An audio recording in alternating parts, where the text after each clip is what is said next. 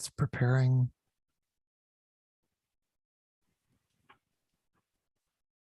Setting up.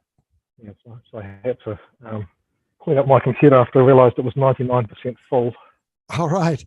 Hi, my name is Doug. Welcome to this broadcast of a Messier Marathon. And for you guys that are there on YouTube, whether you're watching live or whether you are tuning in as a recorded version, we're glad you're here. Michael, you might have to maybe use headphones or turn down what's coming through your audio there, I think.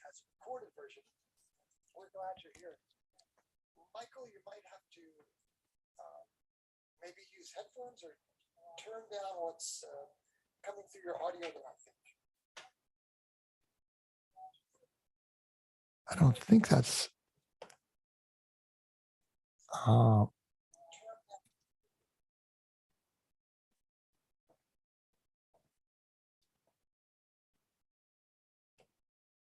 Okay, hopefully that fixed it. Hi, my name is Doug, and welcome to this broadcast of a Messier Marathon. We are a bunch of Cloudy Nights friends from the Cloudy Nights Astro Forum, and specifically we're from the EAA subforum, electronically-assisted astronomy. And what that means is we're using a camera instead of a traditional eyepiece to do our observing. And what that allows us to do is to live stream or share our screen with what we're seeing and let you all around the world be able to see it. And I know that for some, this is probably a unique form of astronomy, but for us, we love it because it allows us to see a lot more detail in the image when the day is done. And we're a team of about 17 guys scattered from New Zealand and Australia all the way through Europe and into North America, both East Coast and West Coast. And we're glad you're here, whether you're watching live or the recorded version. We've got Kim on from Australia and Michael on from New Zealand. And if you don't mind, Kim, we're going to let you, if you wouldn't mind, say one more time hello to those that are maybe watching on YouTube, either live or recorded. And then Michael will do the same for you. So Kim, tell us one more time, if you don't mind, where you're from tonight. Yeah, hi, Doug. Hi, everyone. My name's Kim. I'm from Adelaide, Australia. That's in Southern Australia. And I have a telescope, which is 190 millimeter Maxutov, Newtonian. And I'm running a program called ASI Air on my iPad. And currently I'm imaging M42, the Orion Nebula, and I'm just going to be moving from object to object throughout the night.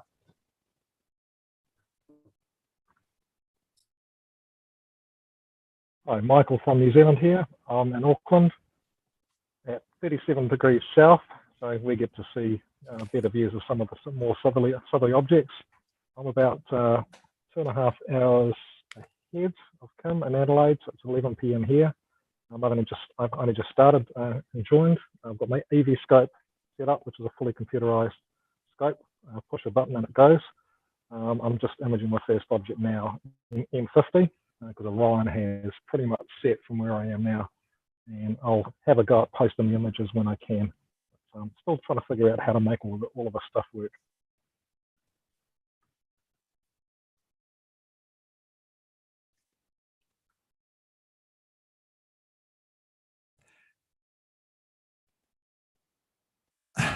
Michael, will it be cold where you're sitting outside there? Will it be cold tonight? I'll just take a look at my forecast. I'm sitting here in jeans, light shirt and a light jacket. I'm actually feeling a bit warm. It's probably about 18 degrees Celsius, looking like getting down to maybe 14 overnight. No, about 16 or 17, so there's no wind at the moment, so it's okay. Pretty comfortable. So I won't need my ski jacket tonight. But I do wish it was a bit colder, because my camera would run a bit cooler and then my images would be a little bit better. Good.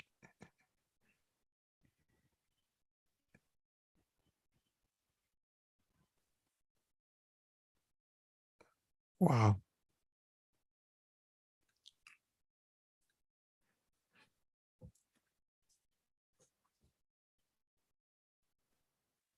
Kim, have you and Michael met before tonight? No, this is the first time. Hi, Michael. Hello, we've messaged back and forth a couple of times. With a couple of emails, yeah. So I'm just running one telescope tonight. Are you running one or more tonight, Michael? We're just running one. I've got another one or possibly two I could set up. It's just with the pace I need to get through between now and about 1 a.m. before the westerly object's set. I've actually only got about maybe 2 to 3 minutes for each object. So it's just going to be too busy to try and run two telescopes. Later on, if the night stays clear, I might set up the other one, and it might give me the luxury of doing some longer exposures on some of the galaxies. Yeah, I've produced a very long list. Yeah, I've produced a long list of objects for each hour. So I'll see how far I get with it as well. Yeah, I've got a list, but I don't think my list is quite so organized as you, sort of bracketed with 2-hour segments and a whole bunch of stuff that I kind of want to get through in just a very, very rough schedule. This is my first attempt at a Messier Marathon. All right, so I've taken an image of M50 on the So I'm imaging M78 at the moment, which is a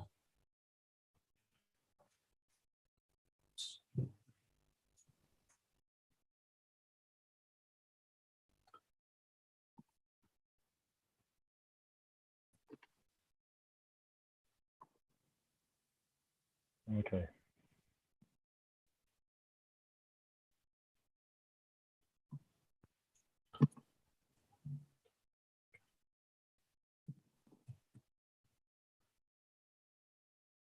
so this is a reflection nebula in Orion, and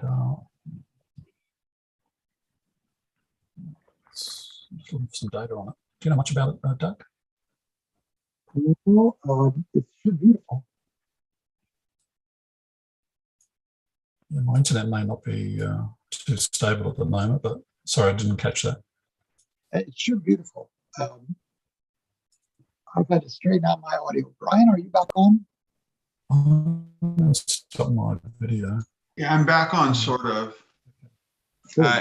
Turns out that I got the cloudy nights, the web search results on my browser are going wacko. Kill the whole browser. My audio is going haywire. Are you guys hearing delay, Kim? I hope that wasn't. Sorry, Doug, you're breaking up a bit. I hope that wasn't coming across on the broadcast. What delay I was hearing. Were you guys hearing that? Sorry, I'm not hearing you clearly at the moment. Try this.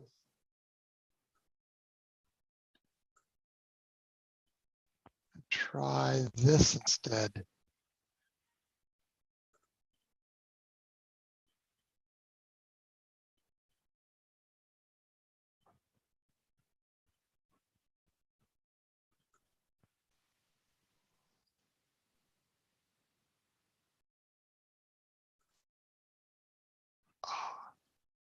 That's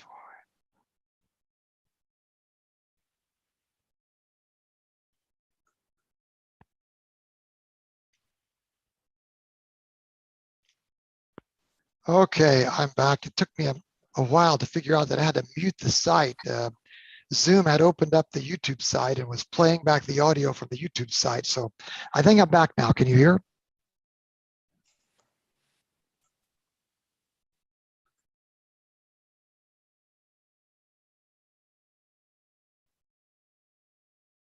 Yeah, we can hear. Oh, good. That was disconcerting. I think, apologies to the folks on the YouTube stream. If you were hearing a latent echo, it took me a minute to figure out that Zoom had opened up my browser window and had turned on the audio for me.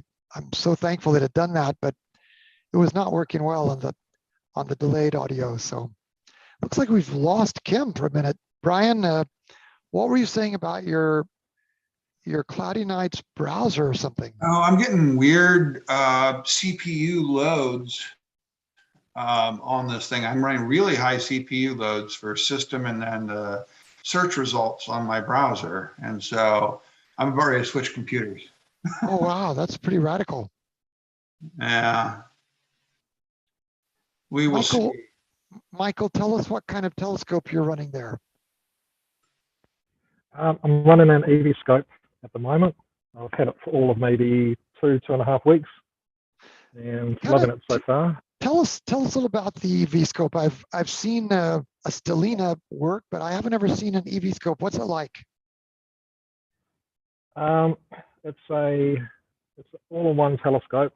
It basically looks like a small reflector on an Altair mount, whereas the Stellina looks like some futuristic robot.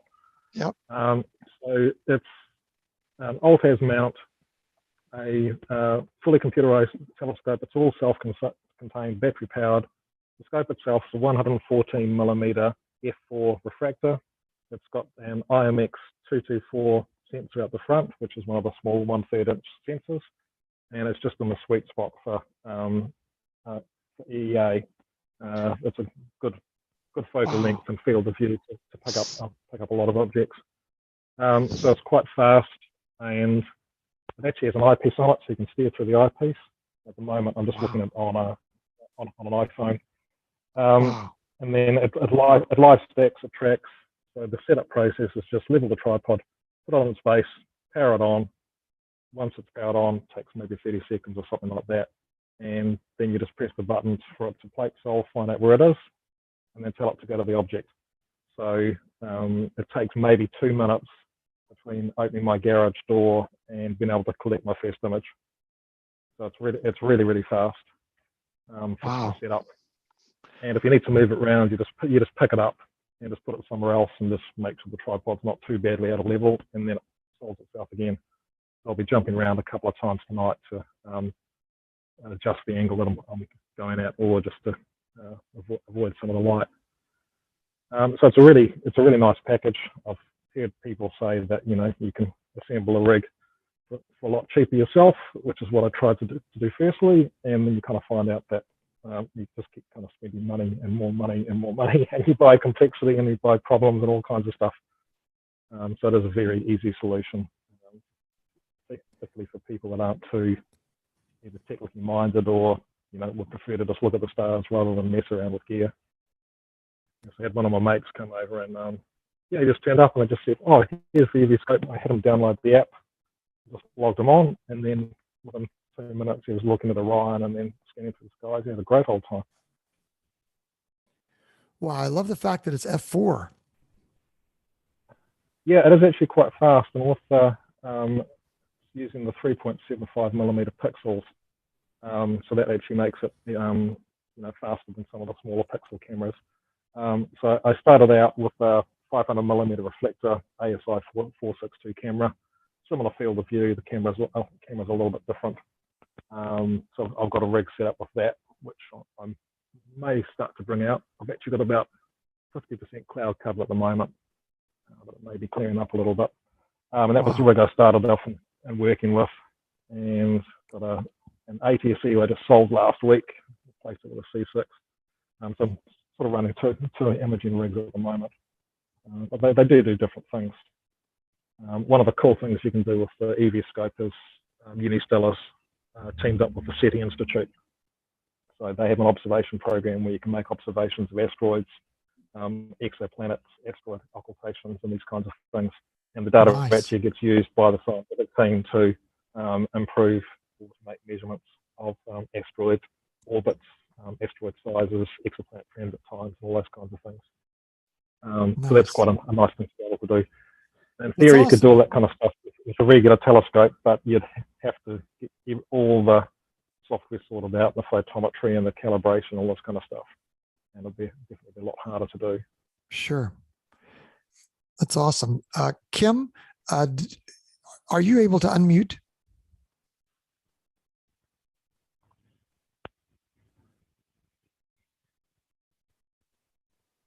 Yes, I can. Oh, I was just going to ask you, when you get a moment, would you tell us the images that you've been able to find so far? And I'll just mark them that you've you've done those on the sheet for you. And I know you said you'd upload them later, right? I will. I'll see if I get an opportunity prior to that. But right at the moment, I've done M1, M1, M35, 35, 42, 42, and 43, 43, of course, 78, 78. and 79. Okay. And I'm just going to M41 now. You can see it. Hopefully you can see it live. Okay, so I'm just moving over to M41 at the moment. 78 and 79.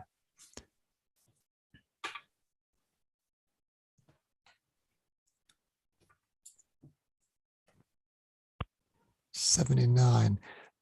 And so when you were calculating which object you would go to next, how did you decide? Because down in Australia and New Zealand, you guys must have to go by a different order. Well, the order is much the same. I think the challenge is a lot of the northern objects are not visible. Got it. So what the approach I adopted, just give me a moment, I'll just get this started. Sure.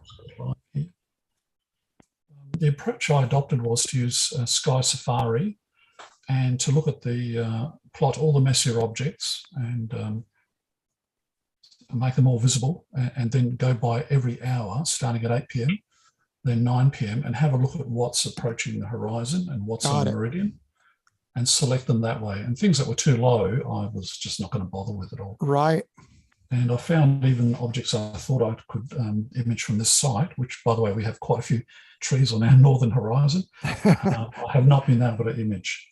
I missed M77 and M45. So I ended up with a list using that process, and it's sequential. And I printed it out, and I'm just going through and marking them off as I go. Well, that's come up nice, isn't it? Okay, so and then the other thing that was a concern that I noticed as I was producing the list is I wanted to avoid meridian flips. So I've done a little bit of work to prevent that, but I will have a few, and they're just going to waste time, right? Of course. So I hadn't thought of that until I actually went through the process. So right now I'm just happily sort of going through these. This is M41 forming at the moment. I've decided all globular star clusters and open star clusters and nebulae, I'll just give them perhaps only 30 seconds at gain 200. You can see the gain setting the bottom left there. Yeah. And for galaxies, I'll give them 60 seconds. And I think even for some of the nebulae, M78, I put that at 60 seconds. So I'm minimum number of changes, and I have a list in sequential order. I'm just going through. Got it. And hoping for the best. Sounds great. Well, we don't want to distract you from what you need to do. So be honest when you have to concentrate on your work. But when you have a moment, in case there's someone watching, say on the YouTube recording that hasn't heard you on one of our gatherings before, would you be able to tell us what scope you're using in case folks are interested in that? I should be able to do that. I'll prepare a bit of material during some of the longer exposures. Okay, sounds good. Okay, all right, cheers. Brian, did you get those issues worked out?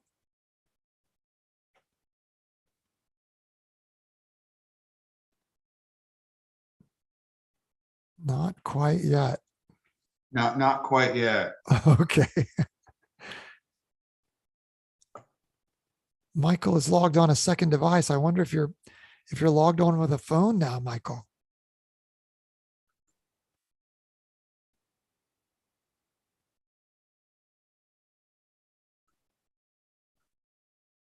This global Messier Marathon is kind of a fun perspective on a Messier Marathon. It's a little bit different, but one of the rules that we establish is we all have to use the same nightfall. But imagine, because we have folks logging on from all over the world, night is kind of creeping into all of our lives, but we make sure that it's the same night. And for us, it's going to be Friday night, April 1st. So even though it's still dark here in Eastern time zone in North America, this is considered to be our Thursday night, part of Thursday night. So as far as uploading images or being a part of the marathon, we really can't do that yet. It's not, we deem that not to be fair. We have to all be in the same night for this to work. So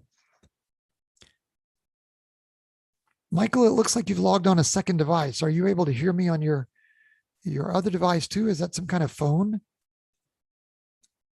You're still muted there. Oh, there it went. So it's just dropped off. So I was trying to get on my phone so I could share the EVscope live, but Got it it. doesn't seem I can share from this. Okay, that's no problem. So I have to somehow wrangle to get the photos, and if I want the photos to upload, I'm going to have to disconnect from the EVscope, connect to my Wi-Fi, which I'm out of range of at the moment. So yeah, Oh, always a no problem. challenge when you So it'll be try this kind of stuff. a second action for you too. So for right now, if you do manage to catch an object with us, just tell us what you've caught and we'll make a note of it in the Notion sheet. Yeah, well, so far I've got M50 and M47. Okay. M50 Maybe and M47. Nice. Yep. So going rather than I wish. Yeah. M50 is that heart-shaped cluster, isn't it? Yeah. And 47 also is known as NGC 2422. Yep. It's an open cluster. I'm moving on to M79 now. All right. And that brings up a good point. The question is sometimes asked, well, do you sometimes image something twice because you have people bringing it up in different time zones? And we actually do. We do that for a few different reasons. First, some of our guys might actually try to do the whole marathon solo as well as with the team. And so we actually encourage that so that our team members can try it solo as well. That's kind of a different way to do the marathon. And then we also do multiple images of the same image so that we can sort of see a jury of options. And basically, just to be honest, we just pick the best image, the one that's most attractive and maybe brightest and clearest and most easily discernible. So in a way, there's kind of a friendly, joking competition with each other as to who can get the best view of each object as well. So by the time the night is over, and by night, we do mean the global night, and we end up with 10 a.m. Eastern, 7 a.m. Pacific in North America. By the time the entire 24-hour night has passed, we'll sometimes have a dozen images of the same object. And that just shows how that we work together as a team. And when we're done, we turn all of this worksheet in to the people at SEDS, and we're a little bit different bird for them. You might be thinking, well, is EAA really fair with Messier Marathon? Well, I want to tell you the folks at SEDS are fascinated and they love this concept because after all, they're not really trying to be, persnickety about a certain way that the marathon is done, as long as it's done within this range of fairness that they define as being within the same night. What they love about this was, first of all, it's COVID friendly. We're able to do this in a way that's sort of compatible with the pandemic. And then secondly, they love the fact that we found a unique way to do the marathon that just really brings up all the more attention to these 110 objects that Charles Messier documented in his catalog so long ago in the 1860s, 1870s. And what's fascinating about this is that he was working from a rooftop in Paris. And let's see, as I think about it, was it the 1760s and 1770s? That's true, isn't it? I'm trying to think about an introduction here. I've got. I'm just going to step out for a few minutes. Yes, please go ahead.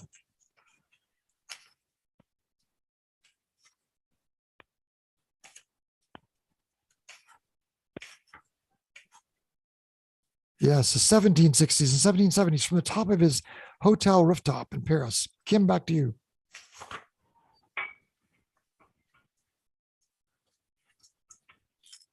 It's a picture of Charles Messier there. I always find it interesting when people buy a small telescope and they want to see them as objects. He was using like a 3 or 4 inch telescope. Admittedly, the optical quality would have been pretty poor. Yes. Paris at the time would have been a very dark sky sight. So when you try 250 years later or whatever, with a small telescope under light pollution to see what he couldn't figure out was a globular cluster. Yes. than you expect to see it. It's kind of like, so the Messier is actually quite a difficult one to do, because it's all the stuff that he couldn't figure out what it was. Right. He was a So comet we kind hunter, of, and he was actually looking for comets, and these little fuzzy patches would distract him, so to speak. They would make him think, oh, if I found a comet, and then he'd be so disappointed. And as Michael, as you're pointing out, we actually are making a global event around a list of things that he really didn't want to go look at.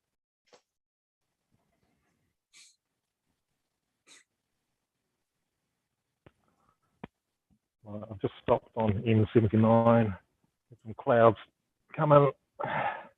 It's actually amazing what you can image through clouds, but I think it's about time to stop on that one. That is I'm amazing. just wondering how much I've got left. Yeah, and M79 is down at 21 degrees altitude at the moment. So 21 degrees for a bit of cloud. It just happened to be between the gap between a tree and my house, which is convenient. Otherwise, I would have had to move my scope or miss it. But I think that might be me for a while. More to say about the Messier there? Yeah, sure. I can go ahead. So as he began to compile first a dozen and then 2 dozen objects that were kind of distracting him from his comets, he began to make a list and finally published that first list. And this, of course, distinguished him among his colleagues, who then started sending in other objects that they found to him. He would go and verify them. He'd put them on a more extended list, and then he'd republish that extended list. And as this went on, he actually found several comets too. I have to go back and refresh my mind, but I think maybe a dozen or more comets by the time it was done. Here's a great book on the Messier Marathon by Don Mackholtz, and he's got a section written here at the beginning on Charles Messier. Keep in mind, his Paris observing site was actually quite light polluted already. We're amazed that he could find sometimes anything, especially since the telescope he was using was actually homemade and quite, well, actually every telescope was homemade back then in 1779. Of course, he was in Paris, so it was very northern hemisphere. For you guys that are down in the south, it must kind of annoy you that we use this big list from a guy that became famous up in Paris in the north. But I got to say, you make a great go of it, even though it's the exact opposite side of the planet. Brian, it looks like you got your gremlins worked out with your laptop. Switched laptops, so we'll see. Best I can tell, the system did not like the external display I was trying to use. Best I can tell, it was not happy with it. Well, at 3 a.m. And by the way, we're all annoyed that it's a Frenchman.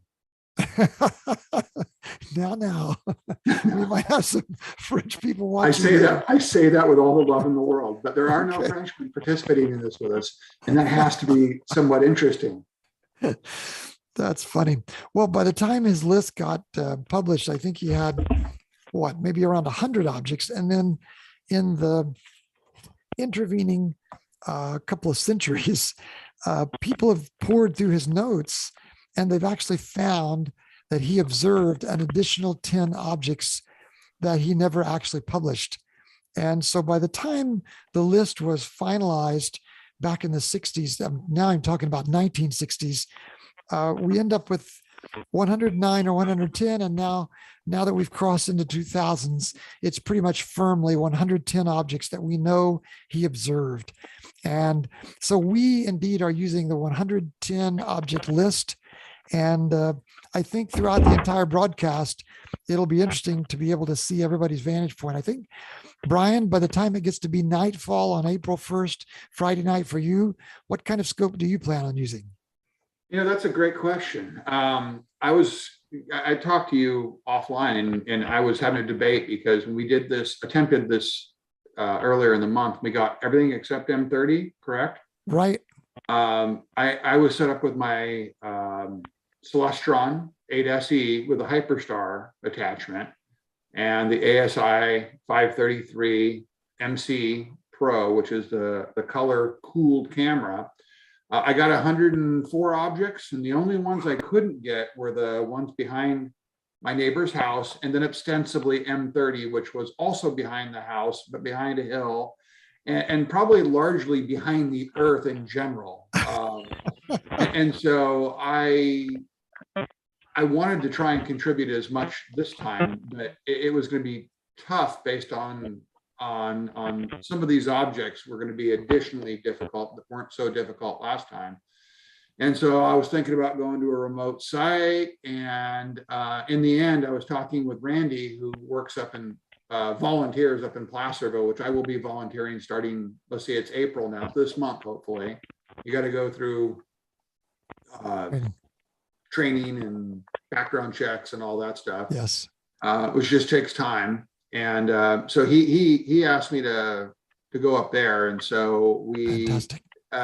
Assuming we had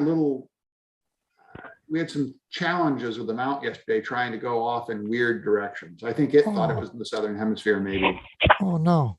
And so if it's working, I will be going up there. If not, I will probably set up at home. I had my hopes up. Timing wise, so we'll see. And that's a 17-inch plane wave. Yes. I believe it's an RC. Wow. And it's on a astrophysics mount. We did verify that I can set up the camera. I had to put about 4 inches of extensions on the thing to be able to get it in focus. Wow. Because we didn't really know what the back focus was. And you ready for this one? So last month, I guess it was now, I had a 1.5 degree, a little over 1.5 degree by 1.5 degree field of view with the Hyperstar. You know how that is with your RASA. And that's even with the 533, which has a really small sensor. With the non-Hyperstar Plustron 8SE and the reducer, I would have been down to about a half degree.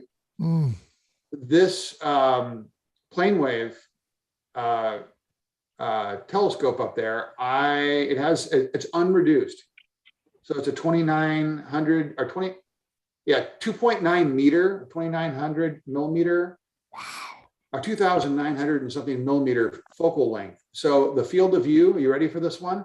0.22 degrees. Wow. But the views are fantastic, I bet. Well, we went through and got M42 and M43 last night just to test it out. Just pieces of M42. Right. Well, yeah, the core. And normally people get the core of Andromeda. Well, I was looking at the trapezium. Yeah. So the concern I have, and we weren't able to verify last night, is that it can slew that accurately. And it's a astrophysics, so we'll see. That's a great mount, though. Yeah, it's a big mount, and it's on a pier. And I'll be honest, it was slightly disturbing to me that when he had it go slew off of Sirius, it went the wrong way, and it started going past horizontal and down. Oh no! And we had to stop it, and yes. So I haven't got a lot of experience, like almost none with that mount. So yes. It needs to be accurate, very accurate. Got it. Because I cannot imagine slewing around with a 0.22 degree field of view. No. But let's check in with Michael real quick. Michael, are there any other boxes we should check that you've been working on?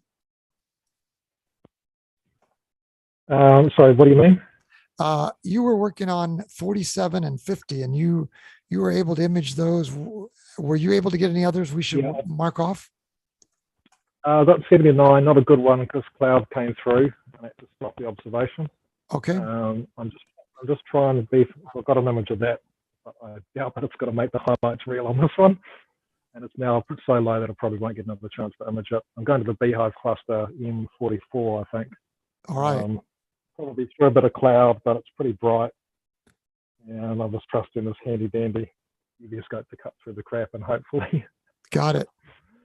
give me some kind of image on it, but we'll see. Yeah, And for the Kim- moment, Oh, go ahead. I've got so much cloud. I might be able to get the odd thing maybe sometime next half hour, but probably not. All right. Um, Kim, if you it wanna- looks like your screen has gone dark. Did you have to go work on something? Yeah, I lost. Whoa.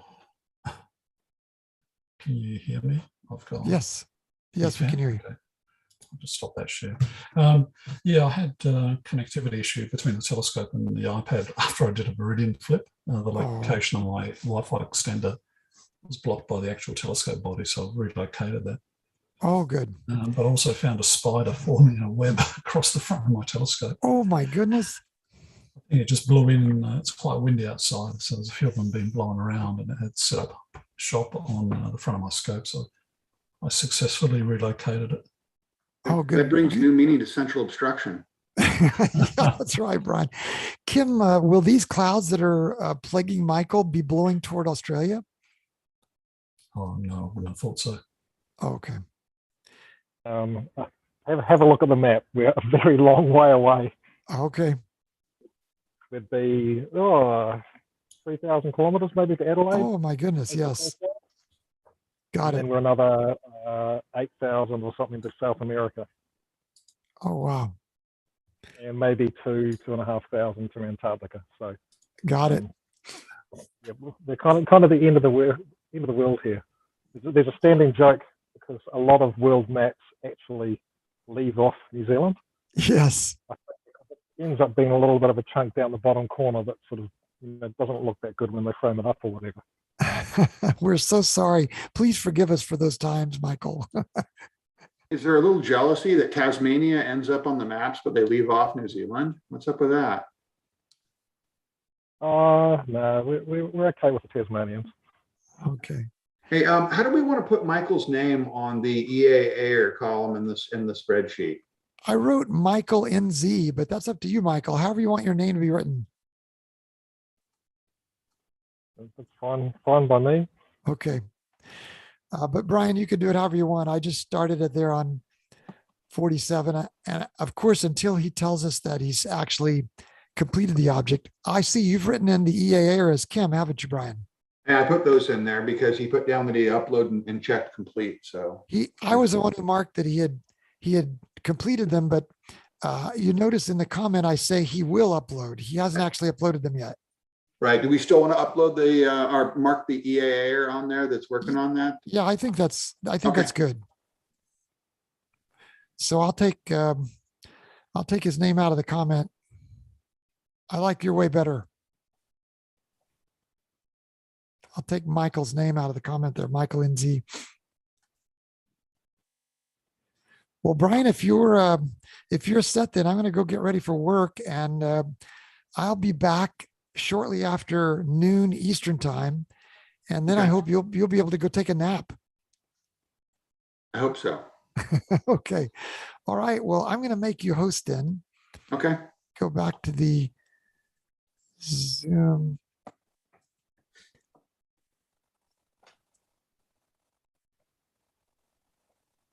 And then I think you'll have to acknowledge that. It just says you are now host. Okay. And you're familiar enough with Zoom. You've done this, I bet, and other. A little bit. I mean, push a button here, push a button there, right? Exactly. I shouldn't need to do much. I'm going to send you a private message with my cell phone in case Okay. you have some kind of issue. And that's not the number you called me on this weekend? It is. Okay. So you've already got it then. Yeah. Okay. All right. Well, then I'm going to go get ready for work. And Brian, I got to say, this is really a neat thing that you did. Out of everybody that saw that this was happening, you took initiative to connect together the world. So you're kind of like the conduit through which the entire broadcast rests. So thanks so much, Brian, for being willing to walk through this with our Aussies and our New Zealanders, our Kiwis. My pleasure. As you yell in. All right. All right. I'm We'll going to see drop off then. Take care. We'll see you in a bit. See you. All right, Kim, what do we got? We've got we have M50. I just started that, so I just got a preview. I'll just get a stack going here. I think that'll do. We'll start it. So I know I heard Michael earlier say it was about to image M44. I took an image of it, but I've got a 1 meter focal length scope, so the view was was not the best. So I'm hoping Michael can get it with his EV scope. That's Did Michael get Michael, did you get M44? Yeah, I did, and then I accidentally had the Unistellar overlay put on it, which then puts a circle which cuts off all the corners. So I'm now going back to it, so I can actually see a bit more of it. All right, so I won't mark it as done. Link's 450, so I'll see a lot more. Okay. I've also got some camera lenses I could set up if you want some wide field views on something. At the moment, I'm battling clouds. So. Okay. Well, extras at this point, extras at this time are good because you just never know. Yeah, if I can just share my screen, I can show you what my current sky conditions are. Okay.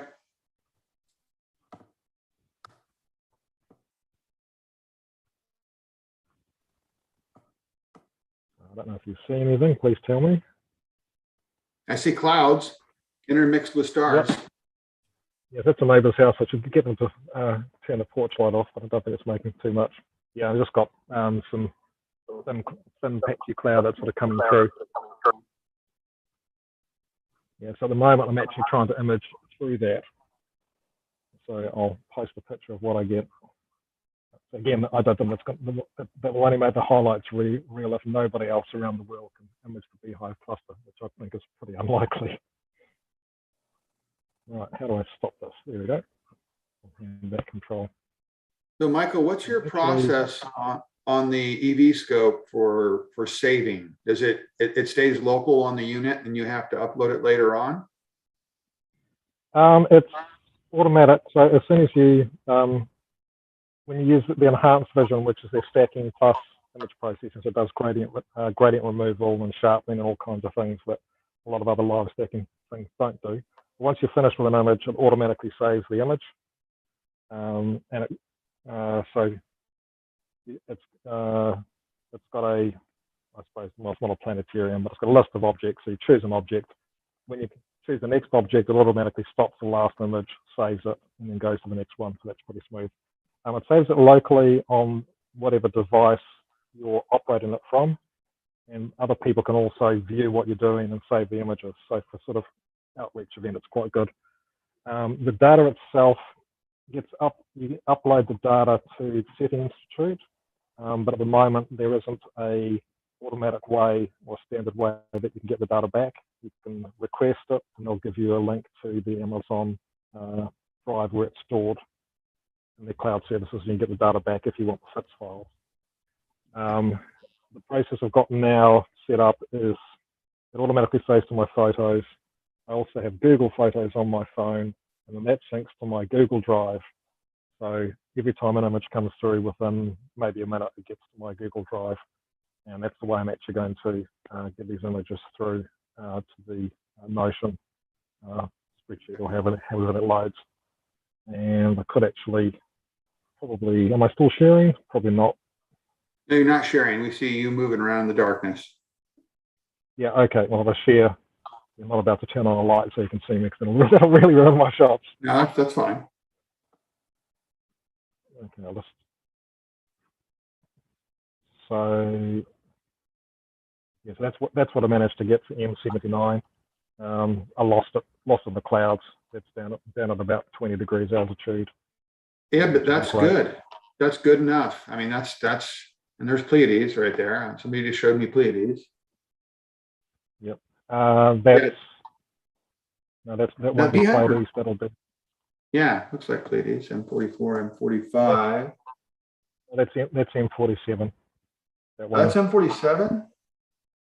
Yeah. Okay. And that should be in. All right. That should be in. Yeah, that's Pleiades. okay. The Pleiades is way too big a field of view. Yeah. For the scope. It's also below the horizon for me.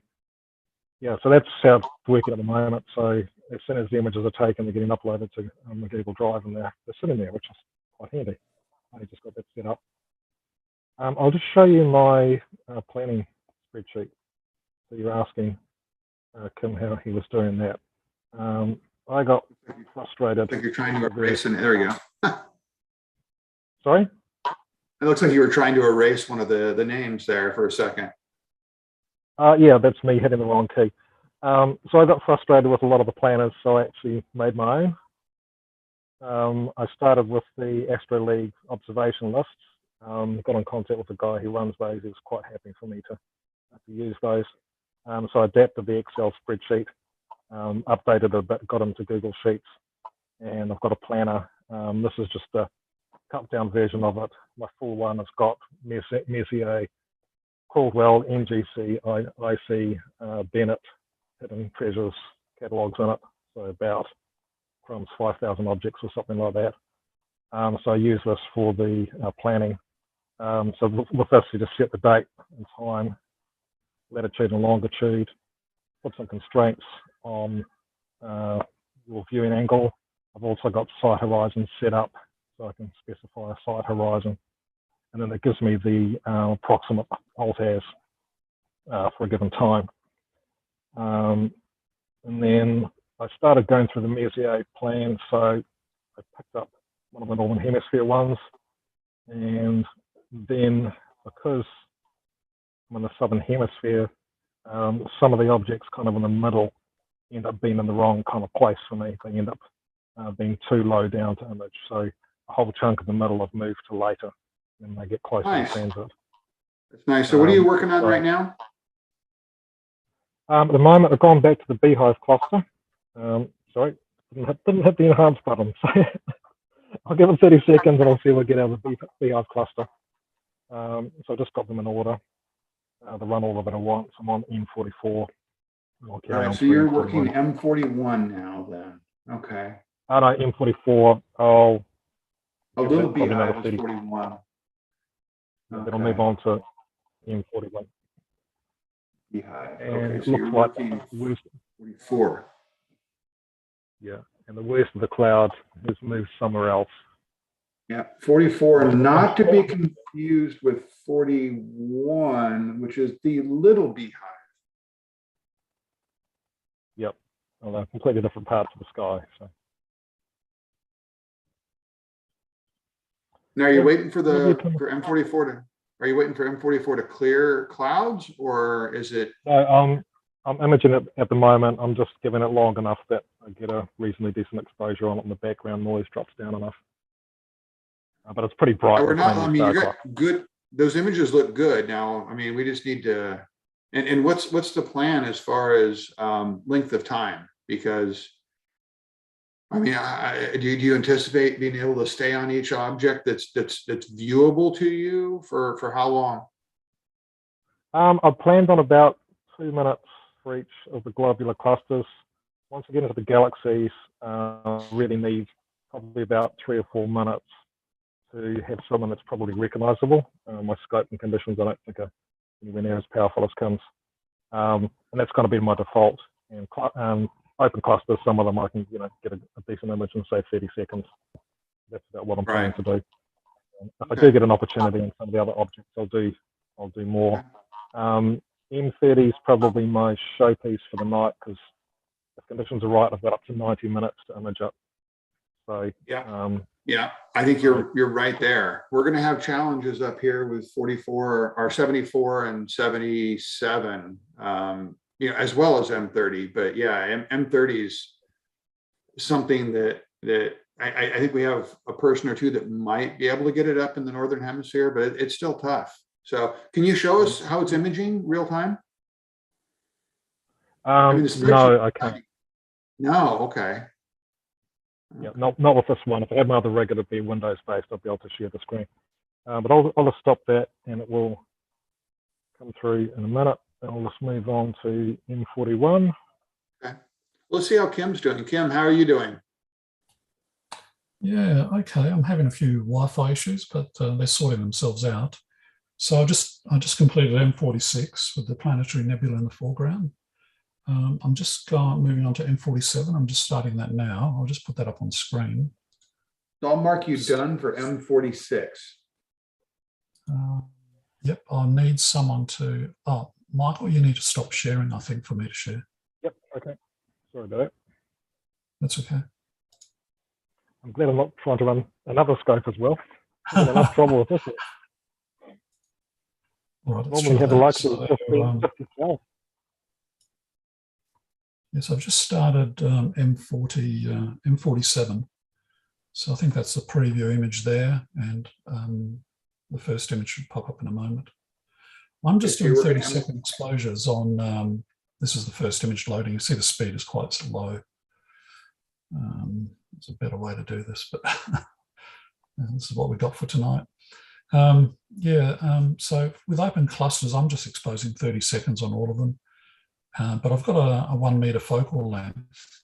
So something like the EV scope is better suited, I think, for open clusters.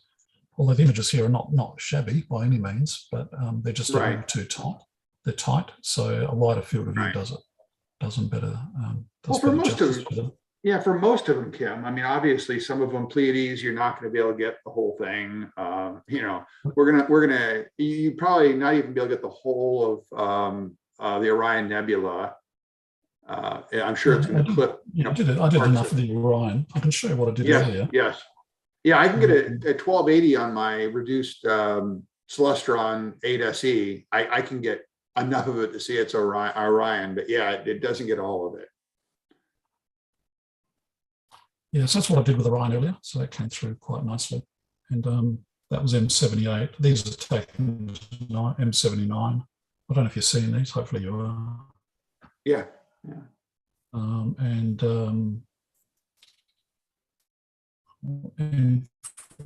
That's M46 with the planetary in the corner there. So I just completed that one. That's such a cool object. And I'm working on. Say again, Michael. That is such a cool object, M46. You go look in the beautiful little planetary comes out so nicely. Oh, it's a wonderful. I saw it for the first time a couple of weeks ago, and it was just a delightful moment. No, it images very nicely, and particularly with a longer focal length. But yeah, it is a beautiful object. So this is M47, another cluster. Okay. I'm doing M48. You got M47. I'll mark you down as M47. That's being done at the moment. But I've done, I don't know when, so I've done M42, M43, M78, 79. Okay, hold on, slower. Okay, so I have you down for, okay, so go through, and can you go low to high order, and I'll check which ones to make sure they're marked on there, Kim? I'm starting with 34. I'll go in the order that I had them. So it's M42, M43. Okay. M78, M79. These are not in the same order, so I'm having to jump around here a little bit. Hold on. 78, 79. Okay. So my order. 41, 44. And 67 and 50. 41. I'm looking for 41 on this sheet. 40. You have 41? Yep. Okay, I'll mark that done. Okay, 41 and then 47. Yeah. Okay. I think I said M41, M44, 67.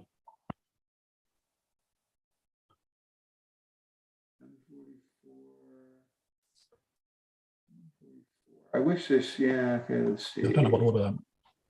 Okay, you got M44. Yep, and M67.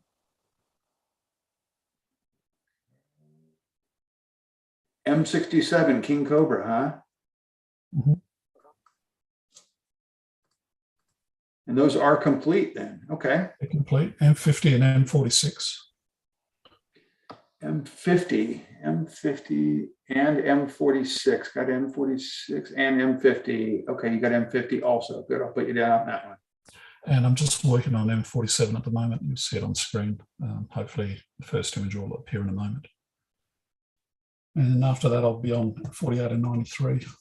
And I'm ahead. I'm a little bit ahead of my schedule, which is good. So I might just let me know when 47 is done, and I'll mark that off for you also. I think Michael's also got Yeah, so I've just got one image. It should appear in a moment on screen. Here it comes now. Very slow. But you see the little bar at the bottom loading the image. Yeah, I see that. Slow. It's shading really slow. Obviously, them over to M46 now.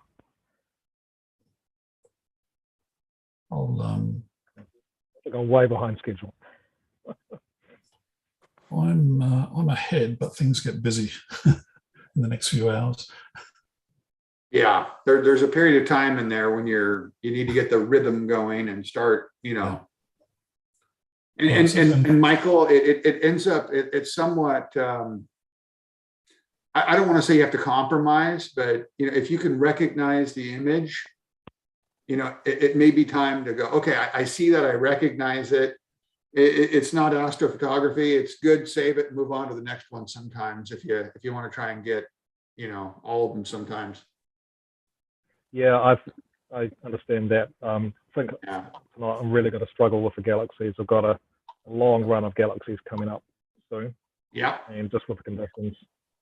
All right. So Kim, you have 47, right? If I get a recognizable image, I think I'll be pleased with any of them. Maybe I'll just have to pick some and forget some others. And I've still got half. Some of the galaxies ended up being, I don't want to say that they were a blob, but you couldn't necessarily see any of the spiral arms. We have Doug back, don't we? What's up with Doug? You're muted, Doug. But can you hear me? Yes. I just wanted to log on and give you the YouTube live stream. I don't want to make you into like a circus master, but if you do have a way you can open up a browser and just glance every once in a while, in case somebody does say a comment, that way you might want to just answer them on the chat panel of the YouTube live stream. Okay. I'll just warn you in advance, you will have to click up at the top, like right click on that tab, perhaps, and then say mute site, and that'll prevent it from rebroadcasting the audio again. Yeah, I put the slider over on it, and so I just turned the volume down. That works too. That works too. We're good on that. So are you able to open that? It is open. Okay, good. Well, if you wouldn't mind glancing at that every once in a while, in case somebody should ask a question, you'll be there for them. I got it. Okay. I will do my best. Thanks. And Kim and Michael, it's looking great. Thanks for your work on this stuff. Thanks, Doug. Thank you. All right. Best of luck to both of you. See you in a few hours. Bye. All right. Thanks, Thanks, Ryan. guys. Bye. Okay, so M47 is done. I'm just going to move on to 48. Okay. Yeah, I'm imaging M46 at the moment, and only just seeing a little planetary nebula. I'd love to spend a bit more time if I can get to the point where it's recognizable that it's there, and then I'll stop. And then just move on. Maybe another 30 seconds.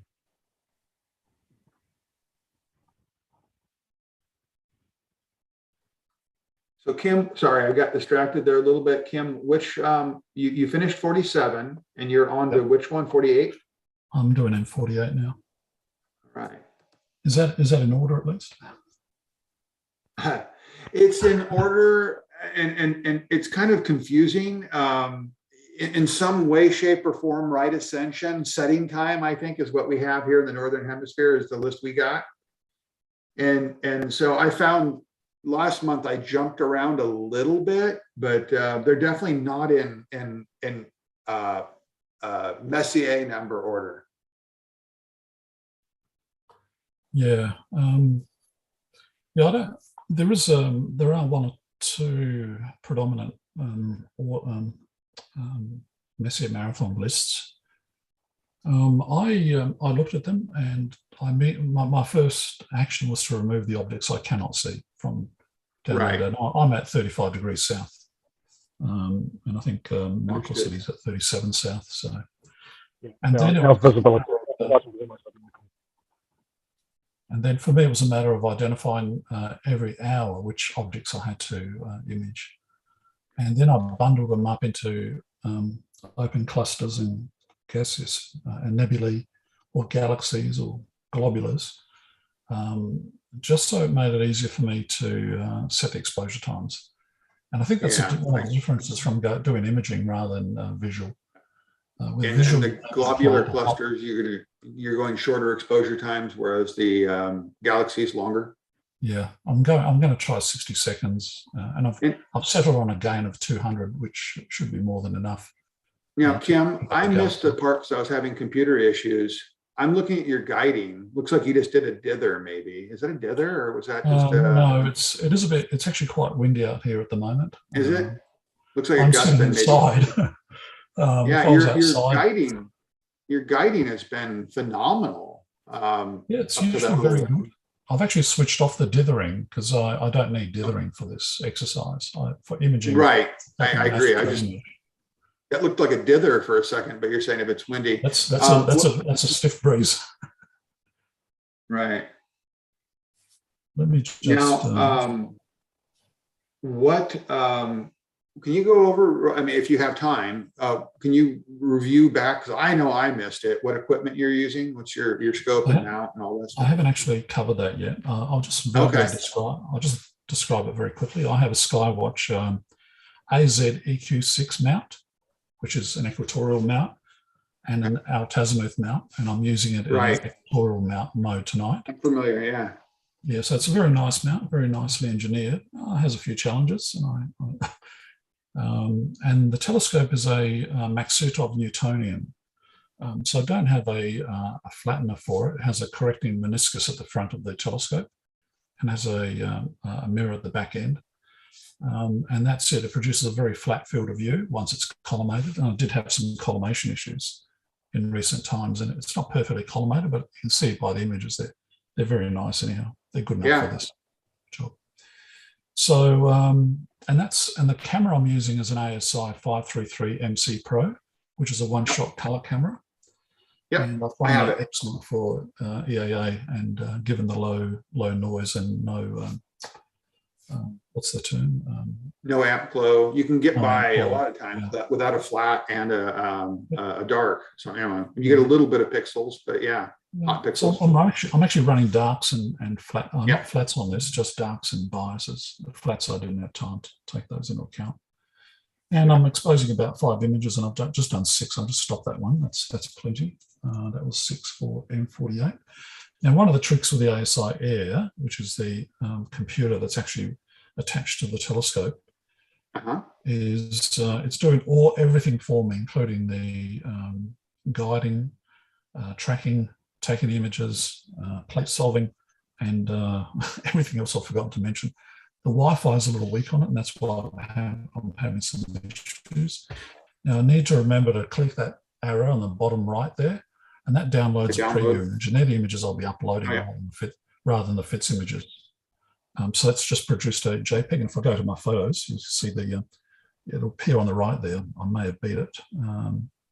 So I think that might have been the previous image. That's M47. So that must be M48. So yeah, so they're the images I've produced tonight. That was my Crab Nebula shot earlier. I was quite happy with that. The sky was still quite bright. So these are the images I'll be uploading a little later. Okay, so I'll just go back to the I'm running this on an iPad, which is extremely You just captured 48? Yes, I did. So I'm just going to move to M93 now, and you'll see the process. I have to jump out of there. I go and select it. I don't have a sequence list here. I just type in M93, and this is going to keep me awake all night. Go, I guess. So I've tapped M93. I'll just press go to now. So the scope will move to M93, and it doesn't. Okay, so it's not going to do a meridian flip, which is good. And once it gets near there, it'll do a plate solve. I don't know if you're familiar with the ASI Air. It'll do a plate solve, center the target, and then take a preview image, and then I'll go into the live stack mode. So it's centering the target at the moment. It's having another go, and it does quite a good job at plate solving. All right, so plate solving is magic. It's brilliant, isn't it? Just like magic. Yeah, I only just got it working on my. So the object center. the object's centered. It's now loading the preview. It hasn't actually loaded up the preview. That's a previous image. The preview is coming. As I said, I've got a few. Right. Where the Wi-Fi extender is mounted with Velcro, it's the telescope tube is actually impeding the signal, I think, on this side of the meridian. I've not met one person who, says that the Wi-Fi on the ASI Air Plus is great. This is the new one, even the new one. Yeah. Okay, I've got the original one, the so-called Pro. All right, so there's a preview image of M93, and the way you can actually do an annotate very quickly to check it's M93. It does a plate solve on that, and hopefully it'll annotate it. But again, the signal's got to be sent from over the poor Wi-Fi. So it's auto connecting again. I've lost. You can see the red bar at the top. I've lost signal. I'm going to have to go out there again shortly to see if I can remediate the issue. No, it's lost it. Okay, it's still taking images out there. So what I'll do is I'll just tap to start. And not doing the right thing at the moment. So I'll just stop the share. Just go into my Wi-Fi settings. Oh, it's completely lost signal now. I can't see it. Okay. All right, I'm going to have to go outside. So excuse me for a few minutes. Oh, no problem. Well, we'll switch over to Michael and see how he's doing. I can see him moving around in the background a little bit there. Michael, Kim is experiencing technical difficulties. How are you doing? I'm doing fine. I've been racing through some of the clusters. I'm just doing M67 now, which is the last of my clusters before I've got a long run of galaxies, which is going to be my challenge for the evening, to get anything that even remotely resembles that galaxy. So if you just let me, where am I? So which ones?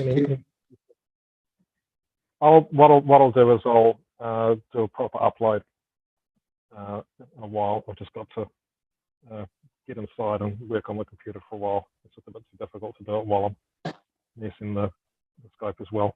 So I'm just going to switch over to M95, which is the first of the galaxies.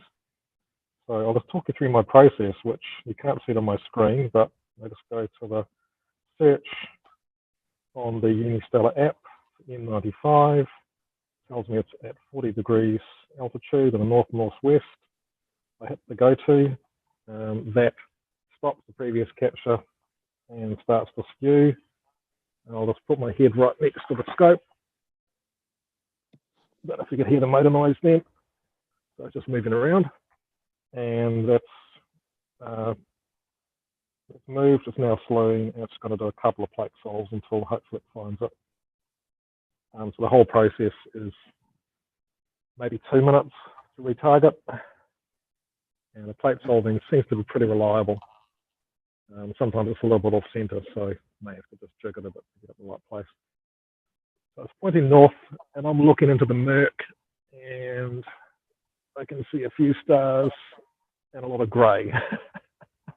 And somehow there's a galaxy in there. Oh, these scopes are just magic for what they can pull out of the murk, I tell you. Yeah, so it's still slowing, so I've got one more plate solve to find it.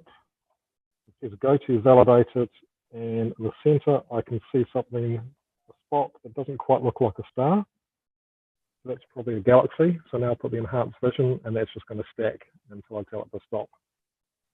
And it's probably going to need at least 5 minutes to get something that even resembles a galaxy. Okay, so are you able to upload during pauses, or are you gonna have to upload later on in the morning? I'll see if I can upload. I'll probably give this 5 or 10 minutes just to see how it's going. Okay. First galaxy, so I'll keep an eye on the image, and that'll give me an idea of how long I'll have to go to try and get a usable image. Right. So I'll just decamp back to the house and leave the EV scope to do its thing, and I'll attempt to load some things to motion. I'll try and find the naming convention somewhere in the chat, isn't it?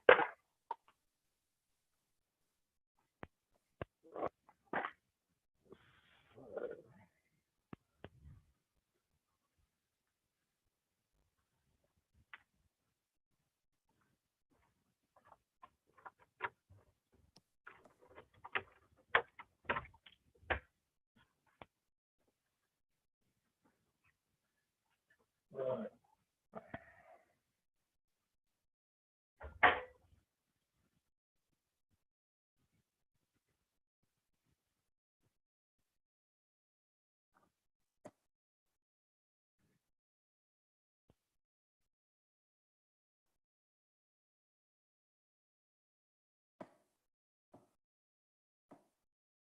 Well, that's much brighter. Yeah, there we go. You got it on blink. Yeah, I have. It's not a. It's a general purpose. There we go. Headlamp. It's not. I'm going to be a few minutes. I've got to reconfigure some of my hardware. Back soon. Okay, Kim. Nope, my scope's reporting an issue. I'll just have a quick check. Nothing untoward's happened.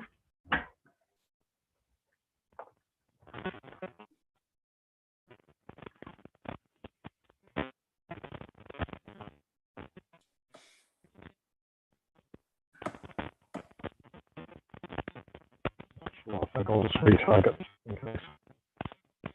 So you're going to be attempting to upload, Michael? Yeah. Outstanding. The scope just threw an error. So I'm just Okay. I'll just retarget and just make sure it's on target. Otherwise, you can easily waste 10 or 15 minutes looking at nothing.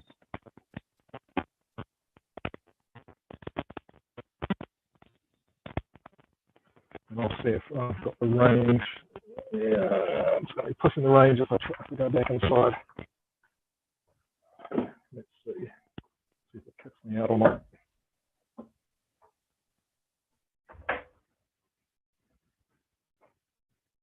Yeah, I've actually got smart downlights, so I can switch these ones to red if I want to preserve my vision. Alexa, dining room 10%. Right, I think you can still barely see me. Okay. Oh, no idea if there's a galaxy in there. I'll just stack and hope. Yeah, you know, and if you're plate solving on it and it says it's there, you know, sometimes you have to have faith, and if somebody gets a better image later on, so be it. You know, you just do the best you can. Yeah, I found that the EV scope seems to be pretty good. From time to time, it sort of ends up maybe a third of a screen out, or sometimes something like that. Sometimes. Right. So where am I? I forget how this computer works again. So I've got a.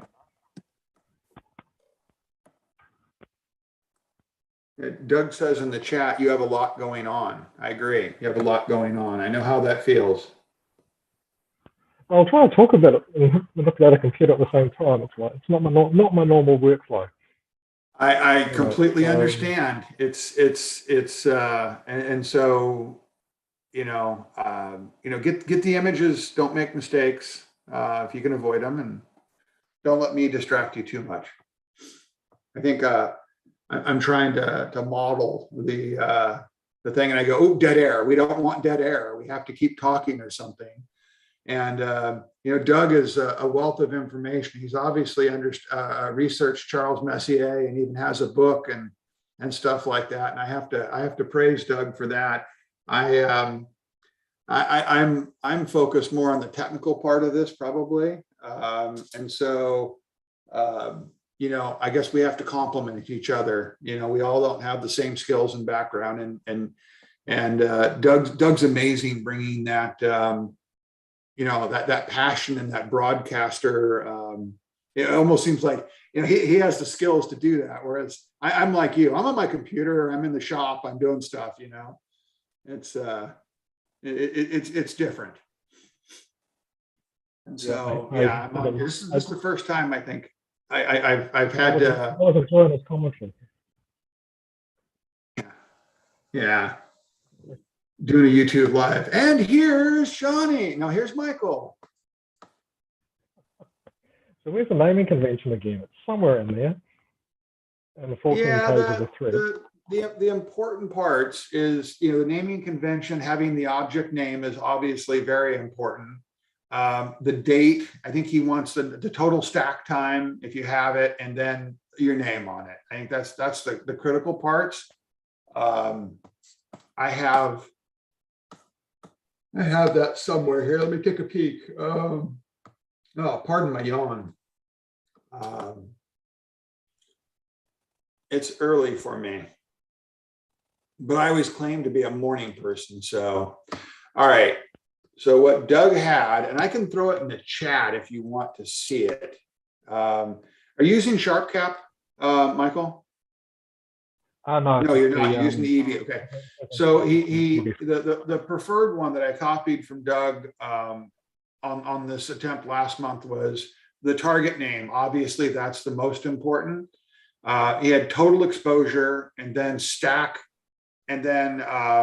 frames, which I think that just the number of frames that were stacked, and then the date, time, and then your name. Again, the most important ones are the target name and getting your name on there. Yeah, I just realized the saved images from the UV scope don't have stack time on them.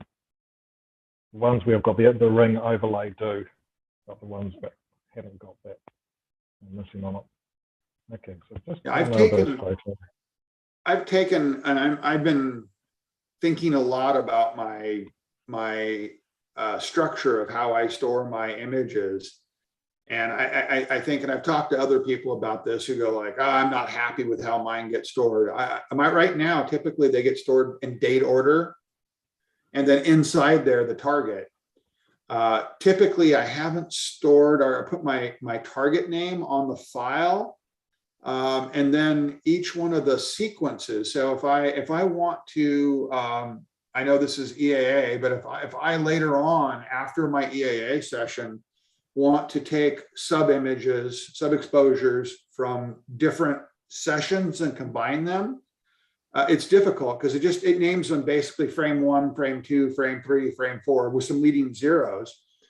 And so I'm debating right now. I put the target name and a date timestamp on each one. And then I go, 00001, 002. That way I can always stack them together if I want to. I can put them all in one folder and stack them using another tool. But I'm debating having the target name be the higher folder. It says I want M42, and then I have the different dates underneath there. And I guess they both have their own pros and cons. But as you start doing a lot more imaging and store it, I'm finding, storing the images, I'm finding, it's like I almost want a database to be able to go through and look through and where did I image this and what did I image on this date? It's tough. I'm going to post the naming convention, and this is after all of the paths. So I'm going to put it in the chat just in case anybody wants to see that at some point. If I can, let's see in the chat. I'm going to put it in there just so it's there.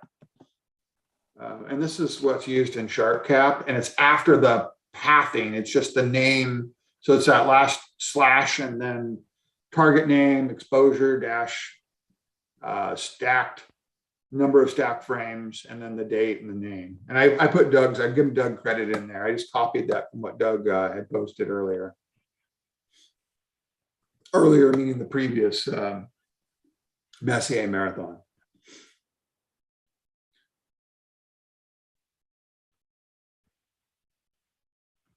So if you can explain what you're doing, Michael, at some point, that way we don't have dead air completely, it'd be great. If not, if you need to focus, I completely understand, and hopefully I won't distract you by talking.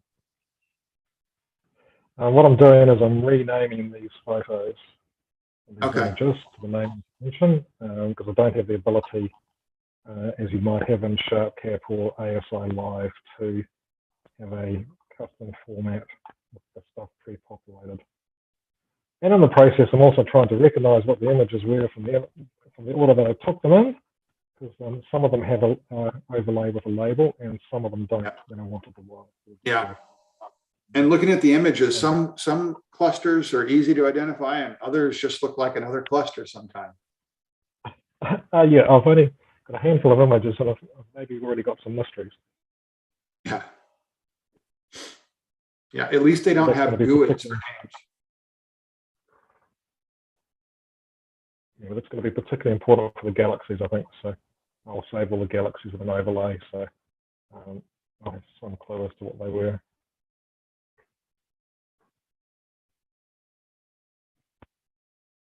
Annotation is very, very handy. Yeah. Some people did leave the annotations on last time on that Notion spreadsheet. So I'm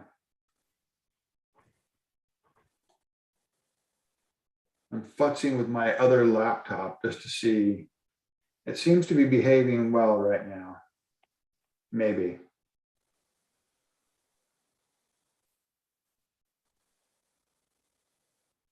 Computers. Ugh.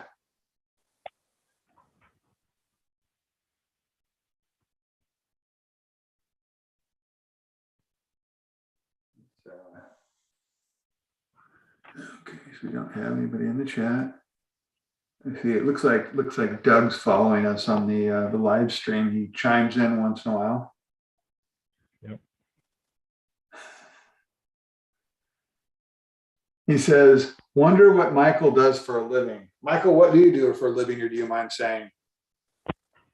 At the moment, I'm an analyst. I do data science and analytics for New Zealand's largest loyalty program.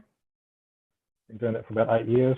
In a previous life, I was a research scientist, studying energy in buildings and climate change.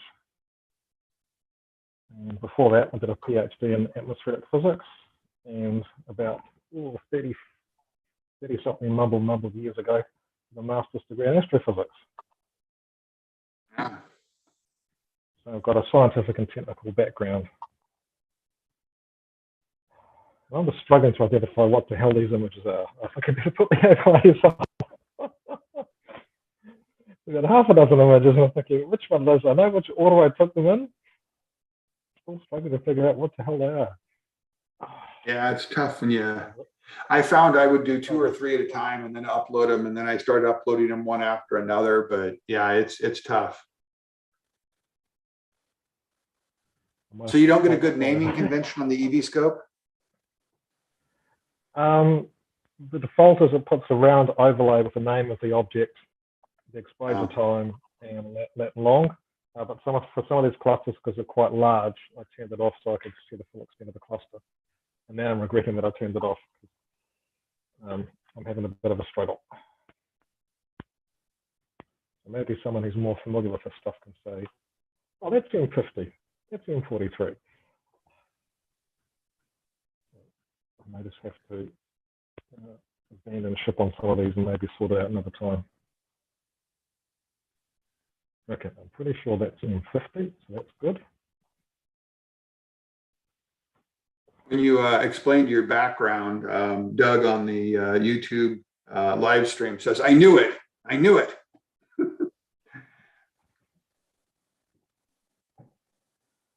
I think he liked your spreadsheet.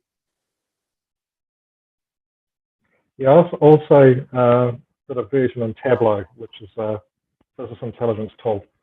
And I could actually put it up on Tableau Public, in which case everyone can get hold of it. So that plan has got all of the Astro League observation lists in there, all of NGC, IC, and a bunch of other catalogs. So it's quite a useful list to have.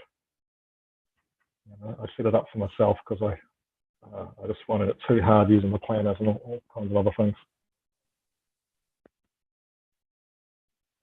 So I'm looking at one image and looking across another one, trying to see if I got the right one or not. Oh, I should have been better organized. Okay, I'm learning. Leave the annotations on. So poor Kim. I wonder how his Wi-Fi. I don't want to be too harsh on the ASI Air. I'm really impressed with how those work. Software-wise, they've done a lot on the planetarium, being able to frame the object, be able to slew to it, do the plate solving, do the guiding, all in one neat little unit with marginal what appears to be. I don't want to criticize it, but it still appears to be Wi-Fi challenged on some of those things. And I definitely like to see if other people later on have solved those problems, because it seems like when you put it out, I was talking to a local club member yesterday, and he says, yeah, it's 30 feet from the house, and I can't get a connection through the wall on the house, or even through the window. It blocks it. And because I had to bring up every time I see one, I go, how's the Wi-Fi? And he just goes, and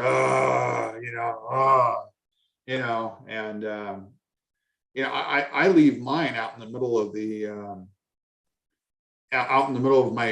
my driveway, out in front of my house, and it doesn't have any problem with a mini PC getting connectivity into my network. Everybody's network may vary. Yeah, I've seen some long threads on Cloudy Nights about using Raspberry Pi based ones using these Stellamate iOS or something like that. And it seems a lot of people have had troubles trying to do it themselves.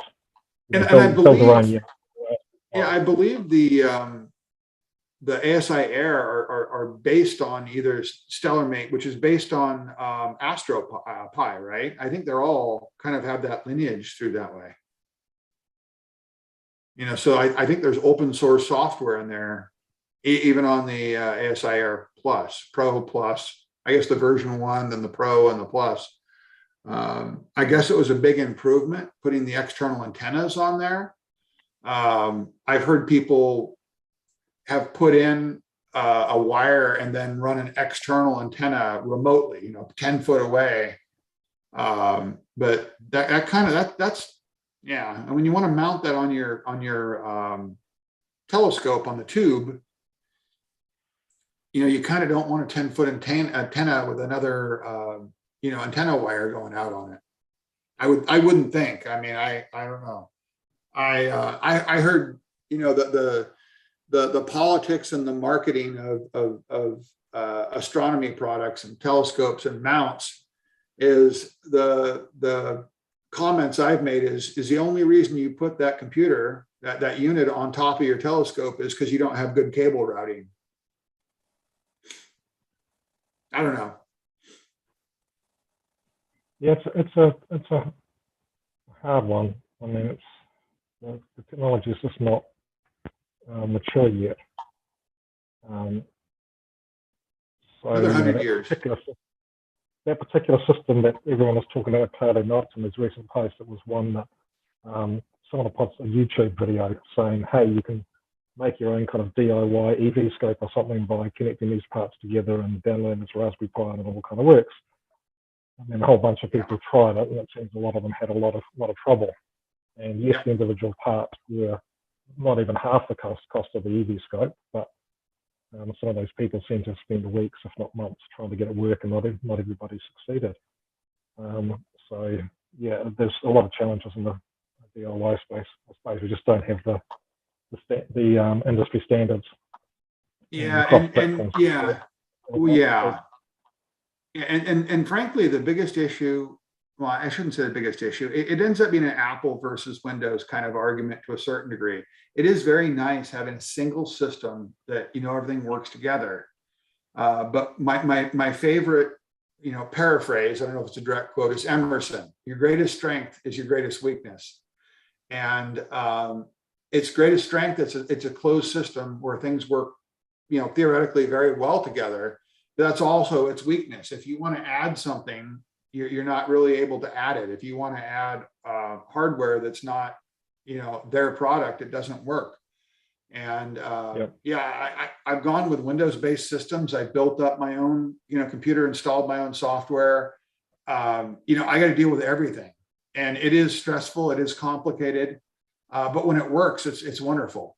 And I took it out to the field the other day, and for whatever reason, I couldn't connect to my travel router. It decided it wouldn't trust the network, and I couldn't remote into the mini PC. It was very frustrating. Yep. And the clouds came in, and so I just said, "Oh, to heck with it, I'm going home." I've had a few nights like that when I've been trying new gear, and it's just like, after an hour and a half, you haven't imaged anything. And you decide, it's very nice. Yeah, it's very nice not having to rely on one company, to do all the stuff. And, I can swap out, and, I do have a lot of, ZWO, and you do the, we do the cowbell ding when you name a vendor, ding, ding, ding, ZWO. And I like their products. I've recently, from last month, I've added a focuser to my 8-inch Schmidt Cassegrainian, my Celestron 8 SE. And don't tell my wife, I don't think she'll watch this afterwards. I went through the whole Messier Marathon, and I didn't have to refocus one time. I actually checked it, yeah. And it never got out of focus. And over what? I think it was outside for 12 hours. Oh, yeah. Kim's back. I'm back. I've actually run an Ethernet cable. I've just abandoned the Wi-Fi. And I was having some issues there, obviously. But I've run an Ethernet you got cable 95 to the Wi-Fi router, which is sitting just behind me now. The Wi-Fi extender, rather.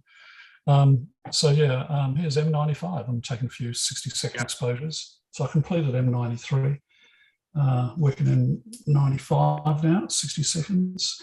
I heard some of the conversation as I came in about ASI and ZWO products. Look, I don't actually mind being in that universe. I probably because I started off without without a dedicated camera, and I ended up buying a ZWO, the ASI 533. Right. And the ASI Air is what impressed me tremendously. Now, I know QHY have been developing a similar product, which reportedly will work with all hardware. But I heard that report a year ago, I think from one of their developers was talking about it online. And I think that'll put pressure on the ZWO folk to perhaps open up their universe a little bit for others to play in. I hope so, Kim, because you know what? I used to work for a larger software company doing consulting work. I'm not going to name the name, but they're up in Washington. And it back then, and we're talking early 2000s, they were, it was their products, and their new CEO has really changed things. And they're an open, very open company and very open to open source. And I think it's great. I put some designs, I do model airplane stuff also, and I put some designs in open source. And I think it's great to collaborate that way. And I think it's great to take blinders off and look at other things besides, what you produce. And I followed a lot of the ASCOM stuff. I did one of their Zoom calls a couple weeks ago. And they're turning multi-platform, and it's just nice to be able to have things be. I don't want to throw out, they're not plug and play, but more plug and play in a very layman sense.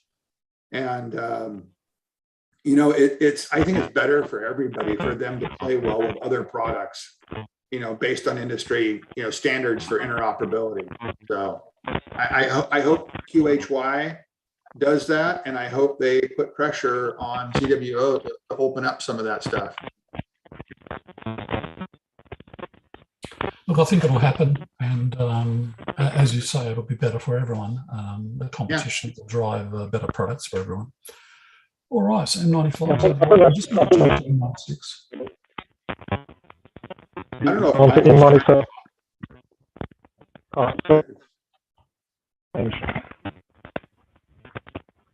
So I was outside and getting out of the range of my Bluetooth headset. So I've managed to image M96. I've turned on, so M95, I've turned on the overlay so I won't forget what I just imaged. And just gone to M96. So I'll let Hey, that Kim, run. did you get M93? Because we were working on that. I had that in progress. Yeah, I did. I can go back and check. I've got it marked down as M93 is completed. Okay. So I think that's when you had to drop off for a little bit to do. Yeah, I got it just before M95, so let me just check that. Okay. Yeah, Let's check it. it's a waste of so much time trying to figure out what I'm taking pictures of to tag them. I ended up taking 19 minutes and 95. So I can see the bar through the galaxy, I can see the central ring and a bit of a spiral arm. So, And so when I threw something out earlier to Doug, I think in an email, but I think what I'm going to encourage is somebody later on, I'm not volunteering myself, is that we take some of these images and try to do blind plate solving online just to verify, especially if we're having some question on the naming convention and files could be getting messed up. There's at least 2 sites I know of that we can do blind. You just upload the image and verify. So that's 96. We calling that good, Kim? Say again. Are we calling them 96 good, or are you stacking more? That's the preview image. So I've just Okay. started creating the 60-second exposure. You can see it's 30 seconds in. Yep. Okay, so I'll let that run.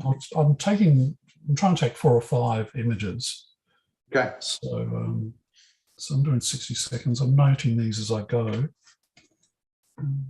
Yeah. So the blind validation of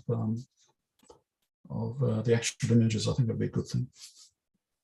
I mean, I do it there on the preview image just to make sure, but I can't really. Yeah. Oh no, I hear you.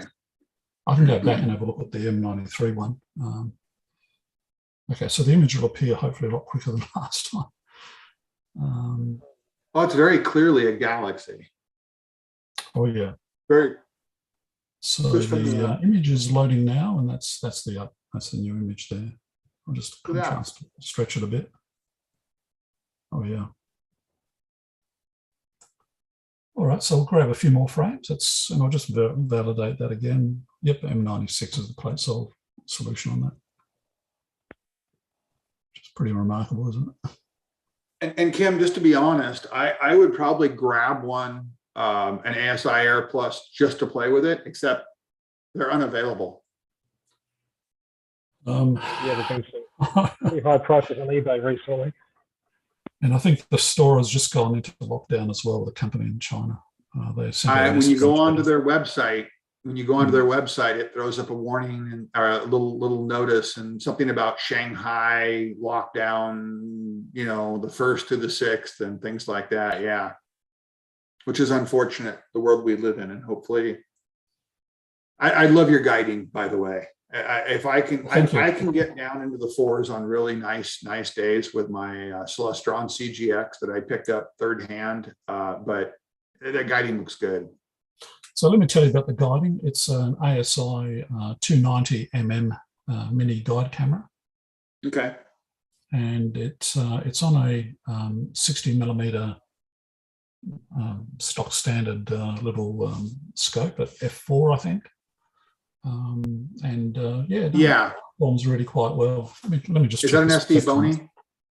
Is that the SD Boney? I think it might be actually. Yeah, it's 240 millimeter focal length, and it's a 60 millimeter one. I have one, and several other people I know have that exact same scope. And the beauty about it is, if you go into guiding, it's doing multi-star guiding. Yep, it is. You don't have to be perfectly focused. I do have a red filter on there, just to narrow down the spread, the chromatic spread, the chromatic aberration, which gives us slightly tighter stars. But yeah, I'm happy with that tonight. Sometimes it has misbehaved, but it's usually the mount that's the problem. I'm getting a bit of binding occasionally in the declination axis, and I haven't resolved that issue. Hopefully it doesn't play out tonight. Right. Well, and Kim, one of the things I'm noticing about your guiding, because I've been trying to get a night where I can do PEC training on my mount. But what I'm really noticing is the fact that your RA and deck are so that there's such symmetry. That's good. That's really good. Which is a good thing. I mean, so if you're off a little bit, you're going to get round I stars. I don't have perfect collimation, but for this exercise, it doesn't matter. I've got an issue with one of my collimation screws on the telescope. Yeah, but it's Newtonian, and you just said you had a problem with collimation, and it's Newtonian. Isn't that like you have an ongoing, daily maintenance with collimation on a Newtonian? Yeah, what's happened is one of the collimation screws is damaged, and in driving up here today, I put the laser on it, the collimator, which is the beta one, and I've been pretty happy with that one. And it was out. It had something had shifted, and I've got to actually remove the mirror cell and have a close look at it. I can tell when I adjust one of the screws that it's making some unusual sounds, meaning there's something not quite right at the back end of that. So I need to have that addressed. Well, Kim, you have not had collimation challenges until you have played with a hyperstar. Yeah, that F ratio was it F2 or something. Mine's a version. Yeah, mine's a version 3, and so supposedly it's a 2.1 or somewhere thereabouts. 0.36, 0.39. Right. I mean, that's. All right, so I'm basically, that's 5 exposures. You can see the stack number down the bottom there. Yep. So I'll just stop that. That's good enough for our task. I'll press the down arrow there. Oh, is that Michael? Okay. Yep, I'm imaging the exact same object. I must say, I think your image has got more detail than mine. I've just done 4 minutes, so I'll give it a little bit more. Does this one actually have outer spiral arms? Looks like it does on your image. Mine's just showing a trace. Yeah, so once I've stopped this, the temperature's dropped. It's gone clear. Yeah, getting quite a lot of condensation. So I'm going to do a magic trick, which is just to pick up my EV scope and put it at the front of my garage, and it will be up and running within about 2 minutes after that. It's not something you normally do with like an EQ mount. Once you put them in place, you don't tend to want to move them for the night. Yes, it's starting to get some quite heavy condensation. So yeah. Okay. Yes, I'll move into the front of my garage because most of my next objects are sort of northerly, so I can shoot them a bit of cover. I'll get a thing. Okay, so I'm not drowning it. Yeah, I want to make sure I'm trying to get you guys' names. I want you guys to check them later on. But Kim, you just finished 96, right? M96.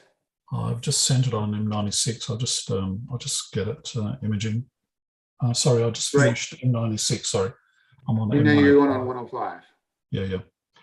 Let me just get that going. That'll do. Just go. The condensation is tough. The last Messier Marathon we did, it was really dry, low humidity. Recently, we've had a lot of a marine layer clouds come in. The humidity has been much higher. And so, it's always a problem. And I haven't done anything with dew control, with the exception of a dew shield on the front of my telescope.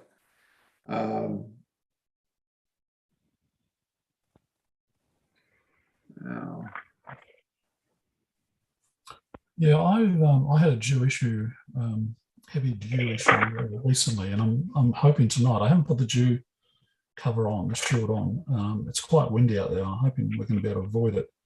But I'll need to step out a bit later because the wind is meant to calm down a little bit. Yeah, look at that. Your numbers definitely don't want to be deck and RA went way up. But you can't blame that on your telescope and mount. That's just conditions.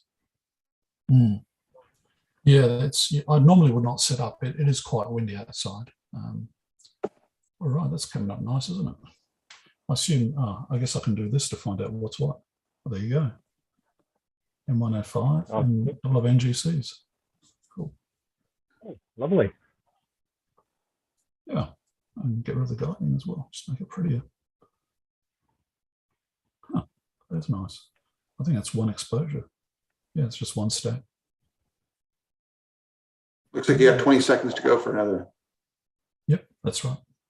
Now, where on there, Kim, can you see how many images, how many subs you have? You can see the number at the bottom of the screen. It says stacked 1. That's just 1, and this is number 2 coming through now.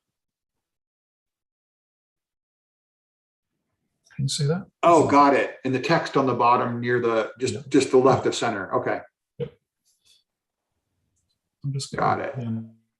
Notation.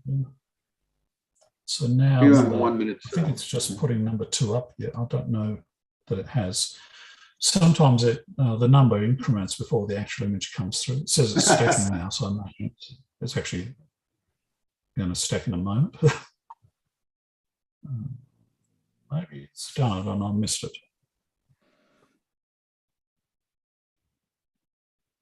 Well, we'll see it. We'll keep an eye on number 3 here coming through. You'll see it.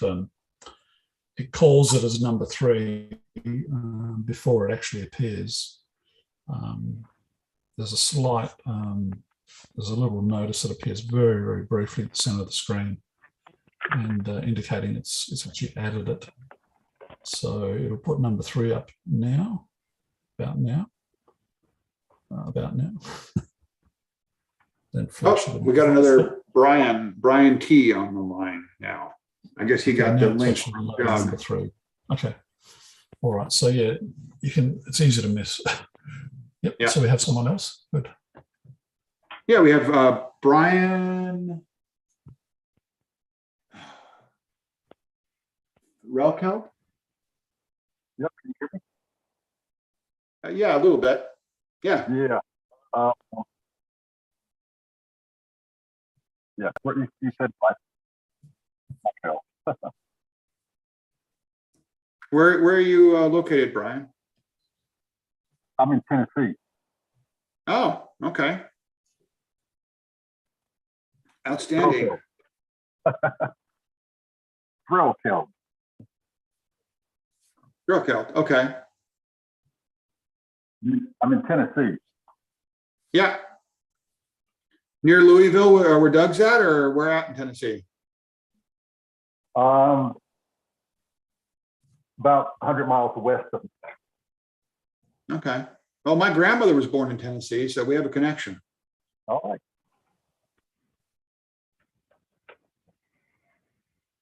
Swedish or Scandinavian? Right.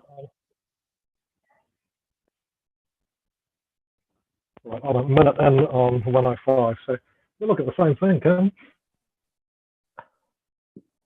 Yeah, I don't know on that galaxy if last time we got a lot of detail on it either. Looks like it's light on the outside and saturated on the middle.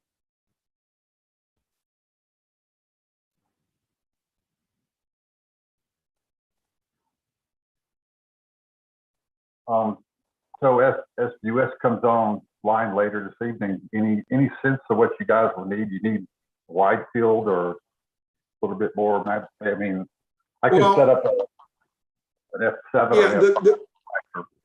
Yeah, Brian, the big challenge in North America, I think, is going to be getting obviously M30 at the very end, and that's not a wide field. I don't know that we need wide field. The biggest challenge wide field initially is grabbing, Andromeda, M32, M110, because it'll be pretty low on the horizon off to the northwest.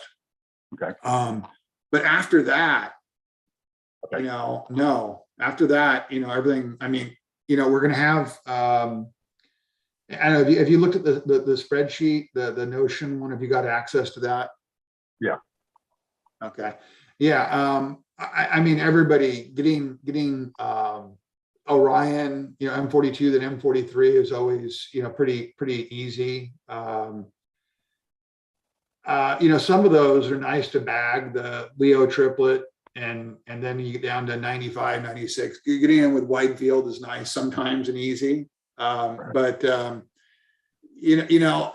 don't know. After that, after Andromeda, really, I think getting M60, 74 and 77 are the most important things probably on North America. And then we're going to see in the morning down with Kim and Michael how it works out for M30. Okay. And I don't know where you're positioned for M30, if you even have a shot at it. I know I don't. the issue here, depending. Yeah, I don't have a really low horizon stuff. Yeah. I'll get it if I've got no clouds. There will be no problem. And honestly, I don't need like 2 minutes to get up. Probably. It's just weather. I'll set up the 120 millimeter refractor then and have it ready to go. And I'll pop in and out through the day. See how it goes. Yeah, 77 and 74 are the real challenges. So if you are able to get an alignment so you can point to them, even though you've got no hope of even seeing them, it's just like any image is going to be worth it, even if it's the worst image you've taken in your life. Because that's a real challenge object for everybody. So I think if you wait till you've got decent dark skies to try and get it, it's probably going to be too late. Correct. Yeah, I was looking at it from my location in Northern California, and I was walking around with the app at the time, looking and seeing where through the trees. And we're not talking trees on my property. We're talking one tree on my property, but we're talking trees that are 1,000 feet away, that are across the street. And I'm going like, oh, there's a gap right there. I think I can line it up there and give myself a better chance, because the problem is they're chasing the sun. And I'm like, yeah, that's probably sombrero there. We got sombrero, Kim, huh? That looks good.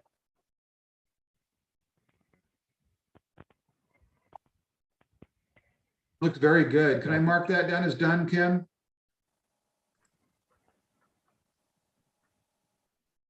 No, that's just the first image. I'll take a few more just to clean it up. Okay, I'll mark you down as in progress. I'm just having my dinner now, so just bear with me. I'm going to go. That's okay. I haven't had breakfast.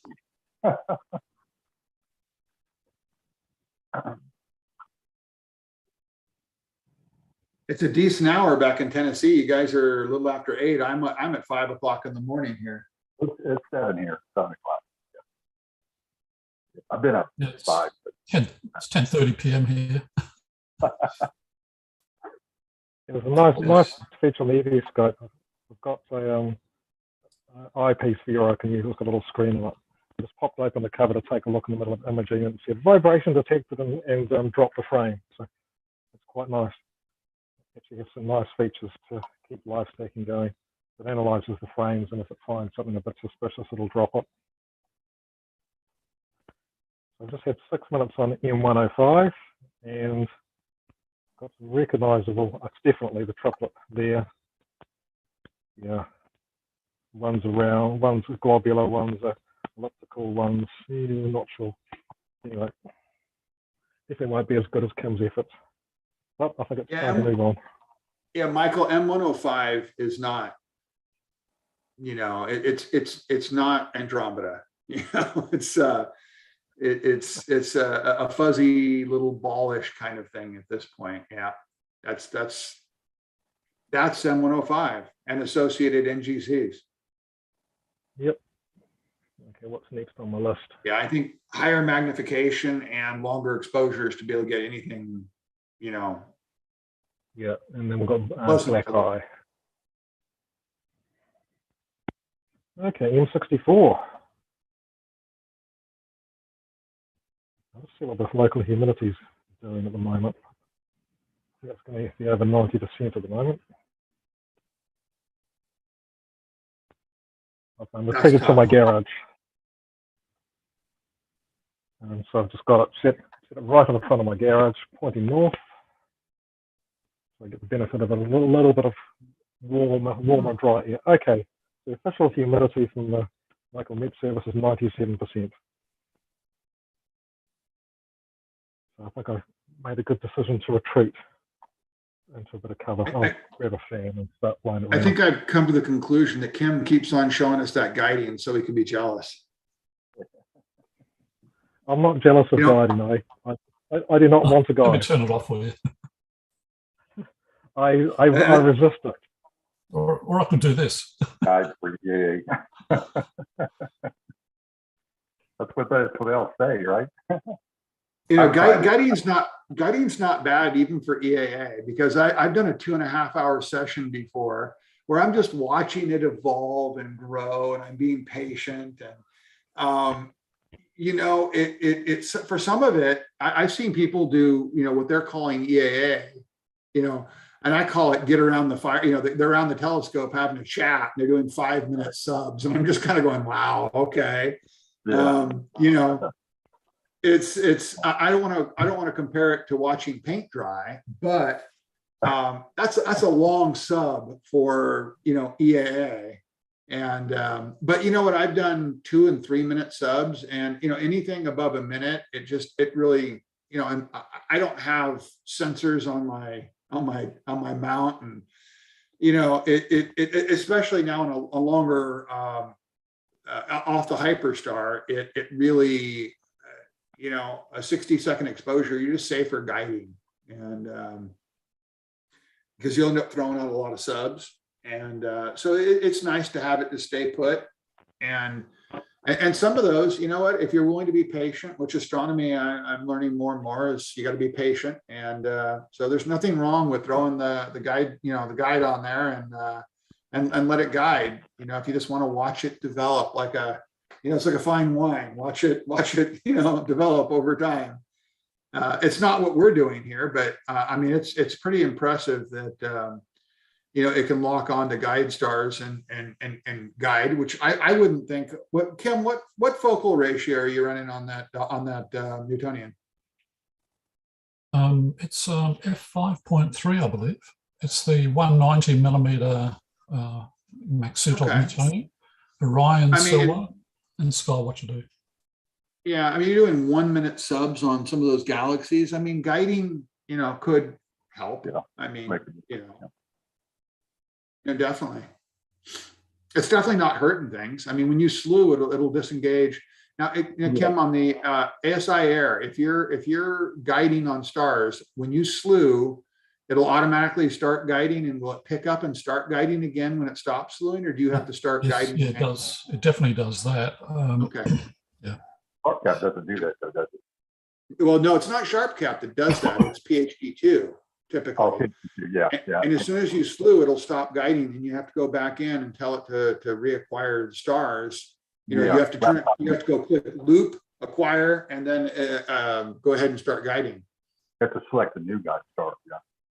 I don't select guide stars. Oh, really? Auto. I guess Because if you select a guide, if you select a guide star manually, it won't do multi-star. Several versions back, I guess. I haven't looked at it since then. So. Yeah, that's the thing I learned quickly is, hey, it's not doing multi-star, and they're going, did you select a guide star? Yeah. Well, don't, because multi-star guiding, and it's real hard to see those little green things when you're remoted into, you know, the PC. And so, yeah, let it auto select them. It'll pick out ones with good, you know, half flux diameters and all the other stuff on there. And oh, look at that. Is that 33 or 101? What is that? That's 33, right? No, M83. Those all look similar on that on the screen here. I don't think we get the full resolution. So you got 104 then, correct, Kim?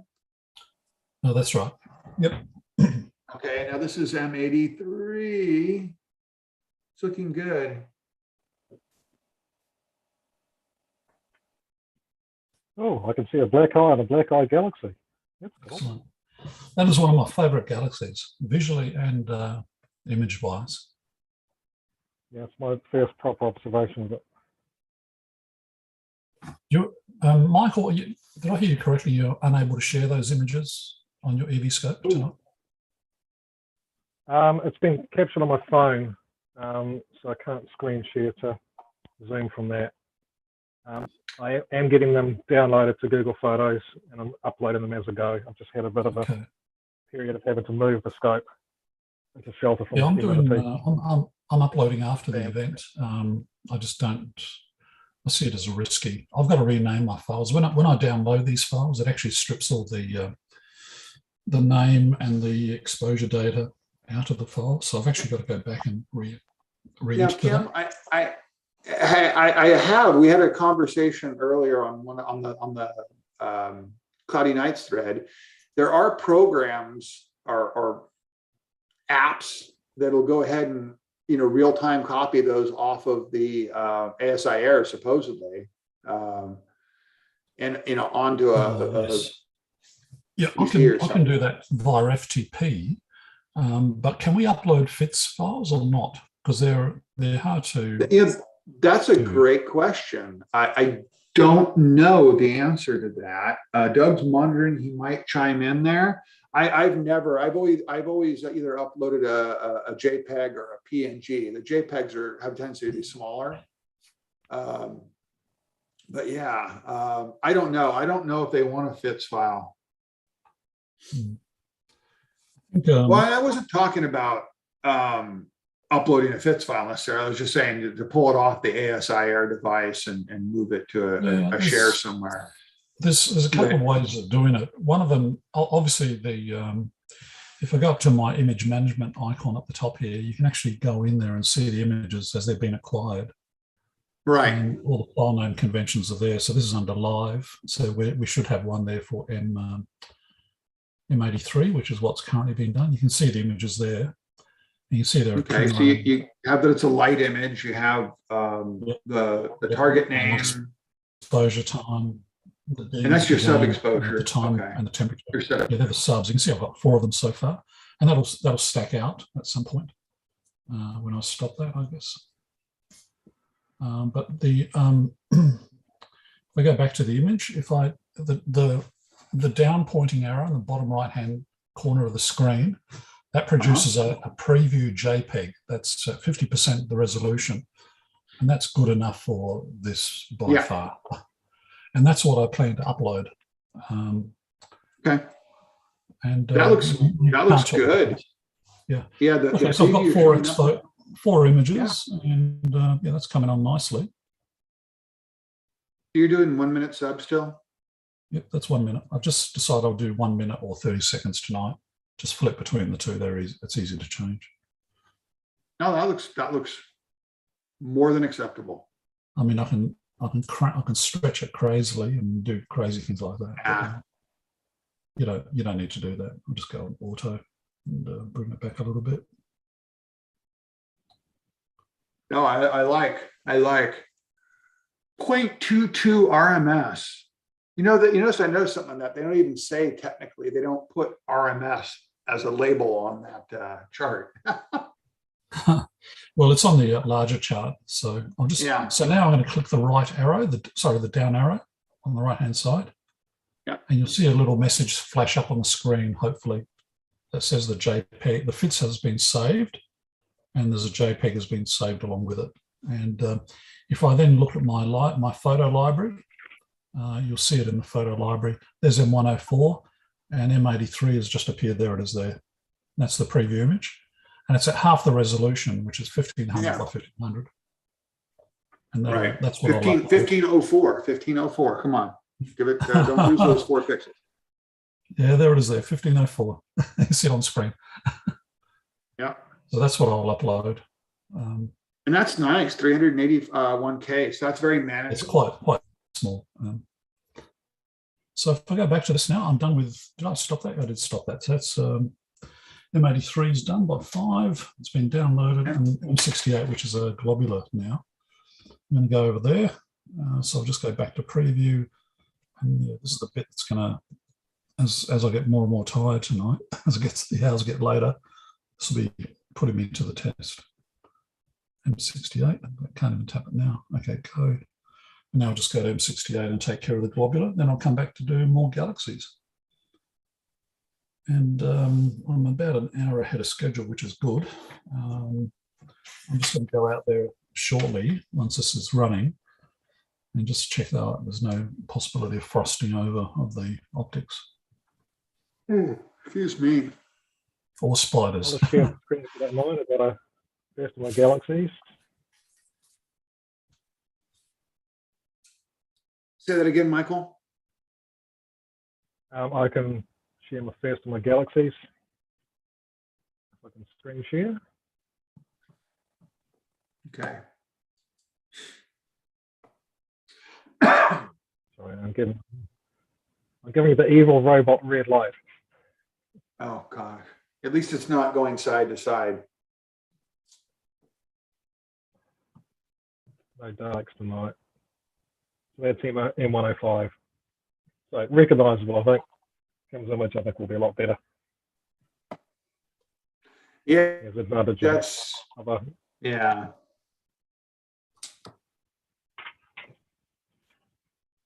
Yeah, and that's, I mean, I had a refractor I was thinking of using tonight, and that's only got about 450 millimeters focal length, which I imagine is similar to what you're running on the EV scope, Michael. Yeah, it's exactly 450 millimeter. So Well, there you go. it's running an IMX224 sensor, so that's a 1/3 inch sensor, squarish. Yep. So I decided I'd go with a longer focal length, 1 meter, and mainly because of all the galaxies. There's a lot of them coming up. There are. And indeed the globules as well. So only just 97% humidity is not the right conditions to shoot this stuff. Glad we don't have humidity here at the moment. Does Australia have humidity? Do you know the concept? Right, I'll just stop. Sorry, you were breaking up. Might have been my end.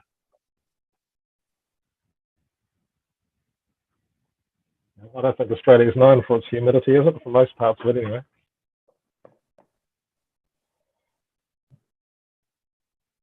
It is at the top end, but and that's for a few months each year. But we're certainly not used to it. We're just very dry. We have a very dry climate here usually.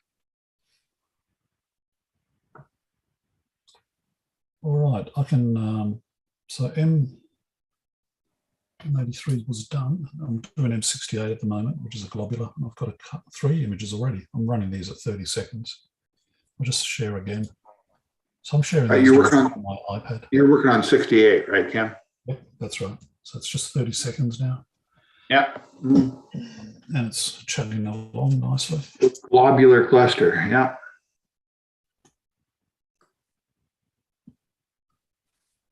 Love those little globular clusters.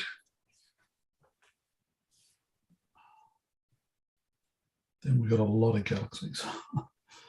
Okay. Yes, I've got a long string of them. Mm. I'm running way behind where I thought it was going to be. We have 5 of these. I think that's plenty. What do you guys think? That's plenty. Let's stop that. Confirm. I'll just download that. Better remember to download. I missed one earlier. It's got it. So, okay. Just check that we got that. Yep, there's M83 and M68. It's all good. All right, so next is 68's done then, Kim. Okay, I got you marked down. So I'm going to do the 60. I'm going to do the twins, 65 Yeah. and 66.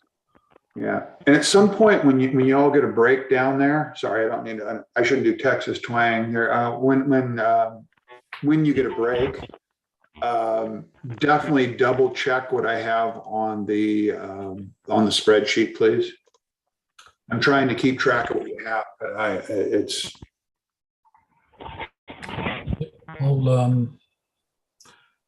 have a look, Brian. I'll see how I go with these two, and not pressure right now. And obviously, capturing these is more important at this point, but when time allows.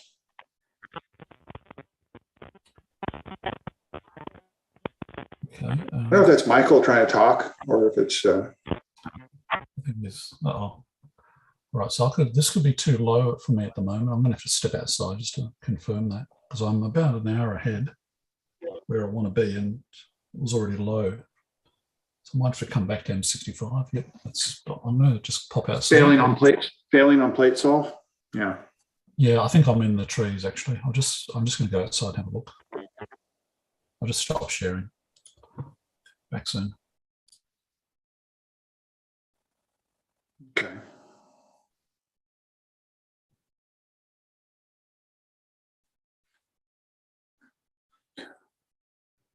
I think that, where are the people from Europe? They should be awake and on here, but I remember it's Friday.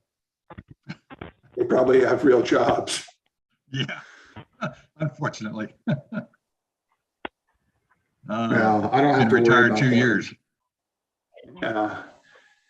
Yeah, I talked to my boss and said, I may work today. We'll see. They're doing a cutover on some stuff. And I need to kind of be available for the data stuff on the. What do you do, Brian? I do software development. I'm right now at this point, I'm babysitting the existing system until the new system, which is a modified off-the-shelf system, replaces it. And then I'm going to start taking vacation in larger chunks, increasingly larger chunks at the end of April, end of May, more in June, and then a lot, basically full-time vacation from July through December. Right. And then I'm punching that clock. I was an IT engineer for 30 years, and you said you're in California, right? Yeah. Yeah, I worked for a company out of San Jose called Sanmina. Sanmina? Yeah, Sanmina. They did consumer electronics manufacturing. Name sounds vaguely familiar. Yeah. Yeah, I ran their a group of guys that supported all the mid-range Unix servers that ran the production lines at the factory. So, but they laid me off 2 years ago, and I was 58. So I said, you know what? I'm ready. I'm just going to retire and enjoy life and get back into astronomy. And here I am. See, I used to have red hair, and I feel like the redheaded stepchild, even because I do software development. So IT, software development, you know what it is. I mean, I've done a little bit of EBA work, but IT and software development is usually a painful combination. Yeah. So I'm glad to be out of the game. I was getting tired of keeping up with all of it because it's changing so fast now, It can. I've been doing cloud stuff the last 6 years. Yeah. And I kind of forced everybody into cloud stuff where I'm at. And some of without getting completely digressing, the infrastructure system engineering people kicking and screaming. And so, yeah. You go up to AWS? No, Azure Cloud. I'm a real big believer in platform as a service stuff, which is much easier to provision, and it fits the shift left. Focus on the business, don't focus on the servers, but the infrastructure people. That's where we were going when I left was that we had gone off premise with cloud, and we were slowly coming back on premise with cloud. Because it's really here and there, right? And and IT is a service, not as a and it was. Then I bailed.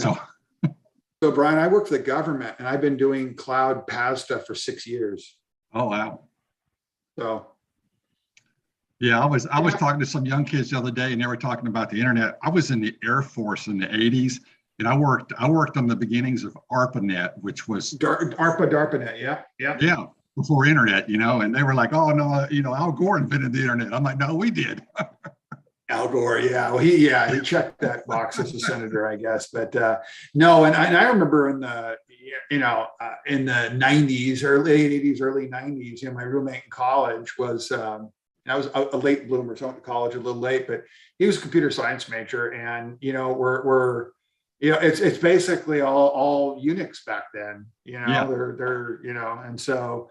He's having to go through and grep this and do that. It's like, okay, that's how I got in. It was all Unix, so. Yeah, I hear you. Doug says maybe IT engineers make better astronomers. Yeah, and I know, and I always engineer. That's one of those terms that's thrown around a lot. But right. I always consider myself a solution architect, but on the software side. Take overall responsibility for the system, be able to make the pieces work together. And yeah, it does help in astronomy. If you don't have an ASIR plus, it helps a lot. Yeah, that's one of the that's one of the big barriers to the whole field. It's hard enough to learn astronomy because you've got to I learn the keep night looking at them, but I sky. haven't bought one yet. Yeah. So what I'm probably going to do, as soon as things settle down a little bit, I download the source code for Nina, which is, sacrilege. It's not EAA stuff. So we have M66, and I imagine 65 is going to show up. So we're going to consider that, Kim, in process until you say otherwise. Yeah, that's the preview image. That's the the 5-second exposure. Yeah. I'm doing a 60-second one now. Yeah. I don't know what's happening with M65. I'll go back to it shortly. They are a bit low on my horizon here at the moment. So, but anyhow, we'll try this one. Now, would you say about 65 that it's still too low? Or do you say you got it? For some reason, it just wouldn't pick up on it. I thought I'd jump ahead to 66. It struggled a little with 66, but it's found it.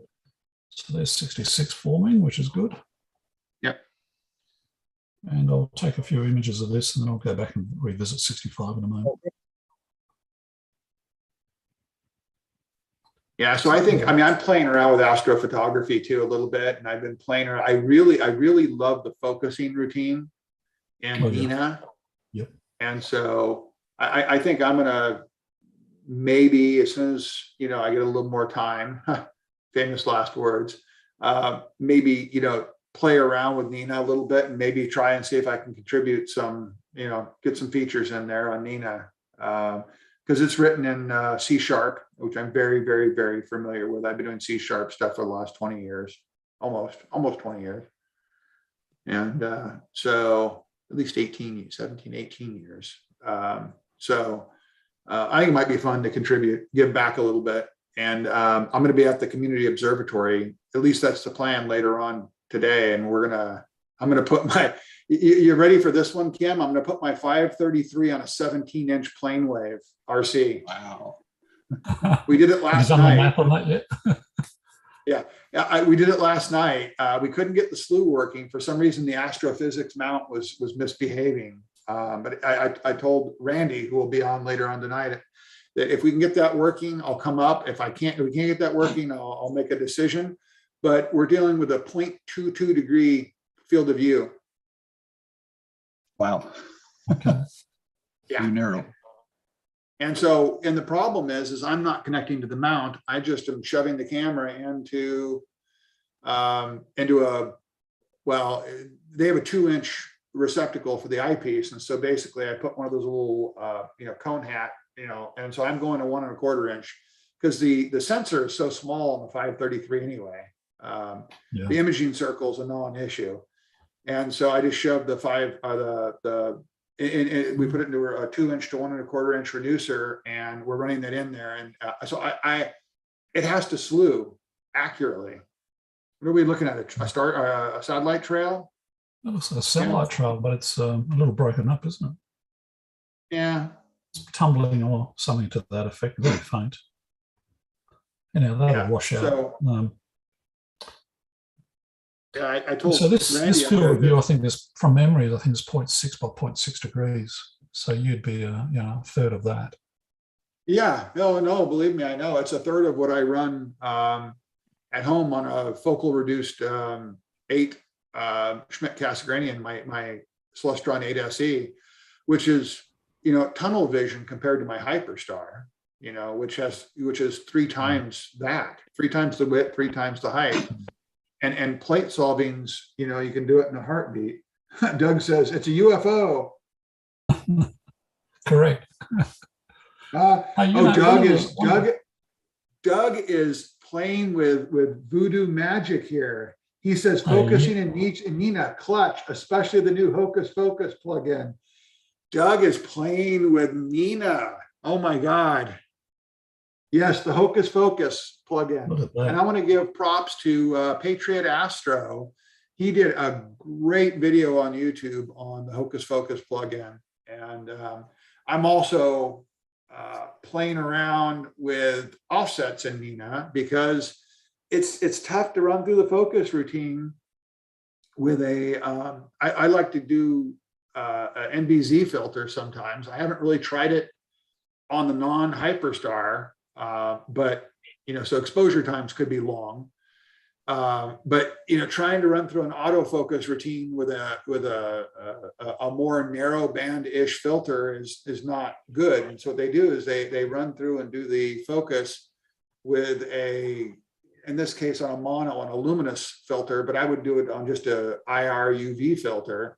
And then they have the offsets. They know the offsets ahead of time. And so you go, okay, if the focus was at this point, then we know it's up this far or down this far using this other filter. And so you can do the focus routine with a normal filter and then switch to another one with a known offset. Very cool. Very cool.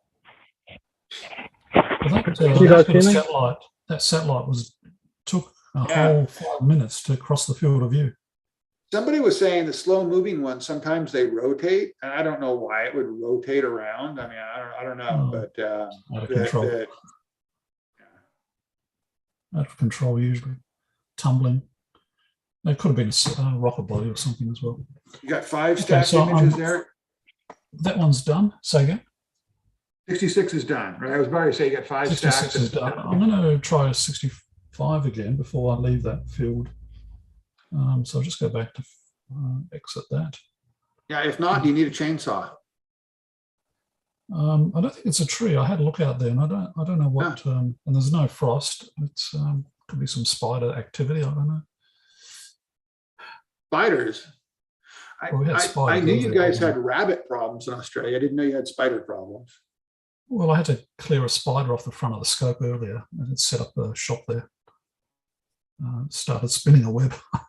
It had just blown in through after I'd set up. Okay, it looks like 65 was found this time. Good. All right, so 60 seconds by many.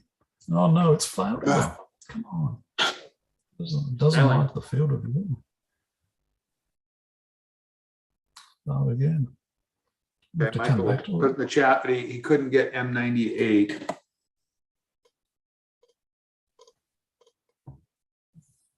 Well, 98 is pretty far down on the, okay.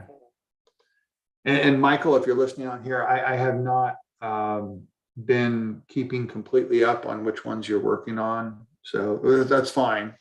Your audio is not great anyway, just not a big deal. We'll get through it. And like I said, when you have time, check the spreadsheet. Brian, what's going to be the preferred chat? YouTube chat or the Zoom chat? Well, if you have things you want the other team members to see in this group, the Zoom chat. Okay. If you want to post something for the world to see, put it in the YouTube chat. But I don't think everybody on the Zoom is monitoring the YouTube chat. Yeah. Okay. Oh, come on.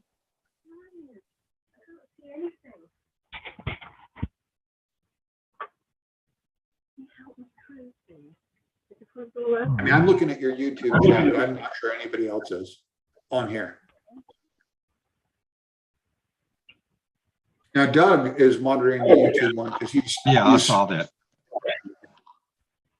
Well, that was a big gust of something, Kim. Yeah, I'm just wondering if it's a big spot. It was only on the RA. On the deck and the RA. Maybe a cat jumped on your telescope. There's something going on out there. Anyhow, I think I've got M65 there. I'm just going to take I'll just take some expo images first. Yeah, I reckon that's got to be it. That's fine. Okay, I'm going to go outside and investigate. Hopefully I'll come back. Okay, back soon. I'll stop sharing. Well, no,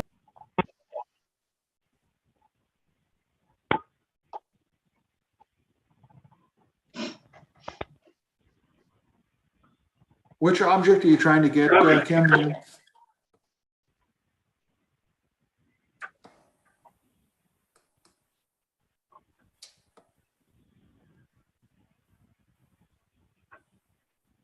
Michael says he lost his sound. That's fine. We can try and keep up in the chat too. Chat's fine, Michael. Can you hear me now?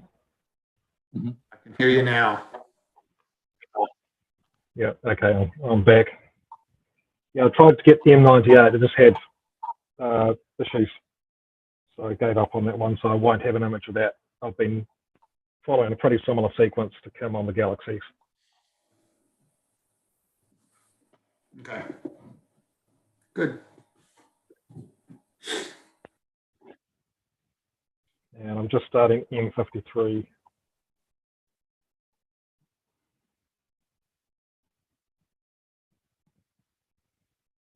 You said M53, 53? Yes, globular cluster. Yep. And then it would be back to some galaxies. Woohoo, it's popping up. They certainly image a lot faster than galaxies. Yeah, the fine details are not as much of an issue. And you know what I found, and somebody posted this and I agree with them, is that clusters, open clusters and globular clusters, just clusters in general, under light pollution, work a lot better because they just don't have those fine details. And so, hey, while the moon's up, go for clusters.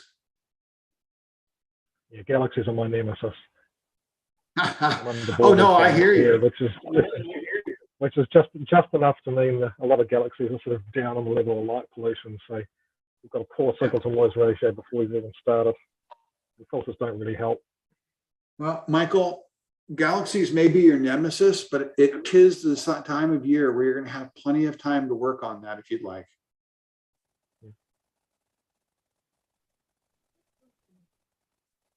So what are we looking at, Kim? I think it's M65. I'm just looking at my reference material because it's not plate solving on it, which is right. That's what I was saying. You weren't plate solving, and then all of a sudden, yeah, okay. No, that's it. That's oh, there's a really bright star right there. It looks. I don't see it in the reference image I've got. Oh yeah, there it is. I can see it in the reference image. Okay.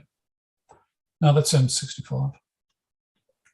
See, if I go to annotate now, if I go to annotate, it won't actually try to plate solve and it fails, which is interesting, which is why I couldn't find it in the first place. But I've just looked at the reference image and it's, here comes a satellite right through the middle. Great. Well, that's going to ruin the image. Maybe not. All right, so yeah, it's definitely it. M65. Okay, I'll take a few more and then move on. Time for more food. That's an interesting angle for M65. I guess you got your camera at, I'm not used to looking at it that way. Yeah, you get what you get, I guess.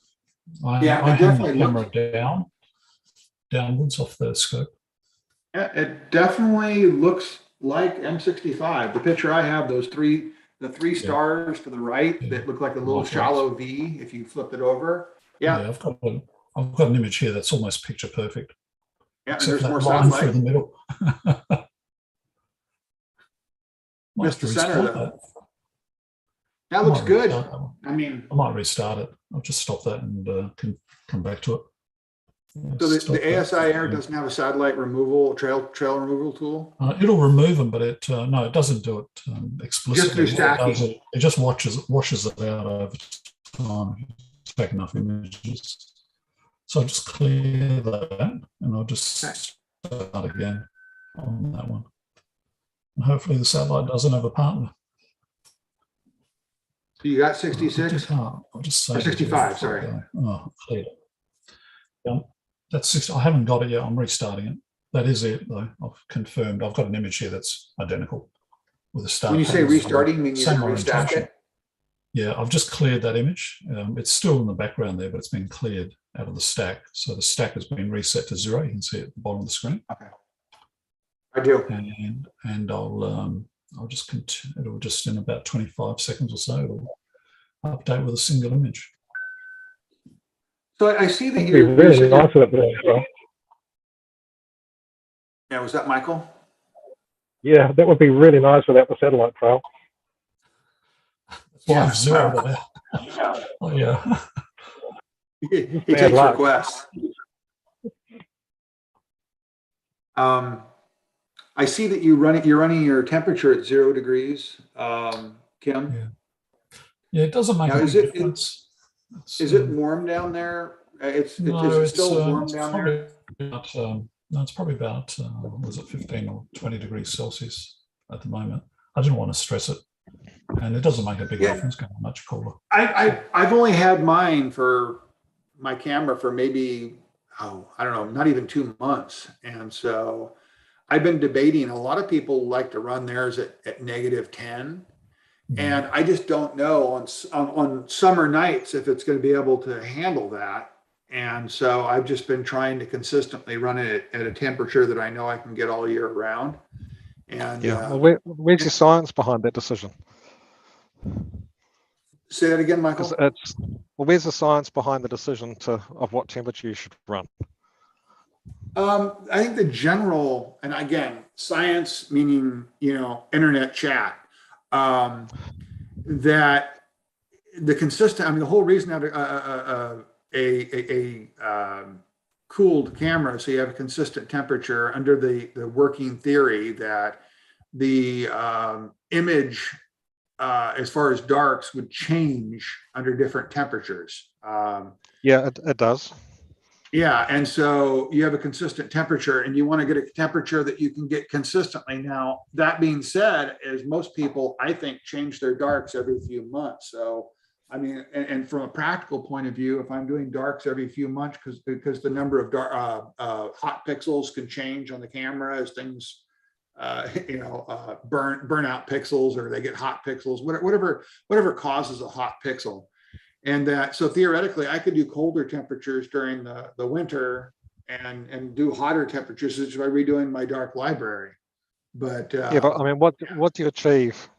I have a problem with how a lot of people are doing this. It's like a lot of these techniques come from professional astronomy, where you have dark skies, where you have perfect equipment, all this kind of stuff. And if you've got any level of light pollution and you're not running narrowband, then your light pollution is going to be far higher than your thermal noise. Right. On an uncooled camera, as long as it's not a hot night, and it's going to be hugely higher than the thermal noise of a cold camera. So whether you do 0 degrees or 5 degrees or 0 or -10 or -20, I mean, I've had a look at the thermal noise curves for some of those sensors, and you're down to like 1.01 electrons per second or something like that. So if your sky background under Bortle 5 here, measured sky background's like 1.3 electrons per second at f5. So there's simply no point of me running a cooled camera, because the light pollution is so high. The light pollution is 10 times, 100 times more than the thermal noise when I'm in winter. Yeah, Summer's a little different. My sensor temperature gets to like 25. Yeah. Yeah, I think cold is cold. Yeah.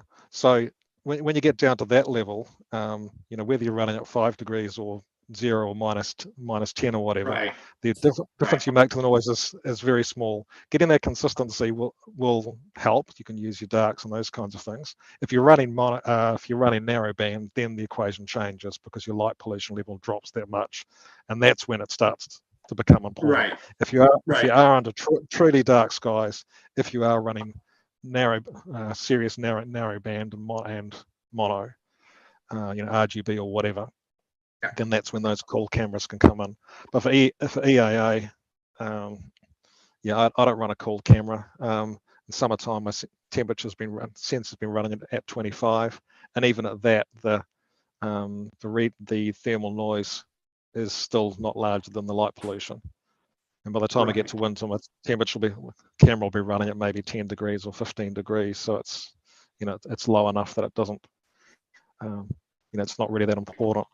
And one thing I found with the ASI also, go ahead. Yeah, the 533 has been such a pleasant camera with no amp glow and, and stuff like that. And I just set the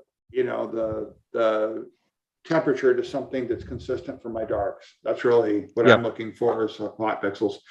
But I just noticed that, a lot of people, 10 degrees, below 0. And, I'm just like, wow, really? Okay. Huh. If you look at the light curves, the thermal noise at those temperatures is minuscule. Yeah, I imagine. I just can't. So I we're just looking. can't see the point in doing it. Anyway, Yeah, that's just I me. mean, that makes sense. And you know, for EAA, the read noise and the quantum efficiency, but the read noise on that on the 533, you know, is pretty low, which makes for short exposures, you know, which ostensibly help out with light pollution. 65, Kim.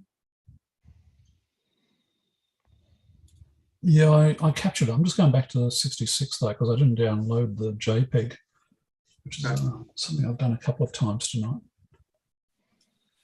Look, the discussion around noise is really good. Robin Glover, the author of Sharpcat, gave an excellent presentation on this very topic. Light pollution and sensor noise, etc., and cooling. Yeah, and where I live, you know, sometimes at night it's 30 degrees Celsius or more. So cooling, I think it will provide some benefit under those conditions. But I'm also on a Bortle 7 sky site at home, which is where I do most of my imaging. And so yeah, I'm not sure. I've not looked at it, but when you do look at the specs, yeah, the cooling doesn't make a big difference. And I think it's a convenient way to actually mark up the product for a higher price than today. I think it has its uses, but it's the light pollution. I mean, the light pollution is a curse, but it's also a blessing, because it's a curse that we've got it, but when you have got it, it means it forces you to make some compromises, and the compromise on not having a cool camera is a viable one you can do if you've got light pollution. The compromise on short exposures you can do, because it doesn't actually make much difference under light pollution. It would make a much bigger difference under dark skies during those short exposures. The read noise would be getting into your image and destroying your signal to noise ratio. But under the light pollution, it means, I can get away with 5-second exposures and 10-second exposures because it doesn't actually affect my image quality, which means I can use an alt-has mount. It means I don't have to have super accurate, I don't need a guider. It's like, otherwise you'd be adding all that equipment, all that complexity to actually not get a much better result. Yep. So it is mainly a curse, but it has a silver lining. Yeah. Well, you play the hand you're dealt. Oh yeah, you don't want to be chasing objects that your conditions and your rig is just not going to suit. You just you've been Don Quixote, I suppose. You're never going to get there. Stick with what you can do.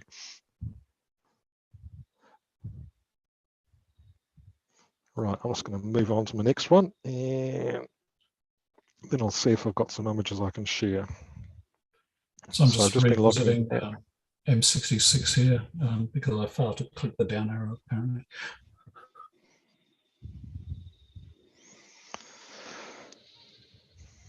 Right, I'll see what's popped into my Google Drive.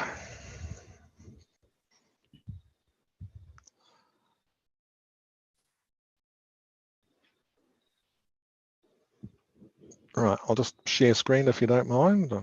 I'm going to show you a couple of recent captures.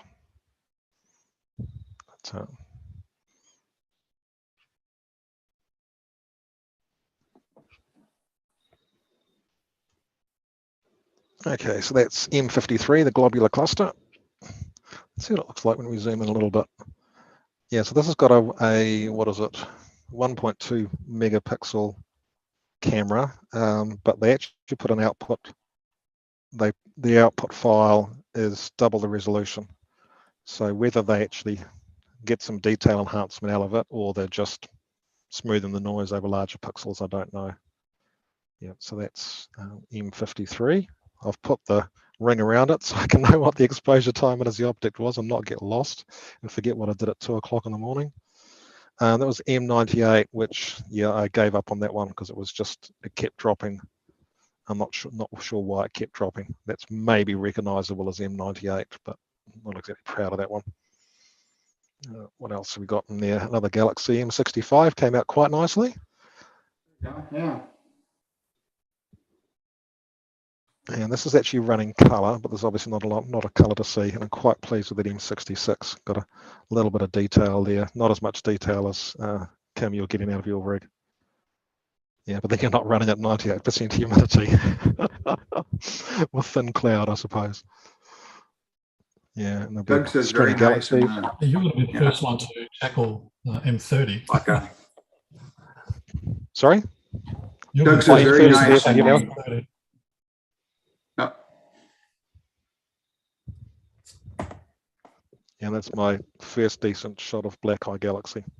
So I think it's only the second time I've tried to observe it. And there's a triplet with M105. So yeah, I'm way behind the schedule I thought I was going to be on, but we'll see. Maybe it will turn into an all-nighter. Well, it's a weekend, I can sleep in. All right, I'll call it quits there.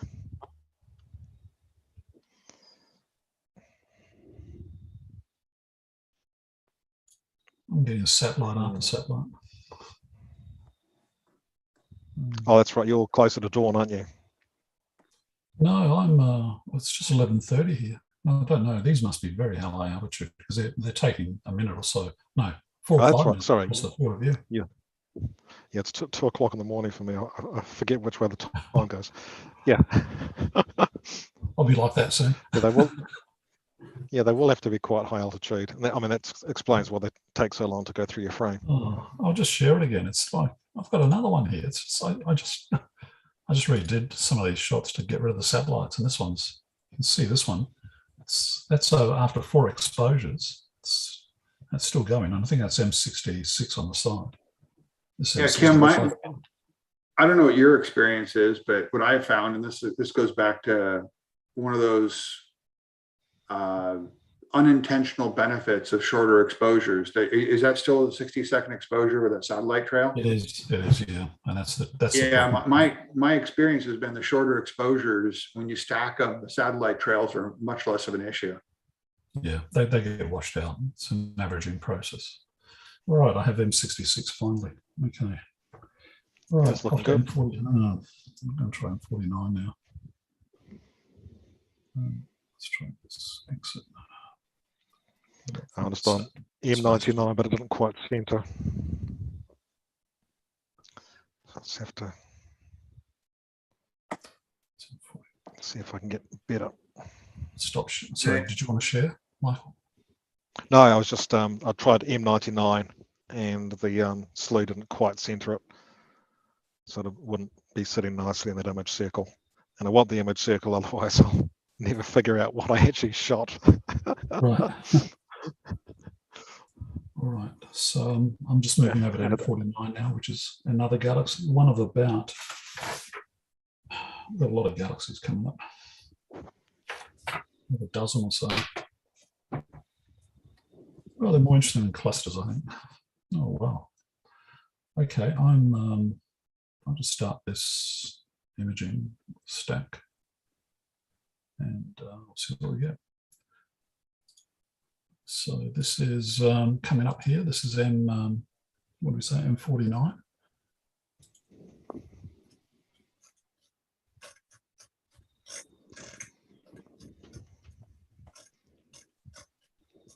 So M49 is a galaxy in the constellation of Virgo, and I don't have anything more about it.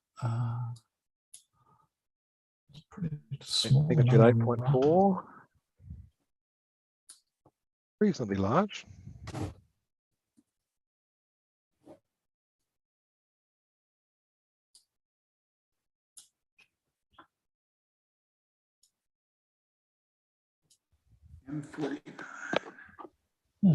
Okay, I'm centered now. That's good.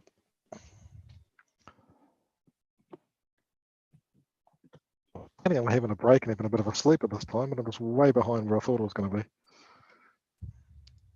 It works out that way sometimes. Just you know, it's a team effort. So get what you can get, and you know, we'll work with it. I mean, Michael, anything you got, and you've gotten many of them. Anything you got is helpful for the team. So don't Yeah. Don't Yeah, harp on. It's the Swiss cheese model. You get all these layers of Swiss cheese, and you just hope that hope that the holes aren't all in the same place. Correct. That sounds about right. Yeah, so let's hope someone can get in 77 and 74. I think both Kim and I should have a good crack at it. If we've got the condition, if we've got the weather, we'll get it definitely. But it's Well, just it's a down bit to late. weather. We had a chance. We can't revisit that according to the rules. M77. Oh, but no, we can't. But M30 is a late object. So. Oh, M30 for sure. But M77, I had a go at it, but it was. I used an augmented reality app on my phone just to position my scope. But even then, it was just by the time I had set up, it had moved just behind a building. Our large observatory. Yeah, I had no chance. It was just would have just been too close. I imaged it last weekend though, and it was quite low, and it's obviously a lot lower now. Yeah. But no, I couldn't get it tonight. Hopefully someone else can get it. But I think it's this time of the year, it's really more of a southern hemisphere object, I would have thought. I think our folk in the northern hemisphere are going to be struggling, but it'd be great if they can do it. Yeah, it really depends on their latitude in relation to the declination as to whether. Yep. So, where's M30 sitting? I'll just look it up. Just give me a second.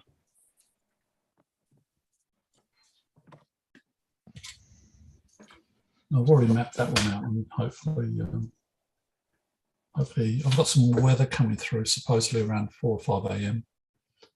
It's currently 11:30 p.m. here, so hopefully it holds off. It's M30 is at minus 23 declination, so that's close to us. That means we get the closer the declination is to us, the longer it will stay in the sky. The further south, the longer it will stay in the sky. So that's the reason everyone else is struggling with M30 because it's just. Well, last time it was a few weeks ago. It was they were battling twilight and daytime. Yeah. It was and poor weather too, I might add, on the horizon. And I was completely clouded out. I had no shot at it at all. Completely impossible. Yeah. Tonight's another night. Where's a space telescope when you need one? I wonder if anyone's got a second-hand one they might want to sell at some stage. Yeah. Get hold of a second-hand Hubble. Servicing missions might roll it out. You just got enough money, might be for sale. Well, the next best thing is you can get into the Hubble archive and have a go at doing some imaging or image processing or what they've got, or just image discovery. Well, I can see M99. It's not exactly bright. It must be a pretty dim one. I think 4 minutes is enough on that. Are you working on 49 or 99, Michael? 99. I'm doing 49. What was that, Kim? Yeah. I'm doing 49. There it is there. You see it.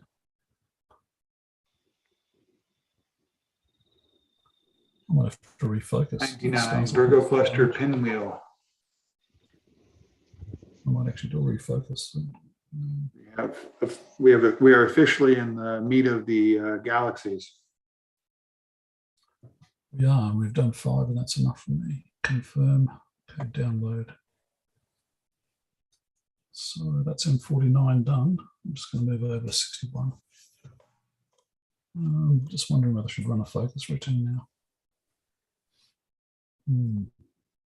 I've got plenty of time. Actually, I'll do a focus. Have you seen focus one on this? It's not that great, but it works quite well. The preview, I'll do it this way. Exit. I'll just go focus. Focuser. Just get autofocus, and it'll just select a star and just run a focus routine.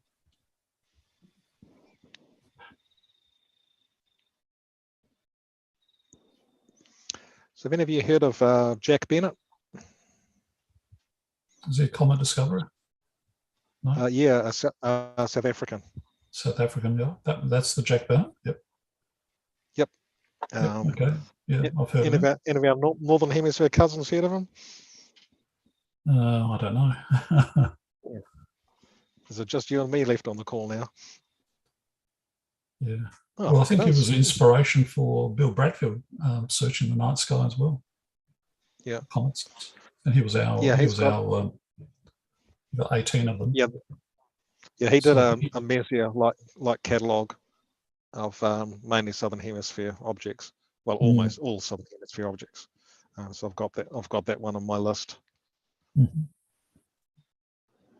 And he was the first person to discover a supernova with a telescope since the invention of the telescope. That's an interesting. Sorry, you're talking about focus Jack curve. Bennett? Yeah. Sorry. Yeah. Yep. There we go. Okay. There's a little bit of information on it on the internet, and he's got a catalog out, which is kind of like a Southern Messier catalog of stuff that you're right. didn't turn out to be a comet. I've heard that. I've heard of that catalog. You're right. Yeah, I must look that up actually. That's interesting. Yeah, I've got it loaded up in my my planner. Yeah, but again, it's a bunch of fuzzies that are hard to see, and his telescope was a lot better than Messier's. Yes, that's some of the. Bradford was our sort of local member here, and in fact, his telescope is his original 2 telescopes. They're just sitting across the driveway from where I am at our observatory here. They're the ones he used to discover 18 comets visually, which made him, I think, the most prolific comet hunter in the 20th century. But yeah, he used to go out at night before work. And, scan the horizon. Jack Bennett was the same. He was a serious amateur that had some huge focal length telescope. It was a monster. It was like, I don't know, 2.5 meters long or something like that with one of his telescopes, a reflector. Just insane. It's a real dedication and persistence to do that kind of thing. All right, this is, the conditions here are not great. I'm just looking at the star sizes. What is it? F, 5.61. Well, that explains what I saw earlier. Okay. All right, so that was M49. We did say we downloaded that, didn't we? Better check. That's it. That's it. It's M49. So done with M49, Cam? Next one is M. Yep. So I'm just going to jump over 61 now. Oh, I'm struggling with M100. Was that a striking out? Is that what you said? I'm getting an image, but even after a minute, I can barely see some fuzz around a star. What are my conditions looking like? I'll just step away from the mic. Yeah, that's the tough part. Stick your head out once in a while and see if you're looking into clouds or something. Oh, wow. Look at that. Let's get rid of the focus. Okay, I'll just set up for that. Doug's got his pom-poms out and is giving us cheers from the YouTube chat. Good on you, Doug.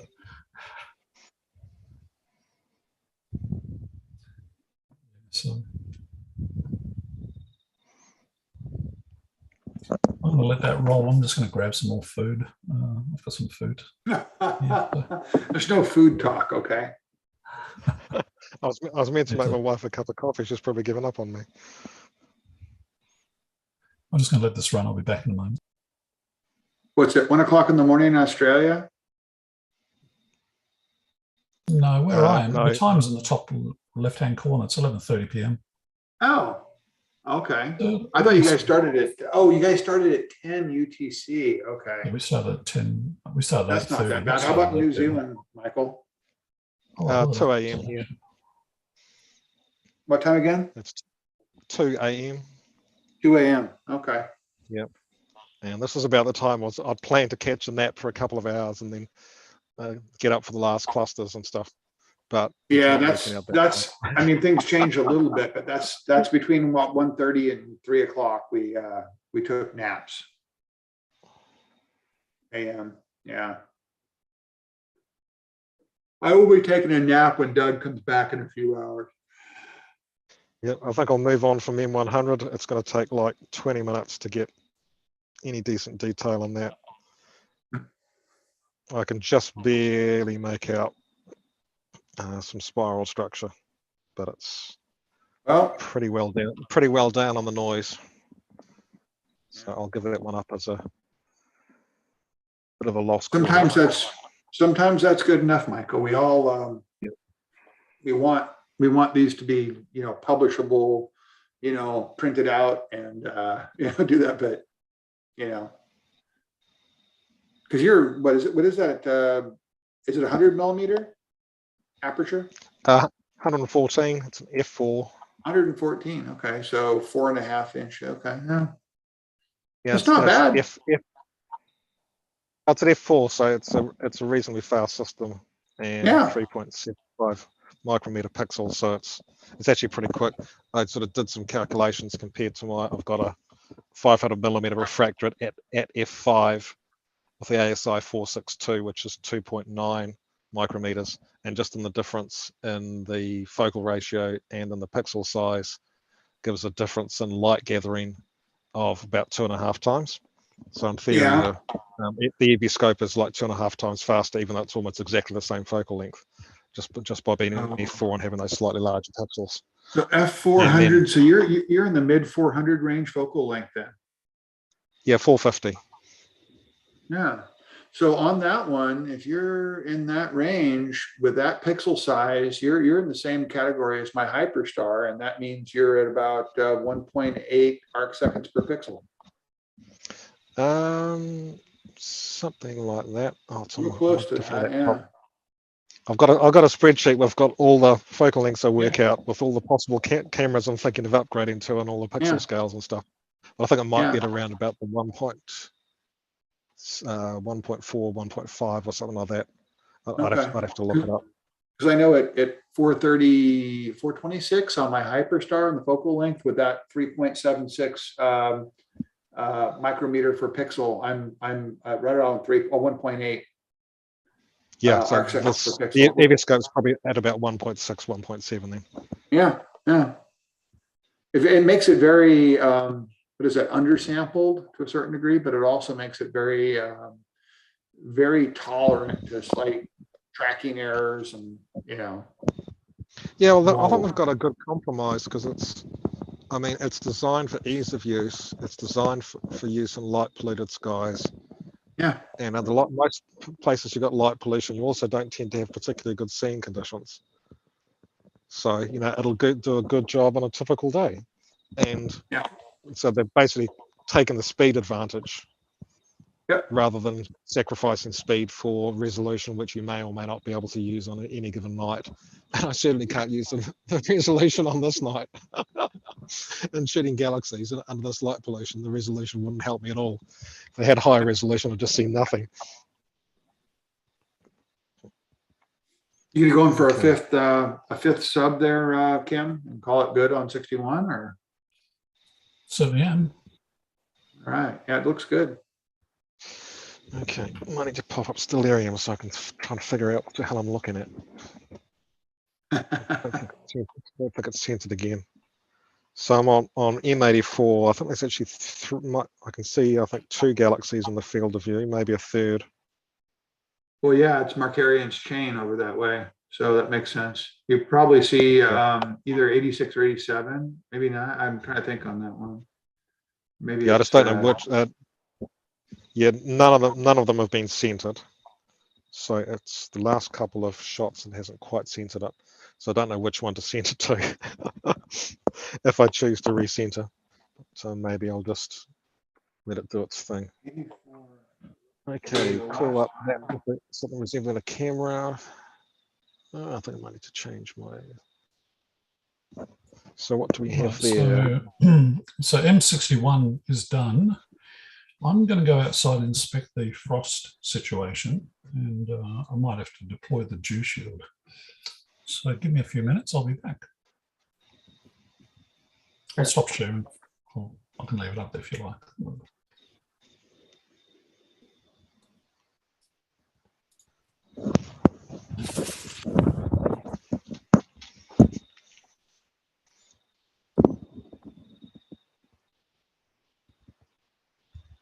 Yeah, 84, you're probably seeing 86 in the same image, Michael. Yeah, there's three galaxies in the image. So one of them is a One's dingy, what's yeah. the word? One's round, one's I think a lenticular galaxy. So yeah, I think I've got it. I'm pretty sure it's got to be in Yeah, I was the field. looking at my ones from last time, and on my Hyperstar, I plan on imaging 84 and 86 at the same time because they're in very close proximity as far as the field of view. Yeah, and yeah, M84 is just a fuzz ball basically. There isn't any structure to be found.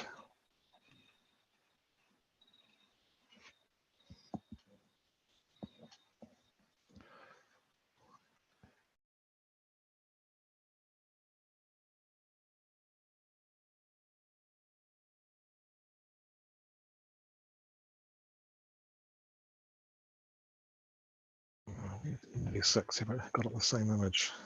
How close is it? So I was trying to figure out if I've got M86 in the same image. I'll just image it again. It'll be outside the image circles now. I might end up losing it. We had Phil on a Zoom call, and then he dropped off.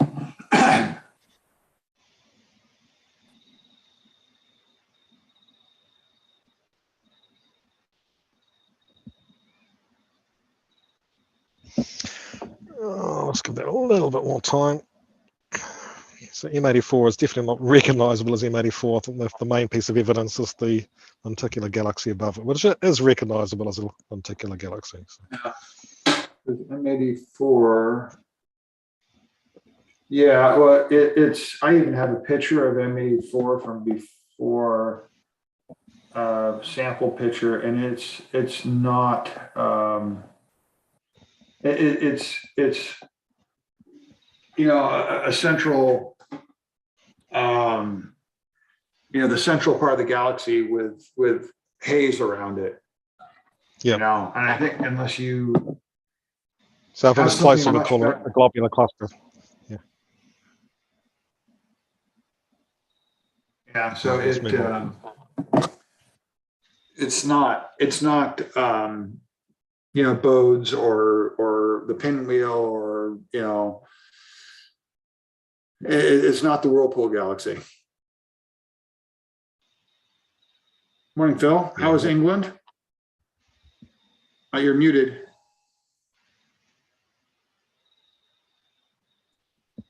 Right, live now.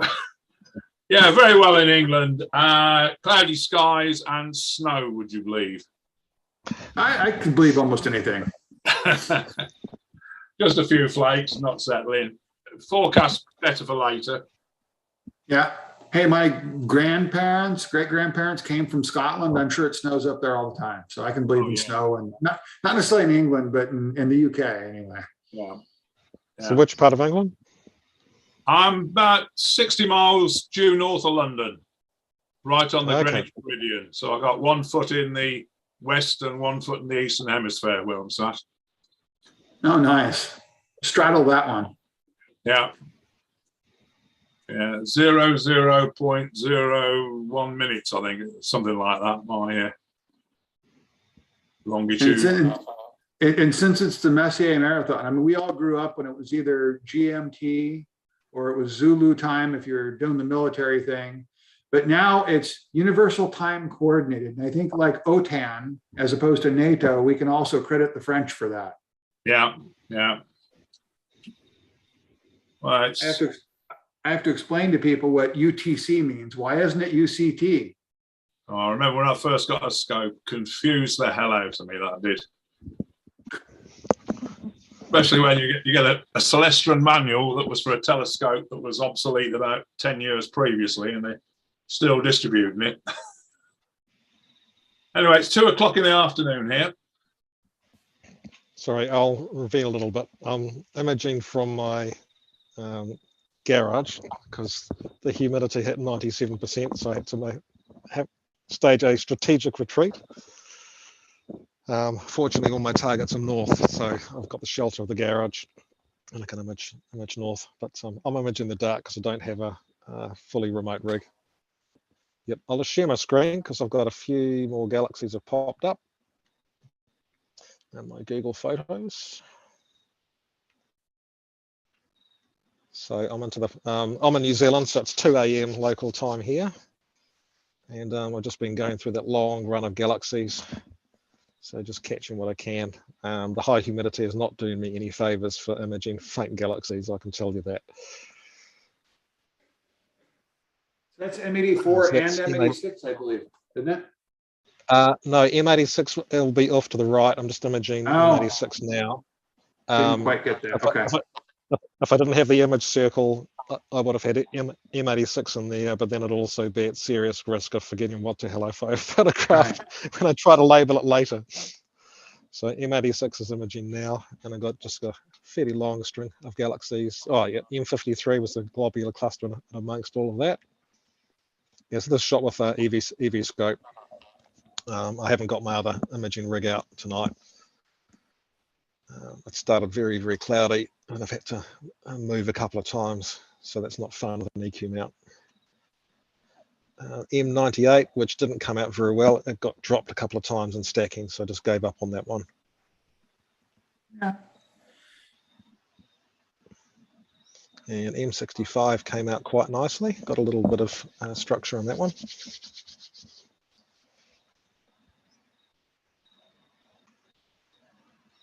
Yes, I've got a bit of a process to load them up to Notion. I've actually got to download them from Google, unzip it, rename them, and then load them. So I found that to be a bit too onerous while I'm trying to image at the same time. So that's M65, I think. No, sorry, it's M66. Yes, that's probably the best galaxy shot I've had so far tonight. So I've got some quite nice detail in that. Yeah, so the EV scope has a 1.2 megapixel sensor, and it produces, it upscales the image on output. And I don't know if it does any sharpening or interpolation or anything like that. I haven't figured that out yet. But it definitely, at the very least, it smooths the noise. And that was my first successful attempt at the Black Eye Galaxy. So it's been quite fun coming to this season, having all the galaxies hove into view. M105 with a little triplet in there. So for a while, myself and Kim were keeping pace. We're actually imaging the same objects. I think he's ahead of schedule and I'm behind schedule. So that sort of makes up for a bit of a 2.5 hour time difference that we've got. I think we have different schedules anyhow. So. Yeah, I've modified mine. I tried to get a lot of the galaxies much closer to transit, just so I've got a higher altitude to work with, because that's the ones I'm struggling with. I swapped out a whole pile of clusters for a whole pile of galaxies, so I get a better viewing angle for the galaxies and a slightly worse viewing angle for the globular clusters, but I don't have any trouble with the globular clusters. Those 96 you were just showing, right? Which one? The last one? You were just showing the last one. I was trying to mark off the ones. That was M96. Oh, sorry. Was the last. If you want to do that, I'll go through more slowly. And you go one at a time and say you're ready. Okay, M84. Yeah, they're so out of order on my sheet here that I'm 65 and 66. 64, 65, 66. 105, 96. Yes, that one didn't quite center properly. 95. 95. I'll have to look at my sequence for that, and for that one as well. This is getting to some earlier stuff, some of which I may not ever figure out what it was. Hence, I've put If you this can't figure overlays them on. out, throw the JPEG or throw the FITs or whatever you have up into astrometry.net, and it'll blind plate solve it for you. Yeah. Yeah, some of these I have managed to tag. This is some of the earlier clusters. Yeah, that'll be M46, the little planetary nebula on that. That's one I do recognise. Not sure what that one is, and that's Beehive cluster, at least part of it, I think. Couldn't get all of it in the field of view. Yeah, so that's the right ascension declination for Beehive cluster. So that's at least some evidence that I did get it. All right. I'll stop sharing again. Beehive would be M44. Hello, Phil. Yep. I'm just going to go and grab myself a drink. Back soon.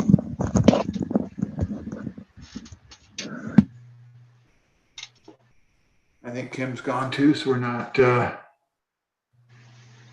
doing any. Oh, there we go. Kim is back. I'm back. Yeah, I had to put a dew shield on the scope. So Oh, I'm yeah. back. The wind has died right down now. It's just quite cool now.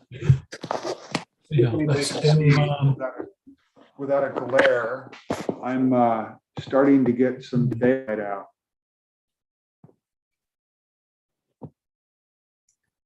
Sorry, I didn't catch that. I said I'm on my screen on my camera. I'm starting to get some daylight, some blue skies to the east. You're in for a long night, aren't you?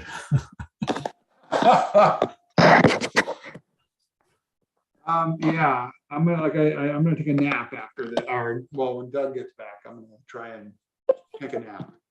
Yeah, that's my plan in about 6 hours' time. So. Yeah. I see Phil has joined us. Hi, Phil. Hi, Kim.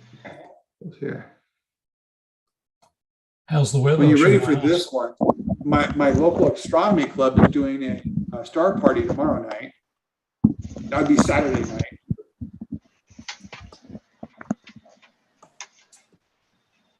So I'm debating that one. My general take on it is to skip it because I'm not sure they like.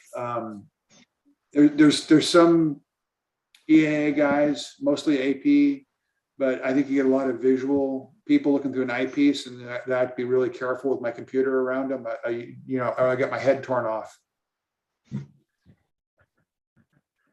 On that screen. Yeah. Well, and it's like, how do I do polar alignment without having my computer next to the mount, moving it around? So You just go old school like those photographers used to do in Victorian times with a great big cape that they drop over the camera. yeah, I know what they did during Victorian times. Okay, but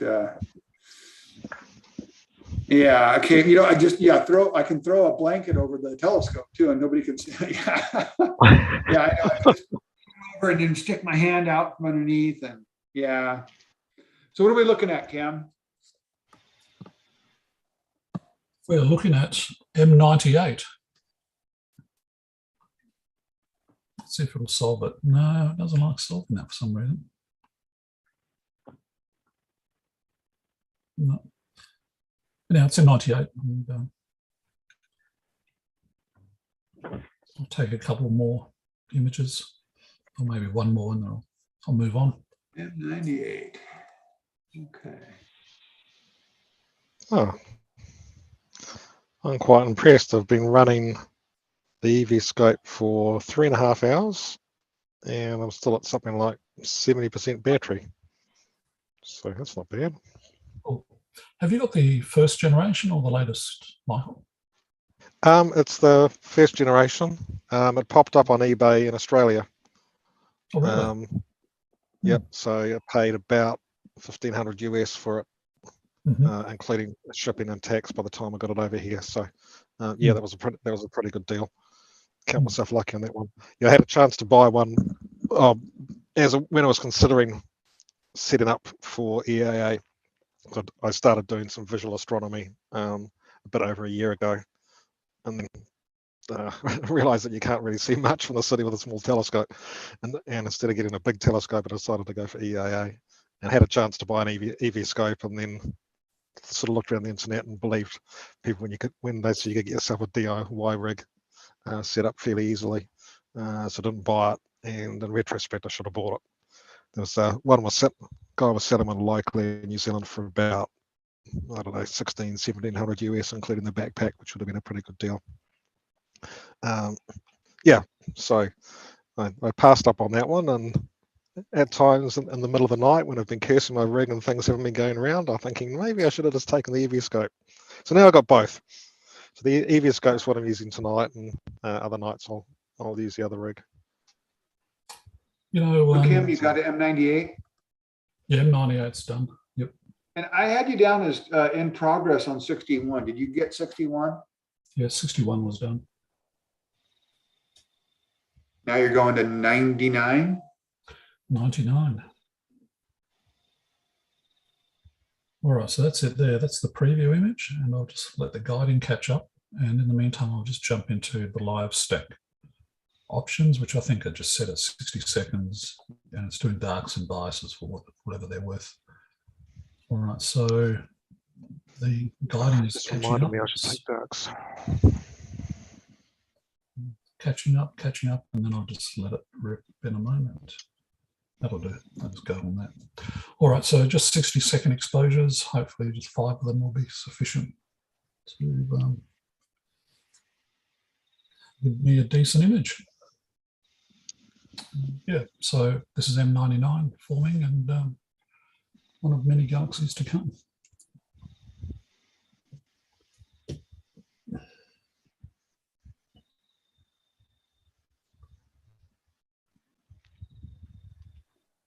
Yeah, so what I was going to say earlier, in the good old days, it was always about aperture fever, or visual astronomers, the larger the aperture, right? Yep. It's only dawned upon me recently that for imaging, I mean, you actually need 2 or 3 telescopes with different focal lengths, right, at the end of the day, to give you the wide field, the medium, or the intermediate, and then the sort of the narrow. So I've got a short focal length refractor, 80 millimeter William Optics, 450 with a reducer in there, 450 millimeter focal length. I've got this scope, which is a 1000 millimeter Sutov Newtonian f5.3, and I've got a 9¼ inch Schmidt Cassegrain, which is a f10 or f6 if you reduce it. So it comes in around 2.3 meters focal length or less, or a lot longer if you use one of the multipliers like the Teleview 2 times or 4 times Barlow's in effect. So, and that combination, having 3 scopes where you've got different focal lengths, actually gives you a lot of latitude. You just need 3 different mounts though to run them all simultaneously, which is where all the money goes, of course. But yeah, I've just got one mount, which is the AZEQ6, which I find very, very useful. All right, so we're looking at M99 here. Yep. That's one exposure at 60 seconds. And I'll just wait for a few more to come through. Oh, that's 2 now, stacked. I wonder if that'll solve. You know, a few issues. Oh yeah, that's solved. So that's the kind of pin. Yeah.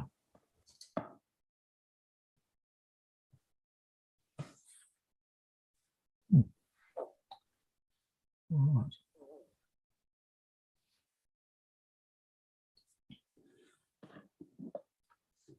So I'll just let that run through.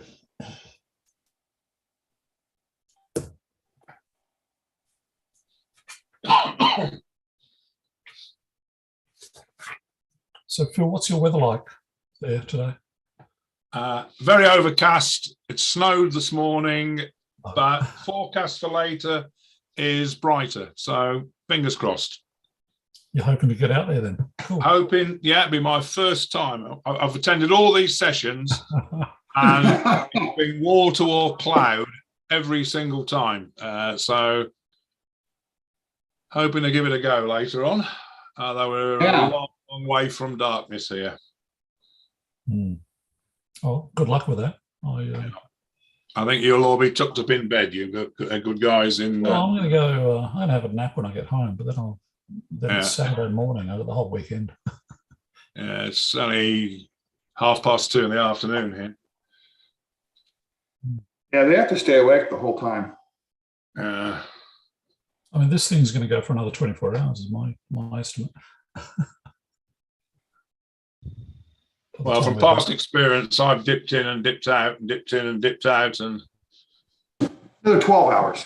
12 hours. Yeah, which will be reckon. Okay. Yeah, because it's 6:30 here. Yeah, till 6:30 in the morning. Well, it's 24 hours. 12 more. That's another 12 hours. Where you are, Brian, I think it's what, 6:30 in the morning. Yeah, but I'm west coast of California, and I don't think we have anybody further east than me, time zone wise. I don't think, with Hawaii would be. So but by 6:30 tomorrow, 20, God, I apologize. I am not awake yet. It's 24 hours to go. I got up at 2:30 in the morning, and that's, I'm a morning person, but gosh, we got Tom. Good morning, Tom, or evening, Tom, or wherever you at. Love the Horsehead and Flame Nebula.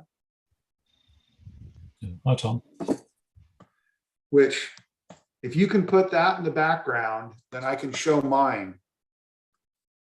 Let's see here. Hold on. I'm going to get in trouble for this because it's not EAA, but let me see if I can. Can I share for a second, Kim? Oh, yeah. Hold on. Let me stop that. I will get in trouble, but let's see. Where is it at? Oh, come on. Oh, there it is. I'll show my horse head.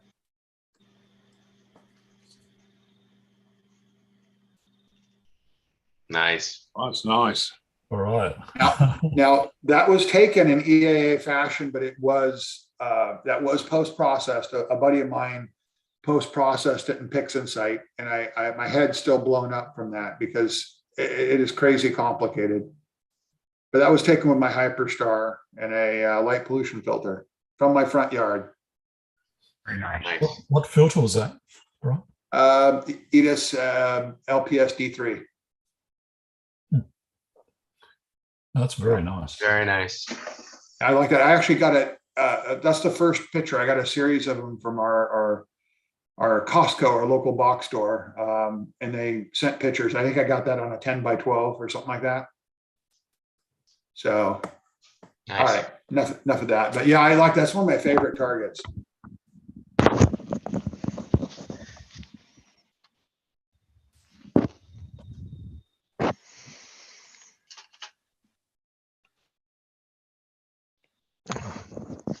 I just remember to take a dark frame. So hopefully that'll improve my galaxies a bit. I think I figured out why my Wi-Fi was so bad earlier. Oh? My wife prepared me some sandwiches and wrapped them in alfoil, aluminium foil. Yeah. I've got a house built of that stuff. My entire house is lined with plasterboard that has a tinfoil lining, and it's just like a Faraday cage. Oh, that's great. I had that in one of my houses. Oh, keeps the aliens out of your head. Yeah, with a router at the far end of the house to connect it to my observatory, which is right in the corner of my garden. What a nightmare.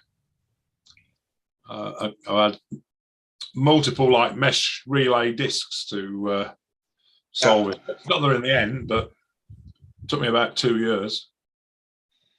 Oh, Frank's joined. Yeah. Good morning, all.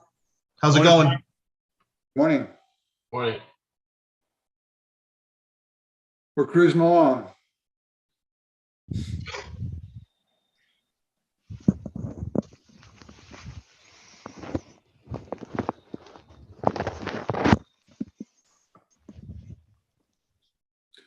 So Kim, 99 done, moved on?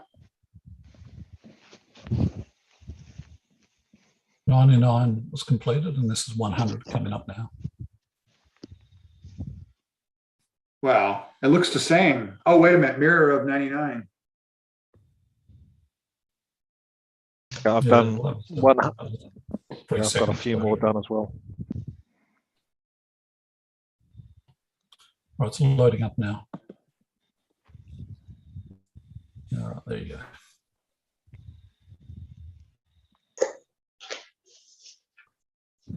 I just love those when they're top view or bottom view like that. Aren't they pretty? Quite a few there. The Pinwheel, 101, M33, all those like that are just, I just love them. Not that sombrero and things like that aren't pretty too, but there's something about a spiral galaxy. Yeah, I agree. I mean, I don't think I've imaged any of these previously, apart from the sombrero and M83. And Oh, look, now Tom has the rosette behind him now. Just throwing it in there. It's nice to not see it in total blood red. Yeah, I'm just starting to learn how to do the. I tried PixInsight. I've tried them all, and they're just so much on there. And, Oh yeah. And I've seen different people take it to different levels, which is great. Everybody wants whatever they like is what they like. That's fine. I'm not a big change it so it looks like it's bleeding. So. Yeah. Now I had that conversation yesterday. Even, in EAA, it's, how can you get that color balanced to where it looks real, it doesn't look cartoonish. And, I think lightening up on the inside, not through Photoshop, but just pulling out certain colors in the contrast is nice, where you can see the nebulosity on the inside, is nice getting that contrast. Yeah. And I took that one before I have an L enhanced now, but I took that one before I had the L enhanced. So that's just a straight shot. Yeah, it's hard to do that without getting a lot of hydrogen alpha and O3, just to kind of, a lot of hydrogen alpha. Yeah. All right. So 100, how is 100 going, Kim? I think and Michael can share anytime too if he wants, but. Yeah, I've got an image of 100. Won't be as nice as Kim's one again. So I can just stop sharing. Hang on, I'll stop in a moment. I'm getting some weird oscillation there, coupling between the RA and DEC. You see it on the guiding? Yeah, I know your guiding is disappointing us now. When you had the 0.4 and stuff, you've got it where we have high expectations. I'm just going to change it to 3 seconds and try to decouple it. So hopefully that'll fix it. All right, so I'll just stop sharing for a moment.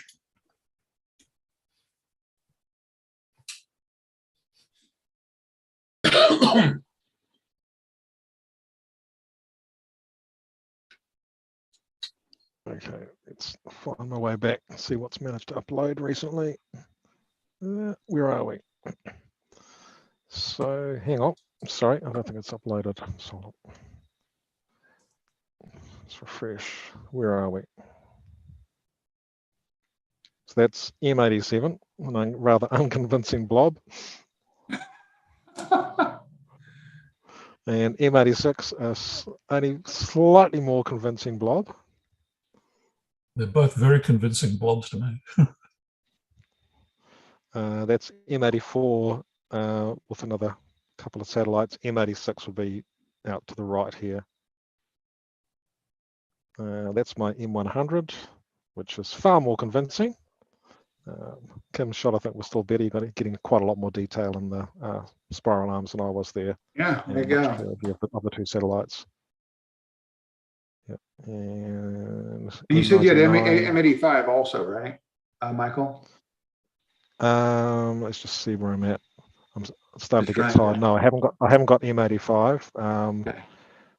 That's somewhere down the list, I think. Okay. Or not on the list, depending on where it is. Off the top of my head, I don't know where it is. Oh, M99 is quite nice with a little star on there. Quite cute. M99, mark you down on M99. I'm just trying to catch most of them. Again, please guys, when you get a chance, go on the spreadsheet and double check my stuff. I'm just trying to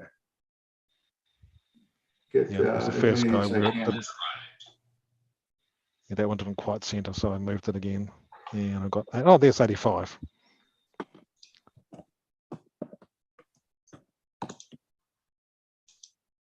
Yep, and then that stuff that you've already seen from earlier tonight.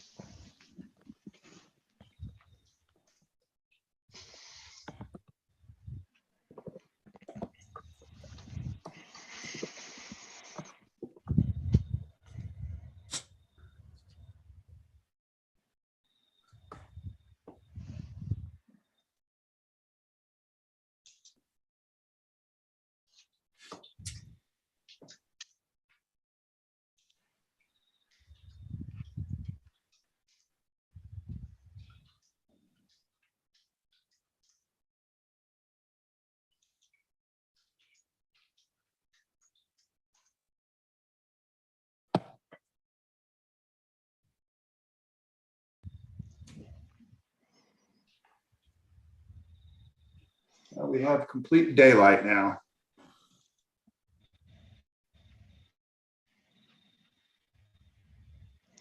But this isn't tonight. This was a couple of nights ago when I just went inside and left it for nearly an hour. It's on the southern pinwheel. So we've got the advantage down under that it's much higher in the sky than a southern object. Yeah, so I'm quite pleasantly surprised by what the EV scope can actually do. Yes, very nice. Yeah, and that's with a 1.2 megapixel sensor.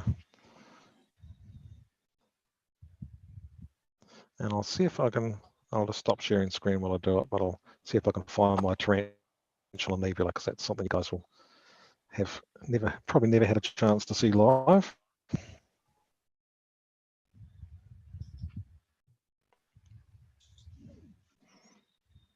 I'm thinking of sending my shot of the Tarantula Nebula with the EV scope to Unistellar, because they've got a shot on their website which just looks terrible. I don't know whether it just got processed badly when it got put up on the website or what. But...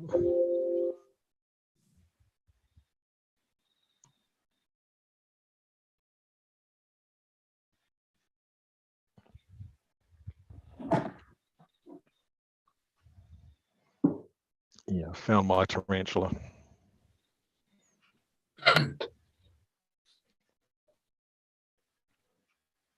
So this isn't I think it's called Well 77. It's not a Messier object. It's too far south. It's like minus 69 declination or something like that.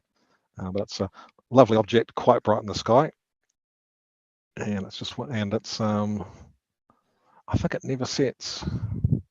Never heard of it. Doesn't exist to me. Can't see it. Well, if the Earth was flat, you could see it, right? That's right. That's right on my observation list with the Southern Cross. Well, the Southern Cross. That Crosby, Stills, Nash and Young song. I love it. It's a great song. Yeah, when you see the Southern Cross for the first time. Southern Cross now. Yeah, I actually have, I've got a bit of a problem. I actually have to take about 10 steps so I can see it over the back of my house. But so it's not quite so accessible over here. Yeah, there's some great objects floating around there, Eta Carina Nebula, and all sorts. Yeah. Yes, to do a Caldwell marathon at some point. That has a more equitable distribution of objects from north to south. Maybe next weekend. Or we just continue after we're done with this one straight through. Yeah, I don't think you can get all the Caldwell in one night, because they're all three a whole range of right ascension. So you probably have to do it over at least 2 sessions, 2 times a year, I think, to be able to get them all. Hi guys, are you this is Europe speaking. Are you updating these in real time as you capture them on the Notion sheet? Well, isn't that the question? I'm trying to mark them down, but I think Michael's the only one who's uploaded one. I I can see a lot uploaded. I just, I just hasn't been updated for a while. I just wondered. The images, I haven't uploaded any images yet. No, I'm not asking about the images. I mean, just ticking the box and putting your name there so we know what's done. Oh, that's okay. all. I thought Brian was doing that. I haven't Michael, I've been trying to mark them, but getting them to go through when they get a break to go through and double check everything. Because I'm starting to plan my mop-up procedure after you guys here in Europe, you see. So, right, let me.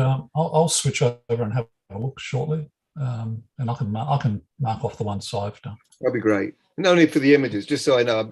Yeah, okay, it's a good point. It's a good point. I'll start doing that, Michael. I've been getting Kim's more than Michael's, but because Michael's been, I think Michael's been troubleshooting and going through dealing with things like clouds and dew and stuff like that. But clouds, what are they? Not that Kim hasn't had his share of spiders and whatever else is going foil, Huh. My problem with my scope is snails. Snails.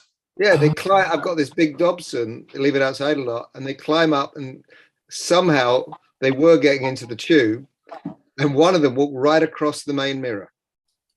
It seems like they should be slow enough. You should be able to go out and catch them before they make it all the way up. But I don't know. Well, if you haven't used the scope for a couple of nights, Well, do you have a lid on it? Don't you have a cap? Has a cap on one end, but they were sneaking in the back end where the mirror is, and there's just like a cloth cover, dust cover over that, sort of for aeration. So I closed. Well, if it's any constellation, we have frogs that like to get in our covers on our patio furniture. Yeah. Underneath the hot tub cover. So I understand. Frogs, snails, close enough. Yeah. Now I've got, let's see, 8. Yeah, I've got about 5-6 hours to go here before I start imaging. So I'm trying to get my ducks in a row here. So Brian, I notice there's 2 columns there. One says started, one says done. I assume we click both, don't we? Yeah. If you've done them, yeah. If I'm done, I'm done. But if we've started, I guess precedes done. I think the idea is there, if you're doing long integrations, someone knows you're working on it. Well, and also if we have a group, we don't need to check it. Okay. Yeah, when it gets cluttered and we have a bunch of people, somebody may choose to go grab an object, go after to image an object that somebody's already not working on. So yeah. Okay. Even if it takes 4 or 5 minutes to get an object, somebody else may go, okay, I'm gonna grab one that nobody's working on. Exactly. That's what I'm trying to do here, is figure out where the gaps are. Yeah. Well, 77, 70. The most critical gap. Because there are groups of ones in the Southern Hemisphere they can't even try to get. Yeah, 77, 74 is too low for me. I might have a shot at 31. That's going to be about 12 degrees just above the tree line. We'll see. I might get lucky. Yeah, it's just at dusk. I do know that if I go to the observatory, they're in a sliding roof observatory. If I go up there to observe, which is likely at this point, and it's the roof, the walls are much higher than the telescope and observing position, so they cannot get low to the horizon. You need an extension, a peer extension, yeah? Right, yeah. I mean, I look at that and I'm going, the top of the telescope is good 4 feet below the top of the wall. And so that was Doug's, Lucas's slight issue before he bought the extension, I think, yeah. Yeah, so, yeah. Well, these guys are beasts of astrophysics mounts and a 14-inch Celestron with a hyperstar and then the 17-inch plane wave. So you missed the part earlier that I get to shove my 533 camera onto a 17-inch plane wave. We got it in focus last night, but it's about under a quarter degree of field of view. Yeah, I'm not quite there. I've got a 14-inch Dobson, not in an observatory, but field of view is not the biggest. It's just under a degree, I think. Yeah. So. I'd kill for a degree. It's actually pretty good. It's, you know, because for a lot of these objects, a lot of the Messiahs, obviously apart from Andromeda, are pretty small. So it's really helping. Yeah. Yeah. M33 fills up the more than enough of the field of view, and yeah. Yeah. M33 is actually perfect. It's like, well, on 0.22, it goes outside on 0.22. On about a half degree, a little under a half degree, it really is. Yeah, you half degree is too small. Yeah, I'm about 0.95, I think. Yeah, and since I'm not going to be able to, since I'm not going to be able to do plate solving on it because I'm not going to be linked to the mount. Okay. I told them, like last night, we couldn't get it to slew anywhere. It was going in the wrong direction. We told it to go from Sirius off to Orion, and it went the wrong way. And so I'm hoping they get that resolved. Yeah, I had a bit of trouble last night and this morning. I think I've got it fixed. I hadn't used the scope for about 6 weeks because of rain, and I think so. I was cleaning all the contacts and all that. I think I had some connection issues. I think I've fixed now, so fingers crossed. We'll see. I mean, we had I think 5 weeks continuous rain. It was absolutely incredible here. Well, we could use it in California. Yeah, where are you? About Northern California, between Sacramento and South Lake Tahoe. Oh, nice, very nice up there. Foothills. Yeah. I've had 2 clear nights in 2022. 2 so far, only 2 clear nights. Wow. Where are you? Colchester, north of London, England. Oh, well, that's your own fault, isn't it? You know. Yeah, that's it. Should have a great night. I think, yeah, we talked before. I grew up in Southend, so. Yeah, I remember. Yeah. But it's only got worse these last 18 months to 2 years. Yeah. You've got clear nights tonight in Colchester. I was just checking, yeah? Supposedly, I'm looking out the window at the moment. It's nearly 3 o'clock in the afternoon. There's actually some blue sky, but we had snow this morning. Yeah, no, because I looked yesterday and it didn't look good because I was looking at the other Europeans, and but it looks like Belgium. Roland is out with snow. It looks like, and so is Marco in Switzerland as well. I think has got snow. We're normally the rain shadow area for Roll. It always dumps on. He gets clear skies, but it's been shocking here for so long now. No, we just had this huge, pressure system right over the Western Med, sitting right over us for over a month. It was just ridiculous. Yeah. 2 weeks ago, we had Sahara sandstorms hit us. Yeah, we get the brunt of that because we're obviously just north of Africa. My car was coated. Well, we're so far north, and cars, windows, driveway, just sand. Unbelievable. Yeah, it's amazing it got that far north. So Kim or Michael, how are the captures going? Got a couple more, just moving on to, what is it? I'm starting to get tired, so I'm losing it. M88. Yeah, it's now nearly 3 o'clock in the morning, and I planned on having a sleep about an hour and a half ago, but I'm just way behind schedule. So. Yeah, are you? I mean, because at some point here, you should be pointing pretty far east, right?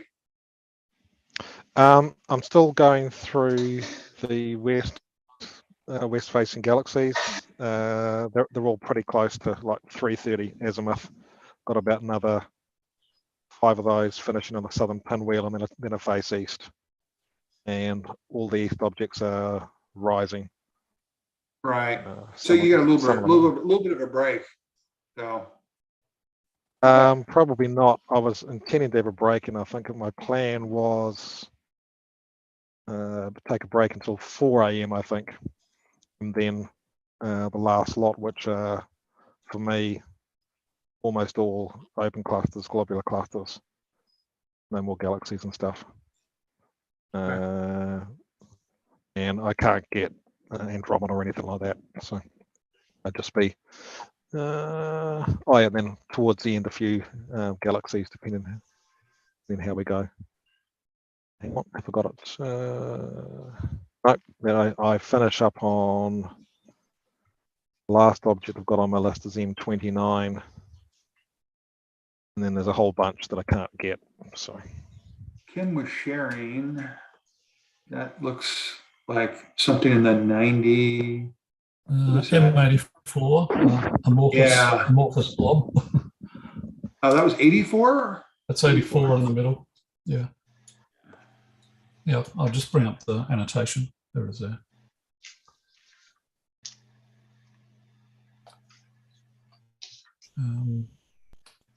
Nothing to write home about.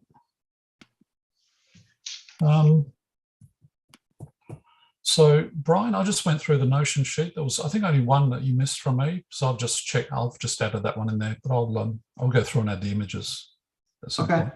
That'd be great. But yeah, thanks. I just updated that, and I'll do it likewise for 84 shortly if you don't do it before. I just marked it down. I put your name on 84 right there. All right, so now it's time to go to M86. So I'll just do that. And, you're doing M86 now? I'm just going to check I saved that one. Yeah, I did. Got it. Okay. So do you say you have M86, or you got to switch over to it now? I'm switching over to it now. Hopefully it's on screen now. You can see what I'm doing.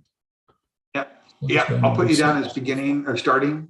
I got you down as starting M86. Okay. All right. And the journey begins. So image 4 is done.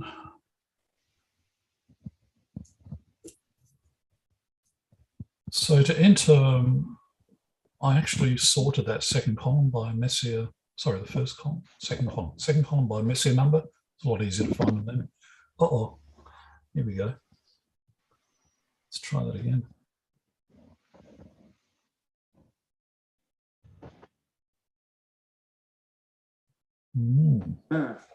Can't be that far away. A couple of these during the night, didn't I? Yeah, there's not much more frustrating when plate solving won't work. It's supposed to work. It's supposed to work. Works when it just until it doesn't. 76.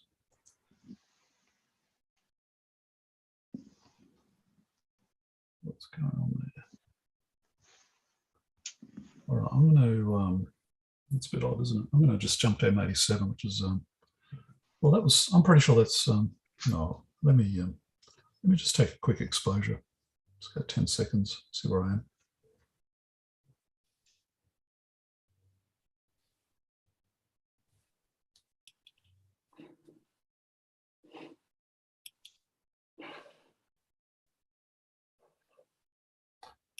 I reckon that's it. Let me check my sky mapping software.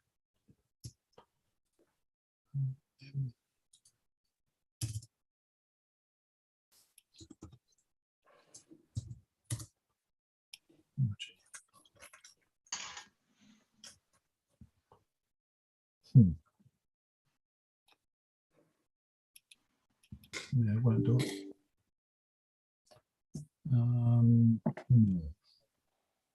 There's a few galaxies there, hey?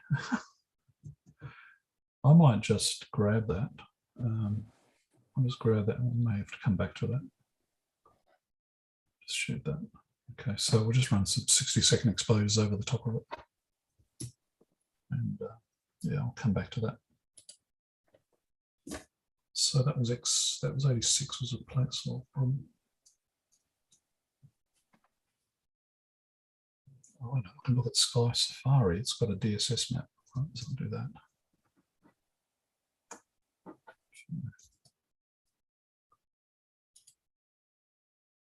DSS image, here we go. Been using that script that someone posted on Cloudy Nights to show all the Messier objects in one view in Stellarium. Someone posted it a few months ago. Really useful.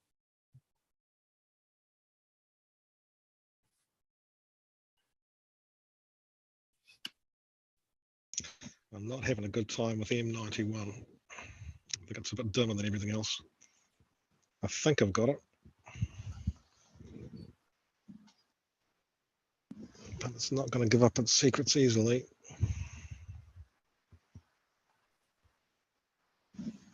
Which one was that, Michael? M91. I'll just give it another minute. I'm just starting to see a little bit of the bar, central bar, but it's pretty poor. I'm sure Kim will get a much better image than me. Not the time of the night to hang around trying to get better images. Yep. No, that's it. I've just confirmed what I'm looking at is M84, the DSS image on in Sky Safari shows it exactly that. All right, so I'll put that back on the screen in a moment. Wonderful place solve though. Oh, okay, so I can put both Sky Safari and the other thing up. Okay, so that's supposedly M86 in the middle there, even though I didn't place solve for it. But the pattern is there's a number of galaxies around it, and that gives it away. You can follow the pattern. That's a great. That should be M86 there. See if we can solve it now. No, it still won't solve it. It's a limitation of the software. But gee, there's a few galaxies there.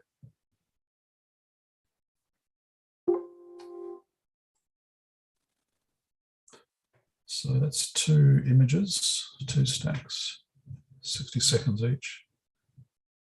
I can share the other image. This is the DSS image of M86 coming up now.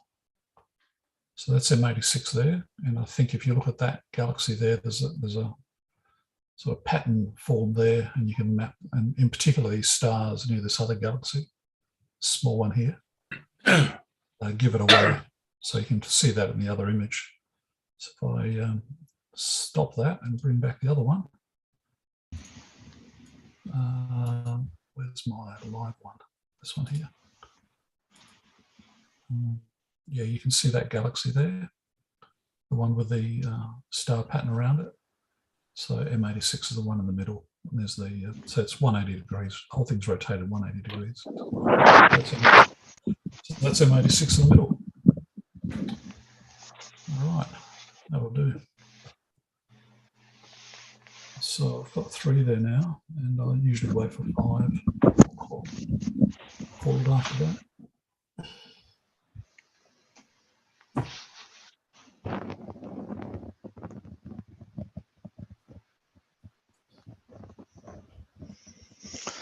Oh, I'm definitely feeling tired. Brain's not working so well anymore. So it must be 3 a.m. now, or thereabouts. Yeah, it's just gone 3 a.m. Missing my beauty sleep. People can't tell it. It's Saturday, you can catch up. Yeah, you can sleep when you're dead, right?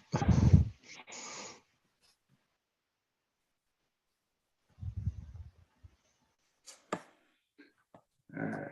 Yeah, amorphous blob. I have to step out for just a second and take care of some personal necessities. I'll be right back. It is.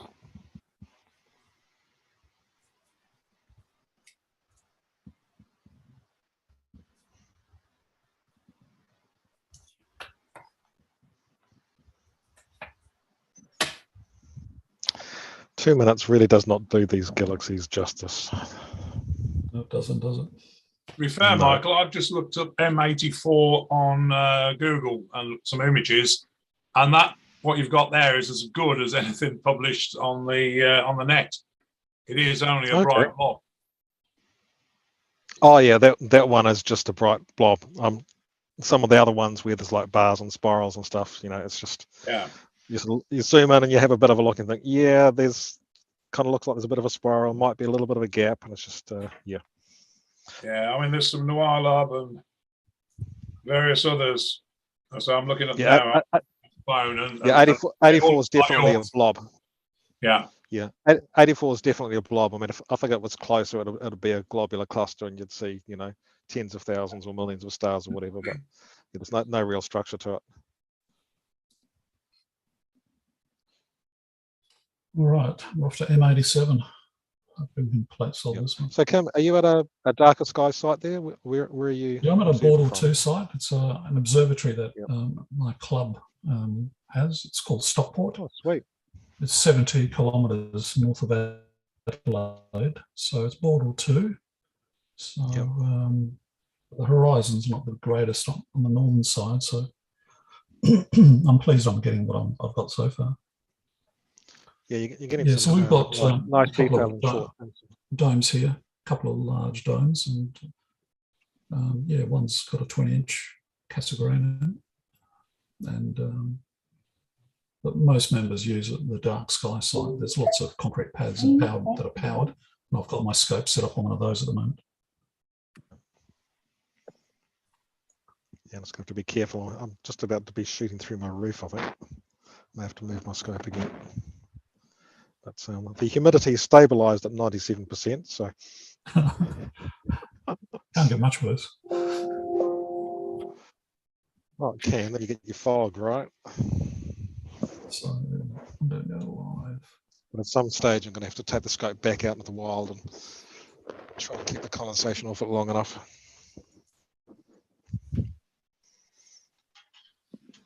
Right, while that's happening, I'll see if I can bring up a photo of. I can share a photo of my rig.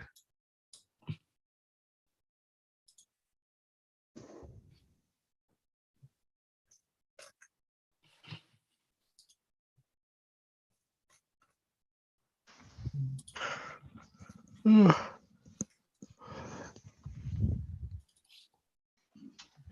should be able to share that. No, of course not.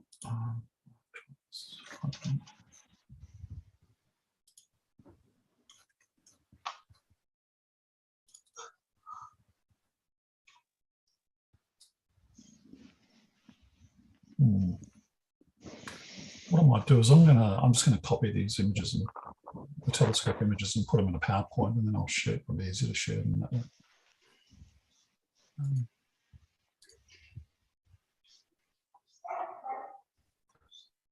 Have I got cloud, or does that look? Oh, here we go. That's better. Okay, just give me a moment. I'm gonna just do some PowerPointing here.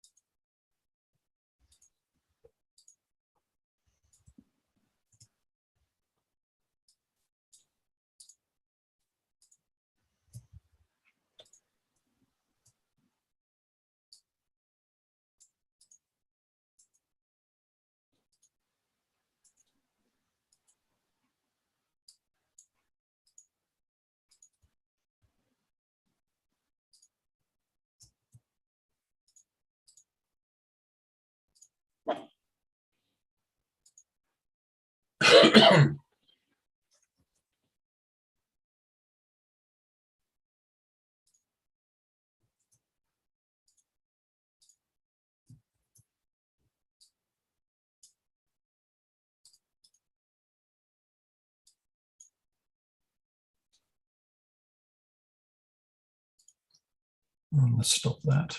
So someone was asking earlier what scope I was using, and here's an image of it.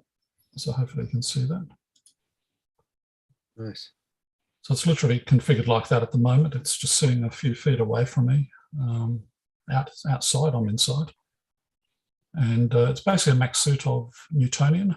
You can see the correcting plate at the front there reflecting some light. It's 190 millimeters, which I think is 7.5 inches in diameter. But the beauty of the scope is it gives you a flat image at the imaging plane. You see the 533 camera hanging off the bottom there. Pretty. You can see the electric focuser there. You can see the ASI air on the back, and the guide scope, which is the SV Boney 60 millimeter with a 290 mm mini guide camera on the back, sitting on the AZ EQ6 Pro mount. So that's what I'm using tonight. and so far so good. It is prone to frost over the front. It's happened to me once, and it's terrible when it happens. That pretty well. So I've got a dew shield on it at the moment just to avoid that happening. The other scope I have, there's two other scopes. The other scope I have is a small refractor, this thing here. It's an 80mm William Optics refractor with a reducer on the back. And all the extras, all the red stuff that you see on there, and the blue box. In fact, you've got the blue box on the other one as well down the back end there, which is a power management system. I just Velcro, it's attached by Velcro, all those dovetails, or screwed on. I just remove them from one scope and put on the other. Quite versatile. And this scope obviously gives me much wider fields of view. And then I have a Cassegrain, Schmidt Cassegrain, a 9¼ inch, much longer focal length, about 2.3 meters. And again, you can see all the same bits there. They've just been plucked off the other scope, or other scopes, and just attached on here. And the trick is to have a separate set of cables for each scope, and you keep them all bundled up and wrapped up so they don't. They're not interchangeable. You just have separate cables, and yeah, you just deploy them when you need them. So that's the setup. That's my setup. So tonight I'm running with that, and I use this one a lot. It's just very forgiving. Short focal length refractors are very forgiving, very easy to image with, and yeah, that's my story there. Any questions about them? Impressive cable management there, Michael. Kim.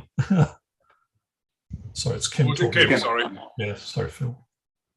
Yep. That's what I use, that flex weave cabling control. That's good. Good stuff. Yeah, that's really good. All right, so I've just... That doesn't snag. No, it doesn't. I've just done M87, but I don't see no jet there. I'll just stop sharing that one. M87. Oh, I did that. And M86 is complete? M86 was complete. Yep. That's M87, but it's, again, you need many more hours on something to get the... Actually, if I do this... You said you just started M87, right? Or is it completed also? I've actually completed M87. Okay, good. Mark down as complete. Right, so I'm just going to go to the other one, M88. Oops, preview, exit.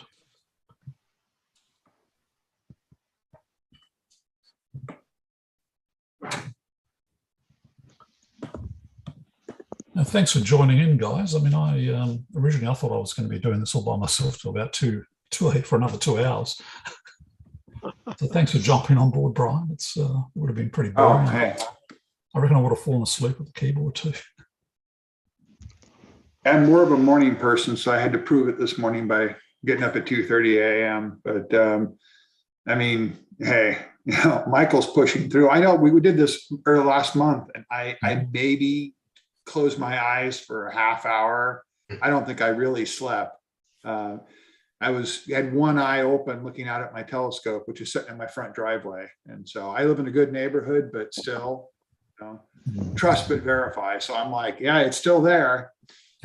Made sure no animals came by and tried to crawl. At least I don't have a Dobsonian or a Newtonian with a big hole in the front where animals can crawl in, I guess. But yeah, this is fun. Weren't you hanging out in your camper? Yeah, I was in my motorhome, and I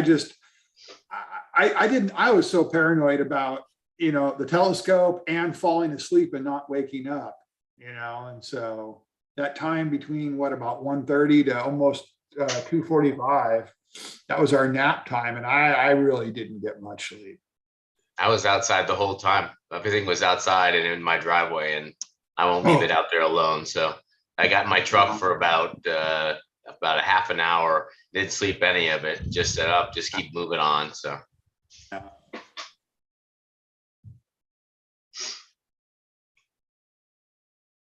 Then my grandkids came at 7:30 I had to go get my grandkids at 7:30 that morning, and they were here all day. So there wasn't a whole lot of sleep it was about 30 hours that I went without any sleep. Yeah, I'm assuming I'm not going to get a lot of sleep.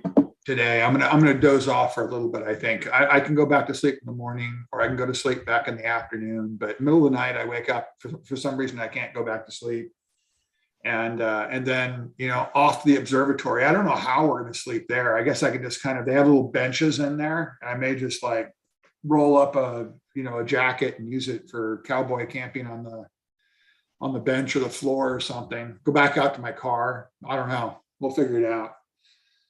And like I said, there's a club. I don't know if you were on. There's a club star party tonight. And I'm like, wow, okay. I can do it 2 days in a row. Maybe I won't go to sleep. Well, here in Florida, we got rain and clouds for the next 3.5 days. So there's not going to be a whole lot of old stuff going on tonight. So we were clear all week until like Tuesday night, Wednesday, and then clouds and rain came in, of course.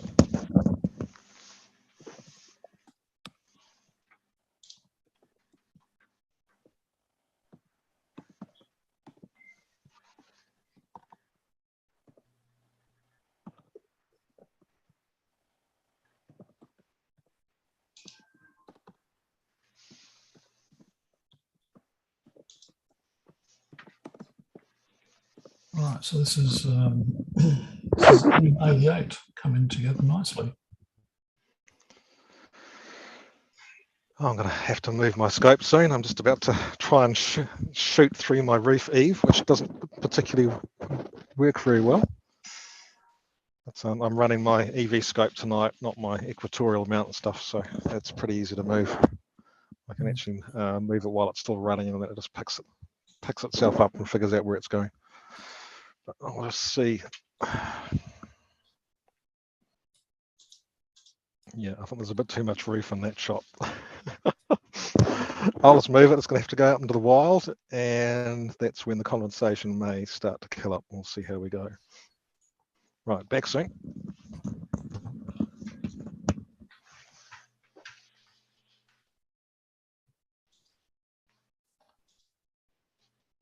Yeah, 3 minutes doesn't do it justice, does it?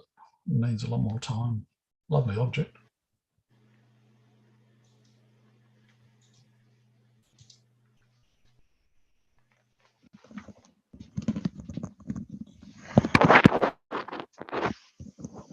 Right, I'm back. Now, one of the killer features of the EV scope is you can just move it, as I just did, hit the field detection button, and then it says we're there. And then I just go to the object I couldn't see. So it's really, really easy to move around as long as you can keep it vaguely level. There's a time about half an hour ago, I was thinking, it'd be nice to get out my other imaging rig with the EQ mount. And I thought, what's the chances of me being able to properly set up an EQ mount at 3 o'clock in the morning when I'm sleep deprived? It's like, no, just stuff it. This has turned out to be a much busier night than I expected it to be. The workload is actually quite high.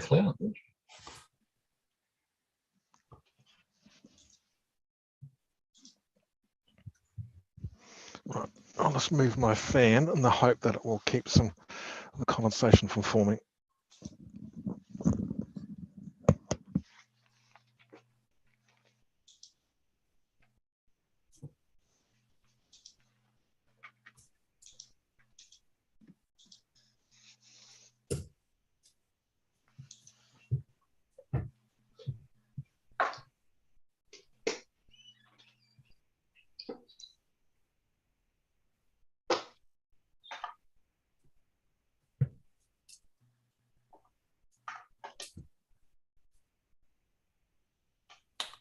Right, M88 done. 90.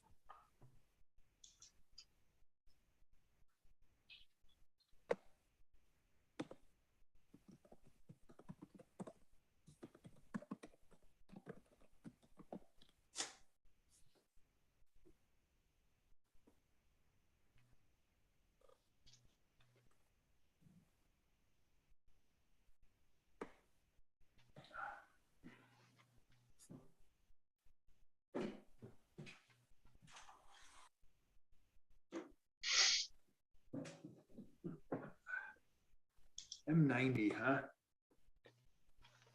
What happened to M88? M88 was done. Done. I'm obviously I'm losing it here. That's M88 there. It was done couple of minutes ago. Outstanding. Yeah. Sorry, I'm juggling a few things, but yeah, looks fantastic. Deserves a lot more minutes, doesn't it? It's quite nice. They get a bonus galaxy or 2, 3 or 4 or 5 for free there. Well, there's a couple there. Yeah, a few. Yeah. There's a faint one right above it. It looks like too. Yeah. All right. So this one, hopefully, we've got one image yet. Oh, you've got one image. Hasn't come through. Oh, here it is. It's coming through now. I've just got to go to auto. There we go. Oh, that's weird. Okay. Michael, is Michael hanging out there and staying awake?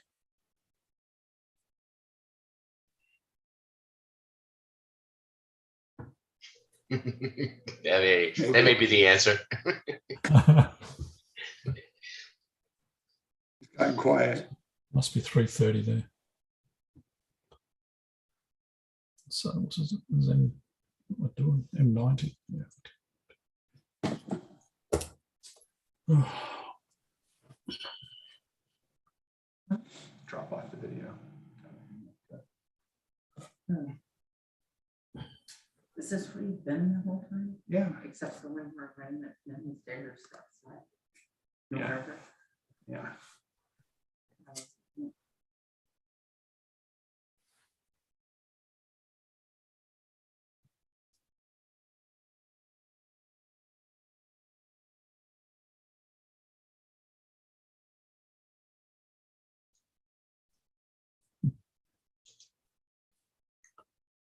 Another one there.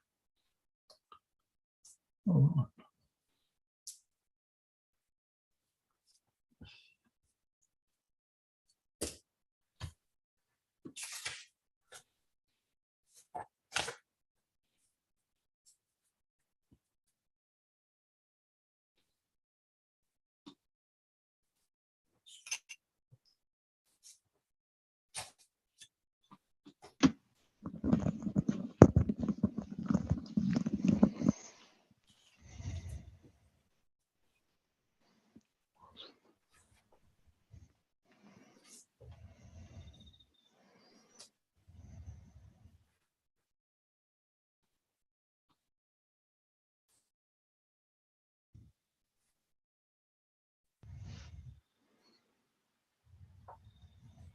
You know, we need someone reading from the literature telling us what each one of these objects is and what's so special about it.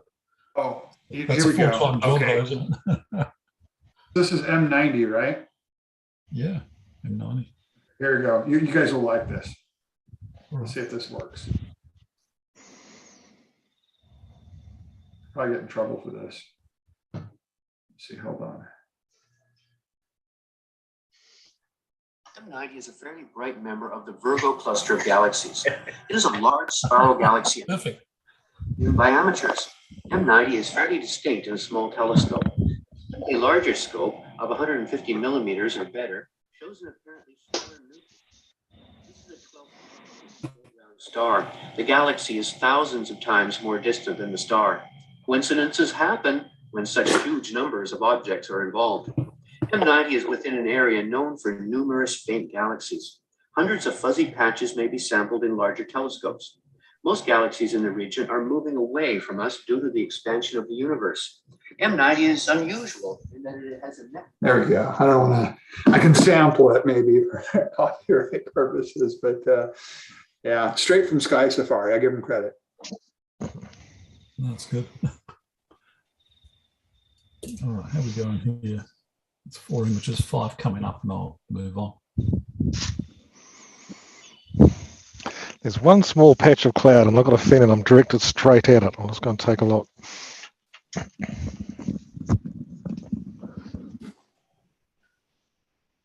Very black. Yeah, it looks clear outside for me. The last several days this week, we've had this marine layer come over, and you know, and off and on, it hasn't broken up. Or when the marine layer the clouds clear up, we have this high cirrus cloud. So crossing my fingers.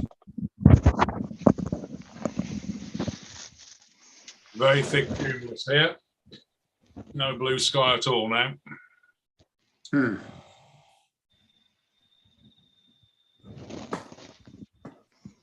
Images existed. Is that a go on M90? M90, yeah. I'm capturing them with annotations. So when I go back. Okay. Yeah, it did capture it. Okay. Yeah, it's all captured. So M90's done 91. Okay. I might drop these down to 4 exposures now. It's getting right. M91. Oh, this one's got a bit of structure. Good. Yeah, I don't think I've got much structure on the M91.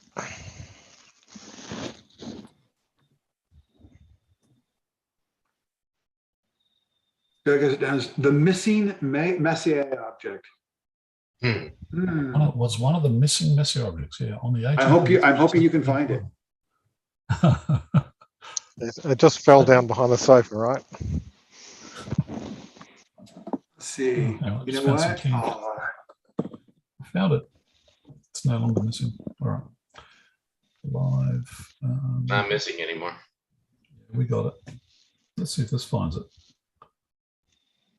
No, they can't find it. It's still missing. Oh, it is missing. Yeah, it's oh missing. boy. Now we're in trouble. All right. So okay. I'll start this imaging now. Okay. According to NASA, M91, it says the spiral galaxy M91 was discovered by Charles Messier in 1781. It was the last of the 9 objects, M84 through M92, that Messier added to his catalog on a single night in March of that year, I hope. Located 60 million light years from Earth with an apparent magnitude of only 11. M91 is one of the faintest objects in Messier's catalog. In a dark sky, the galaxy can be spotted with a medium-sized telescope in the constellation Coma. I have such a hard time with these wonderful names. Bering Seas, most easily during May, which we are obviously not in. There you go, and it's in the Virgo cluster. And they're all gravitationally bound to them. I guess that's kind of like, well, that's gravitationally bound. There we go. There you go. That's the best I do for my voiceover narratives. Oh, there it is. Okay. Yeah, and that's that bar part. Yep. Pretty cool. I've reached an exciting stage. I've just done a long string of galaxies, many of which are very underwhelming, and I finally got the named one, the Sombrero, followed by the Southern Pinwheel, and then after those two, I turn east. I've got one object to catch up on. I think M68. I had out of sequence, so I'll catch up on that one. So Sombrero and Southern Pinwheel, M104 and M83. Yep, I'll just trigger those ones. I think I've given enough time to the lost cause that is M61.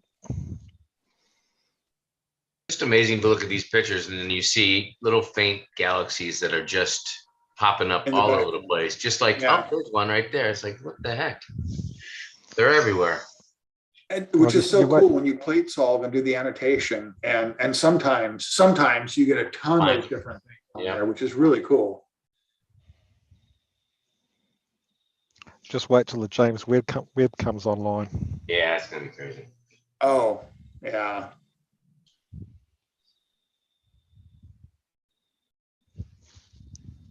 Hey, fully online, that one picture they got of that one star was just, if you compare that to prior telescopes who did the same image in the same area, it's amazing. It's hard to explain to people, though. It's not, you try to tell them that about that. It's not how far, it's how far back. Right. You know? Time machine. It's a mind bender. Mind bender. It is. Oh my God. And James Webb is going to blow our minds, right? Oh my gosh. Yeah, that record will probably be broken as soon as that comes online. Yeah. How far Oh, yeah. is even farther. And by the end of the year, probably, I hope. Yeah, that's going to be amazing to watch that deploy further. And take a look outside. The Sombrero is definitely a lot easier to image. I've got a recognizable galaxy shape in like 10 seconds. Yeah, Sombrero. Yeah, I love that line on the top. It's really clear.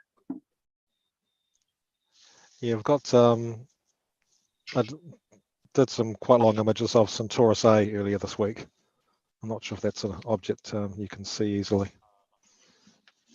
for the northern hemisphere, but that's another galaxy with a sort of line going through it, and it's apparently got two relativistic jets firing off through the axis.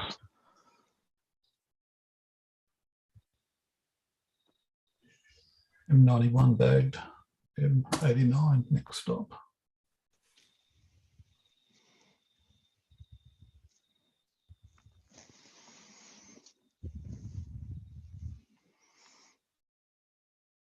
Okay, and after that I'll do M83, which is at nearly minus 30 declination, so that's probably out of range for a lot of folks. So Kim, 91 is done, and you're going to 89 now? 91 is done, yeah. 89, okay. It's a nice nice collection there.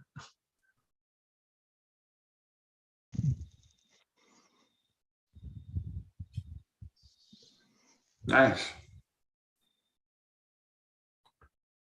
Okay.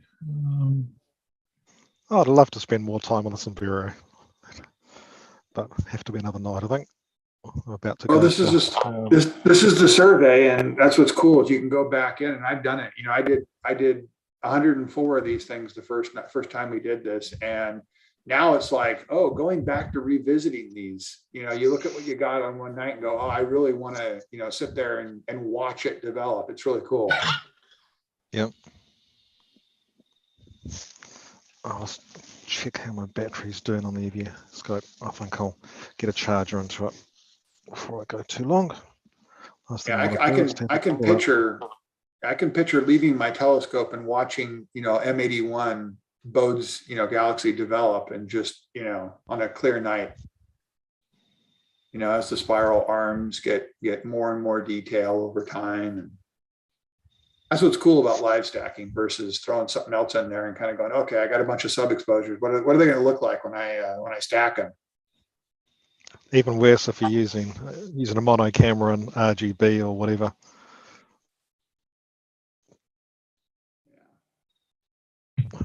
Yeah, so I suppose some people can handle that kind of delayed gratification. Right, apparently it's in there. I'll hit the button and see what happens. I'll just go and grab a charger just to make sure my EV scope doesn't decide it's had enough in an hour or so.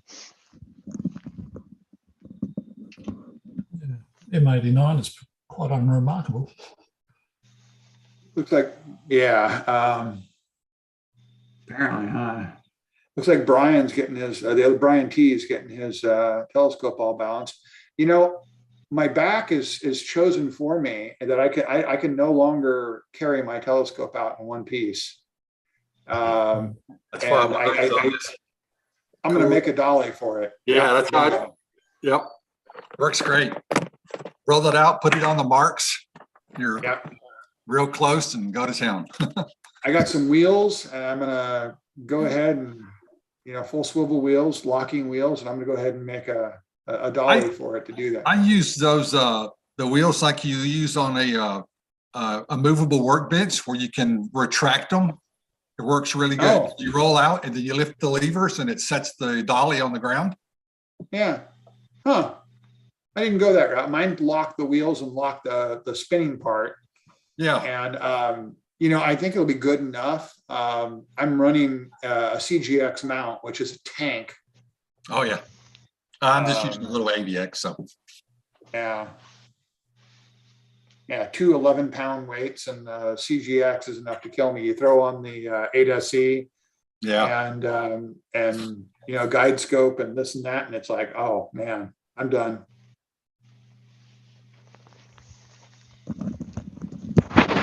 That's good. That's our Williams. It's a Williams optic. It's an old one. It's a Megares 120. It's probably, I guess it's probably 12 years old, maybe.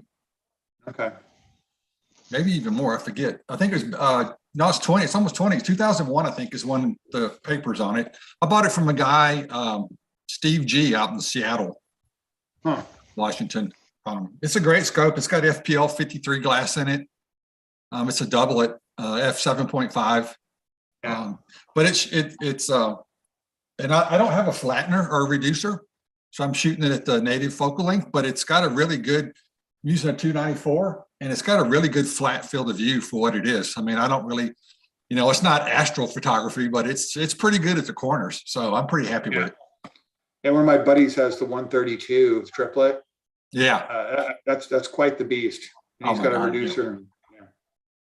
Problem is finding a reducer for this. I mean, it's so old. There's just, I've tried a couple different ones and they don't work that well. So I just put the 294 in a diagonal and let it go, and it works pretty good for EAA. Oh, really?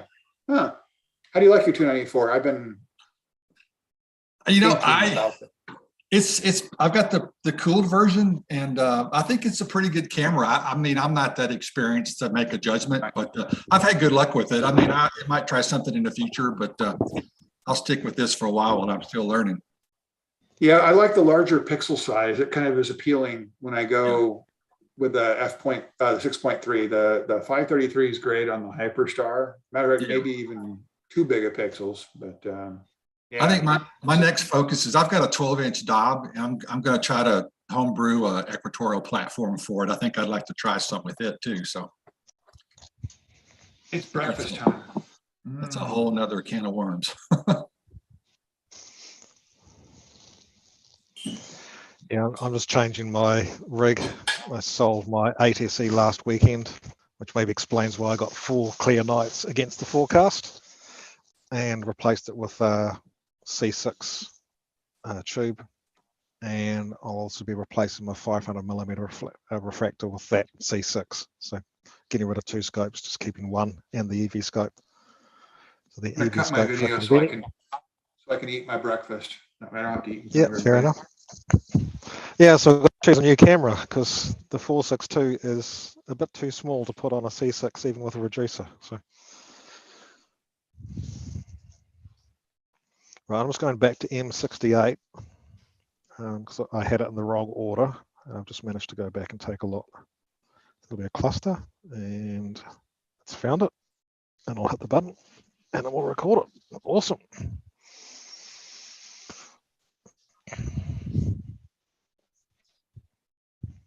Yeah, so there's a Kickstarter project for the Dwarf 2 telescope. Actually, I'll just find it. I'll show you about it. God, I'm feeling tired. Can't even think straight.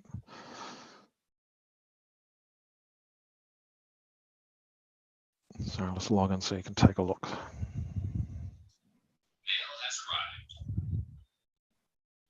Were you going to share something, Michael? Yeah, I'm just finding the website for it. I'm a backer, so I can get in and see a bit more information. Assuming I can actually get in, and I've put the wrong frigging password in.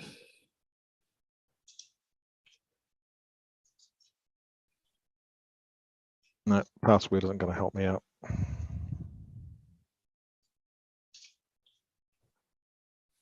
Yeah, so that's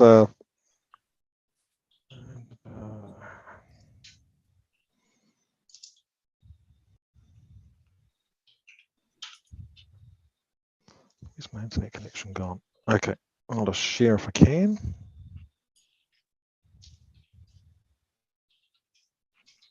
Yeah, so the EV scope started as a Kickstarter project.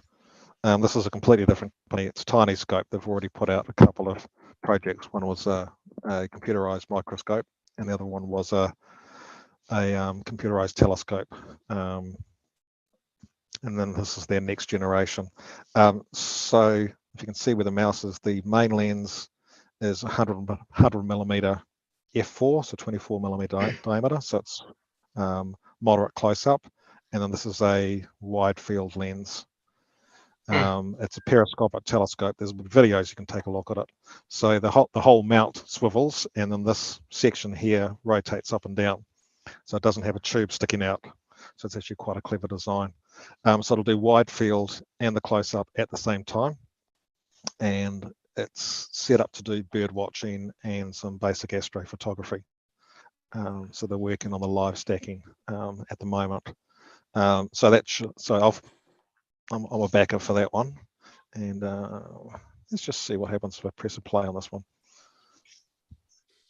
Would it be suitable for an all sky camera? It won't be wide enough field for all sky. Okay. Sorry, I just got lots of noise in my sound. Wow, that is so cool. I'll see if I can mute the sound.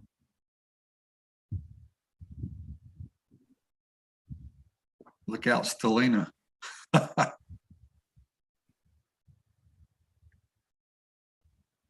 Wow.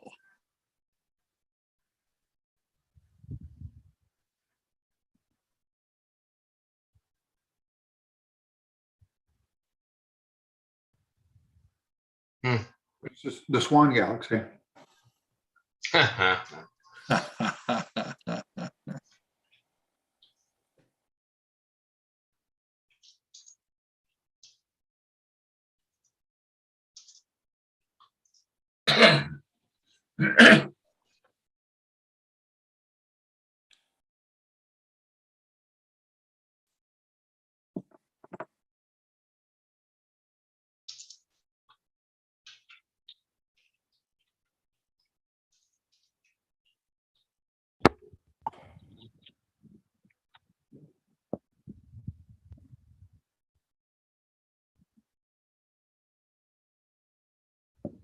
How'd the Dwarf One work out?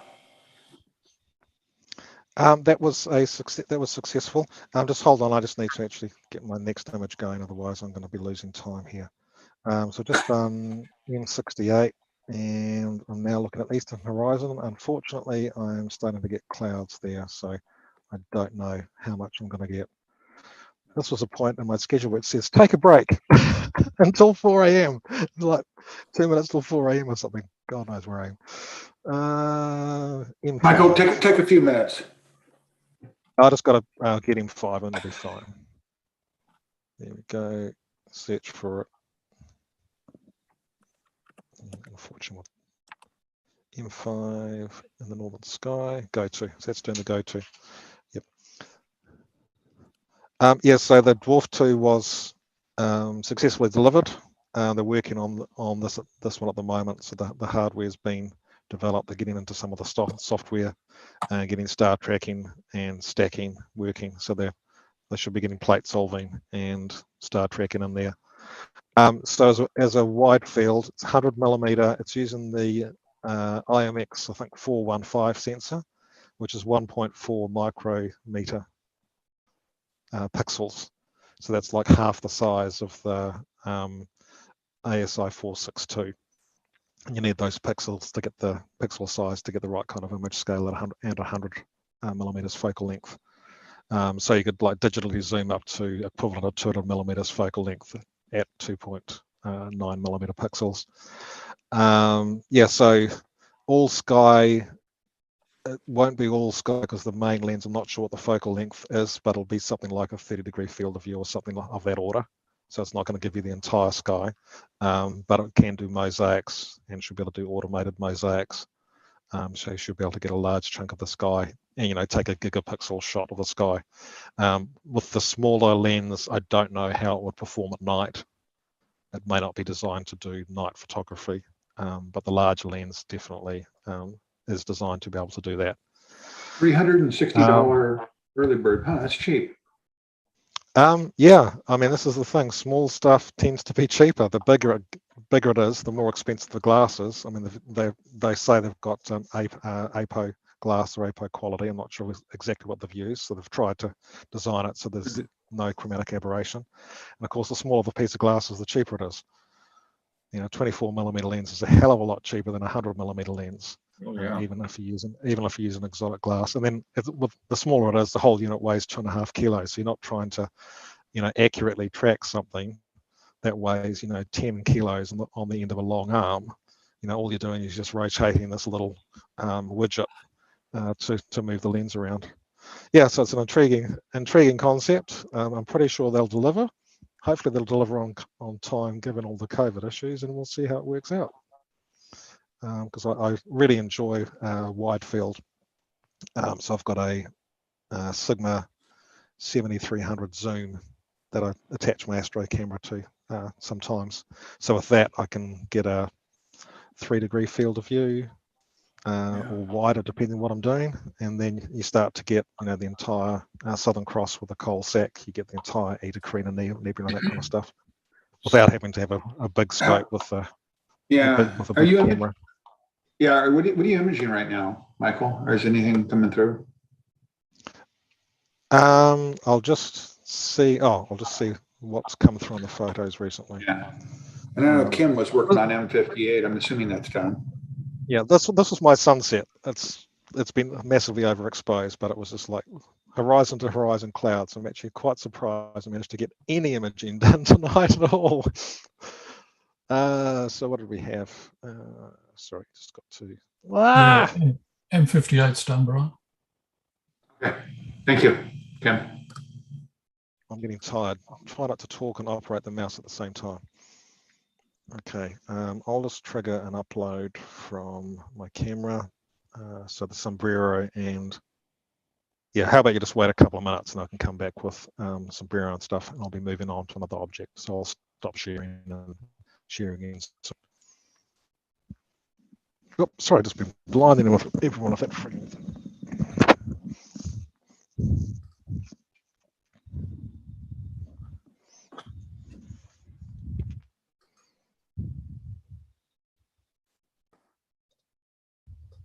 Just plugging away at M59 at the moment, which has quite a few nearby friends.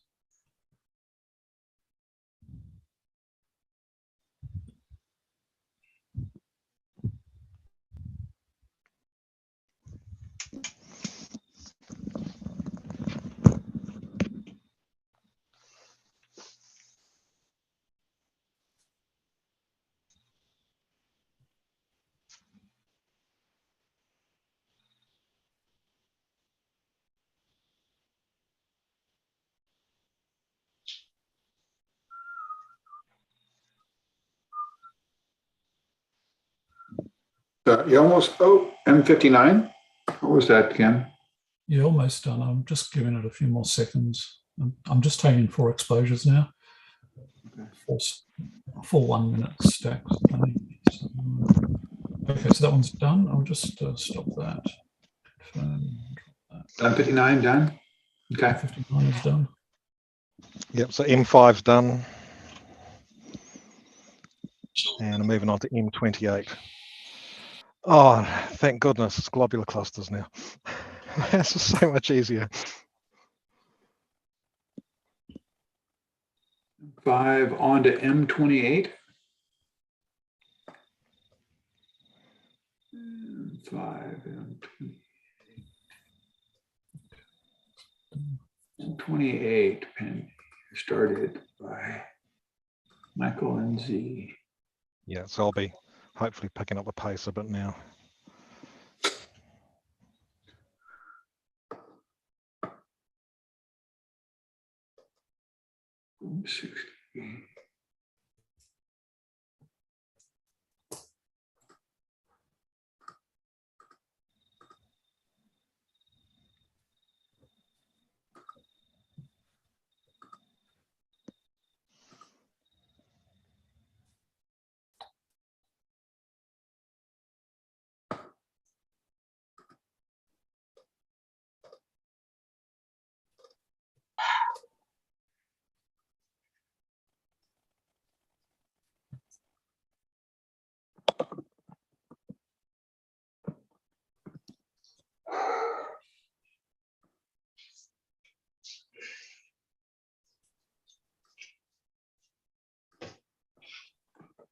Right, that's M28 done. On to M107. M28. M28 done, and on to which one now? No. 107. 7.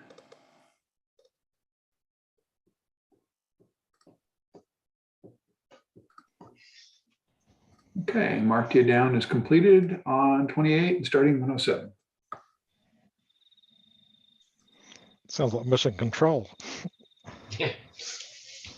Is anybody in Houston? Yeah, Houston, we As long have as a you- problem. As long as you don't say Houston, we have a problem. Yeah. Then somebody has to say it.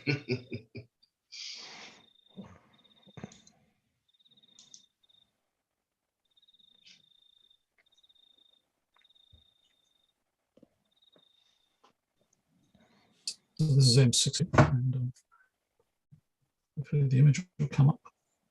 But he has to say stir the oxygen tanks, right? Oh, great. Yeah. We all know what happens next. That's right.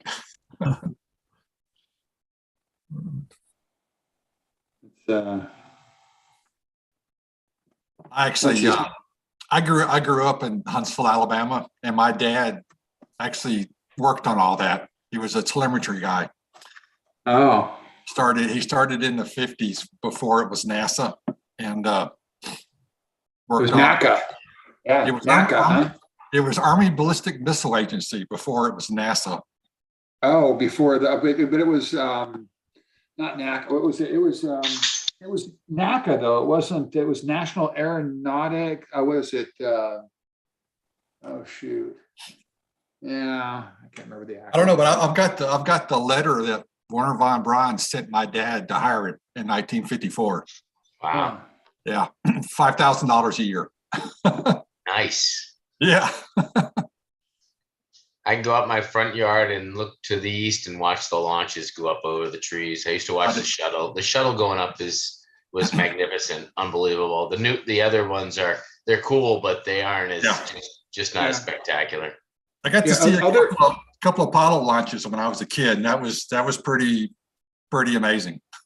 Yeah, I mean, other agencies or departments may have been merged into, but I always thought the main predecessor was NACA, which is National Advisory Committee for Aeronautics. But hey, other things could have been merged in too. Hard to sell people on ballistic, the ballistic agency. That's not no, it's space. It's space. Yeah. Oh, okay, it's space. Space. Yeah.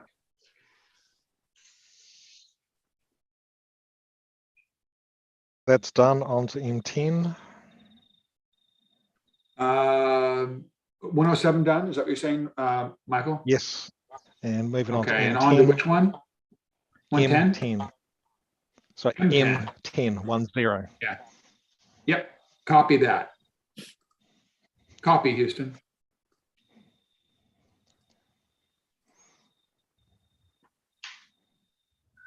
I can just share some recent shots if anyone wants to see. Yeah, I was about to say, it's okay, Michael. I probably have an accent for you compared to you too.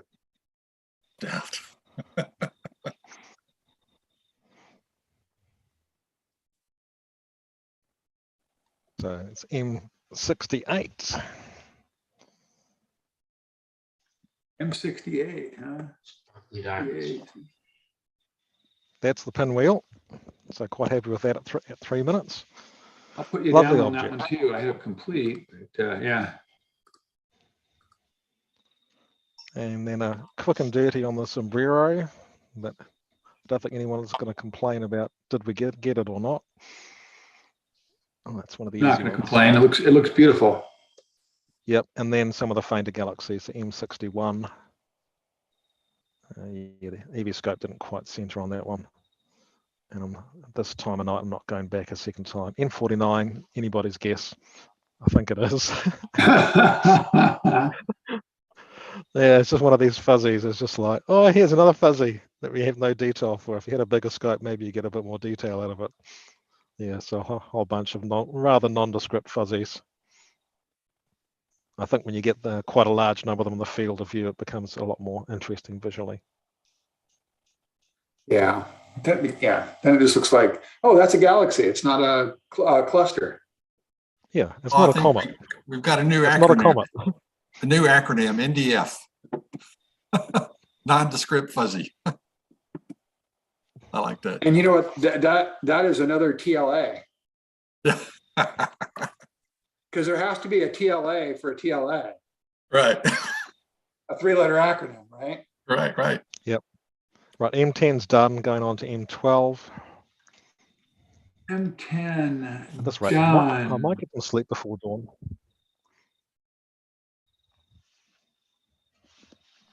On to 112. You're getting into a rhythm now, Michael. Yeah, well, they're globular clusters mainly, so Yeah. you don't need much time on them. So it's Oh, basically as fast as my standard, for whatever reason, on my Hyperstar was 15 seconds. I'm done.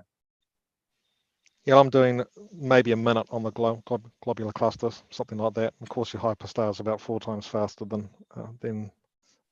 my EV scope. All right, we're coming up on the hour. It'll be 8 o'clock Pacific standard time. I think it's standard. No, it's daylight time, Pacific daylight time, which I wish they'd get rid of daylight savings. It's an evil creation. That means we have about an hour till your official host, Doug, comes back, and then I will attempt to go take a nap. I might get sleep before Michael does. Well, I'll see how the horizon's stacking up. Although I think I may have enough Keep you on. busy, Brian. M60 is done. M60 is done. And I'm on my good old favorite M64 at the moment. I'll just share that. So that's underway. Actually, that's the preview image. So The black guy? yeah, M64. I can tell. Look at that. Yeah. So in case anyone wonders why I'm wearing sunglasses, these are those yellow driving glasses. They cut out a lot of the blue, which kind of helps preserve your night vision when you're looking at screens. Okay, I think that is enough for M12. M12 done, on to M14. M12 done, on to M14. So this is the last of my galaxies. Then I'm onto the globulars. Yep, I've managed to catch up a little bit, I think. The globulars will be a lot easier. Definitely. Oh, yeah. Guy and Kim's on the black. Frustrated by the galaxies.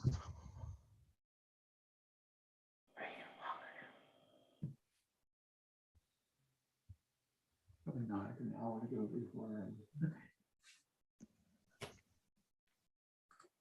So I'm only half an hour ahead of where I wanted to be, so that's still good. And I think the bulk of it's behind us. I'm back on schedule, but I didn't get the 1.5 hour nap I was hoping for. What do you want to do that for? Next year. You just have to wake up again.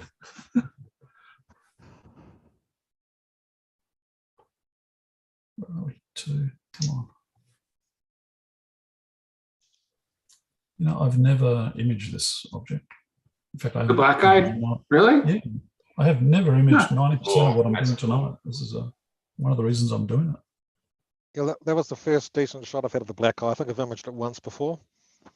So I only started doing this stuff last year. So that's good. I imaged it about a month ago. Yeah. I only started. Oh, one more thing. One more thing about the Dwarf 2.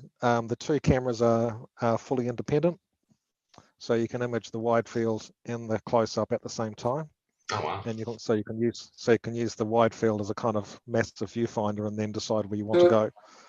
So it's like one of those lizards that they still have to go the same way though. Oh no, they'll be pointing the same way, but you can have the wide. Yeah, that'd be pretty cool. Yeah. Okay. That's looking good, Kim. Yeah, it's quite a nice object, isn't it? Black eye, nothing else nearby. So, hey, Kim, on your guide scope, this is a question I've had because I use a 462 MC on my guide scope because it's what I have and it has pretty small pixels. But do you run any filter on your guide scope on the camera? Yeah, I used to have a UV IR block on there, but then I think given the quality of the optics in those scopes, I thought it was good. There was a good suggestion that said, look, just use a red filter, and I can't remember the number of the one I've got on there. Huh. And that's a planetary filter? Is you just use a red filter, but if you're using an M64, that's a color camera, right? Sorry, the 462. Cutting out yeah, on your it's audio. like 462. That's what you. Yeah, 462 is a planetary, considered planetary. Yeah, I've just got a message saying my connections are stable. It comes with an 850 nanometer pass filter, which is near infrared, I think, if I remember correctly. Yeah. No, that's in the infrared. As I said, I'm using a 290 Mini and a I've got to stop that. Confirm. And there's a filter in there to take the chromatic out, some of the chromatic aberration out. That's all. Yeah. That's all I'm doing. Well, your guide scope is the SV Bony M6, the 66 or 60 millimeter. Yeah, it's the one I showed earlier. You saw the scopes. Yep. Okay. So you're done with M60. And Kim, sorry, Michael, what were you saying on the thing? I'm done M14, doing 9. Done with 14 and doing 9. And what's your next target, Kim? Next target is M53, globular. Okay, so I'll do that live. Here we go. Preview M53 exit. M3, go. Where is 53?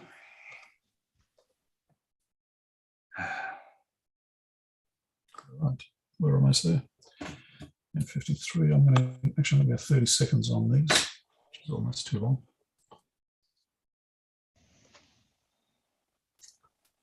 Just going to drop that down.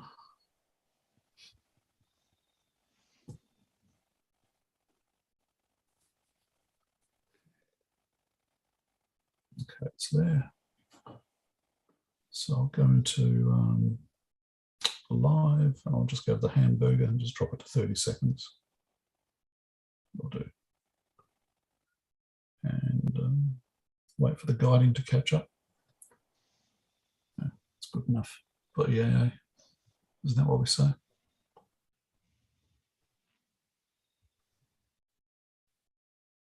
Right, I'm done with M9.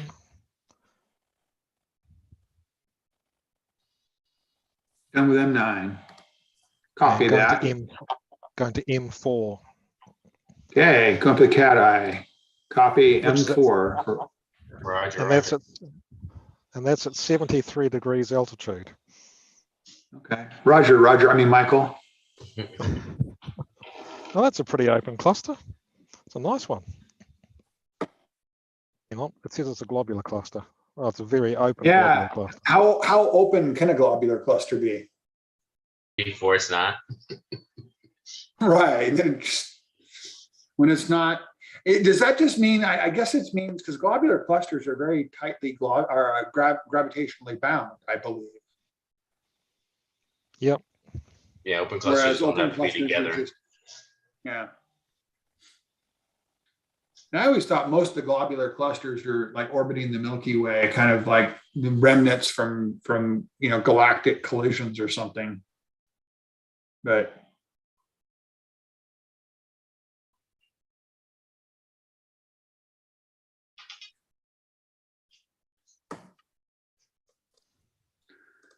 so we're M53 here. Yeah, looking at M53. Otherwise known as NGC 5024. Doesn't that just roll off the tongue? Yeah, it's smooth. I've practiced that. M4's got some really nice structure in it. It's got like little asterisms in it.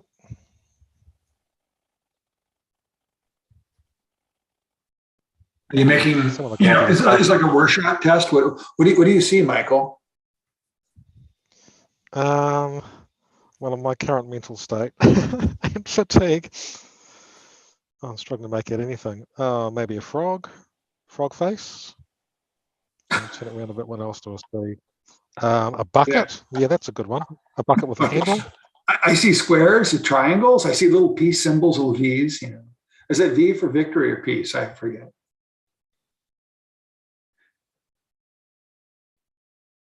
Okay, done with M4. Copy. New Zealand, done with M4. Moving on to 80. Copy that. 80 for New Zealand. And I'm done with M53. And Oz is done with M53. Yep. And copy that. I'm glad the pace has picked up, otherwise I would have gone to sleep. Wait till we get to quasars. Thanks, guys. Thanks for helping us keep awake. It's really good having people on the other end of the line. Otherwise, it'd just be, you got to take a dark frame, and 2 hours later, you're still taking the dark frame. Who's keeping who awake? You've got daylight, haven't you? And I think we're keeping you awake. 100, yes. I closed the blinds. I was getting so much glare from the sun. Phil, what's the sun look like? Do you remember? It's been a few hours.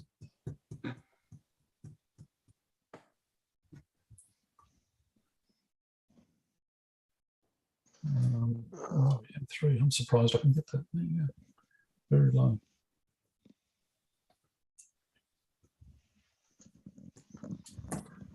Right, on guide. I guess I don't need to guide with 30 seconds. Come on.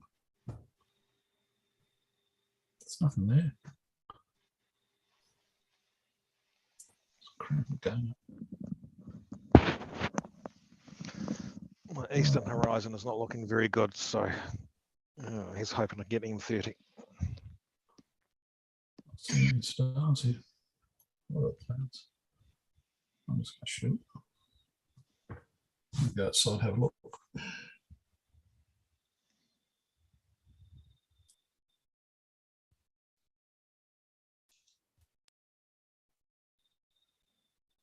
Right. Done with M80, going to M19. Okay, done with M80, M80, moving on to M19er, 19? Yes. Copy. And then I'll just go and do a condensation check.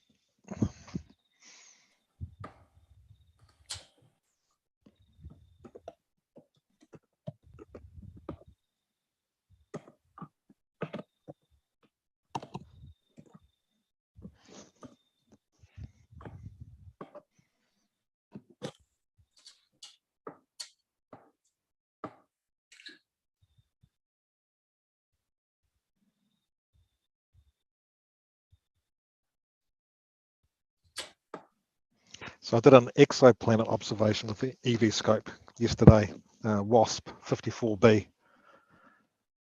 So I hope that one was good enough.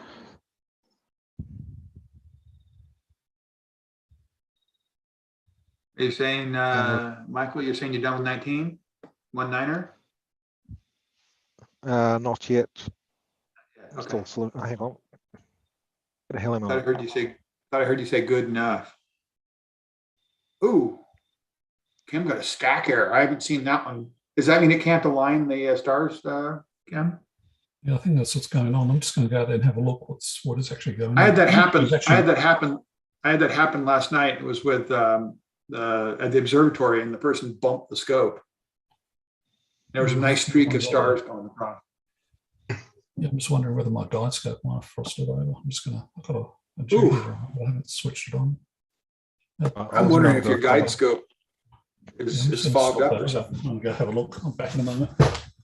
Copy.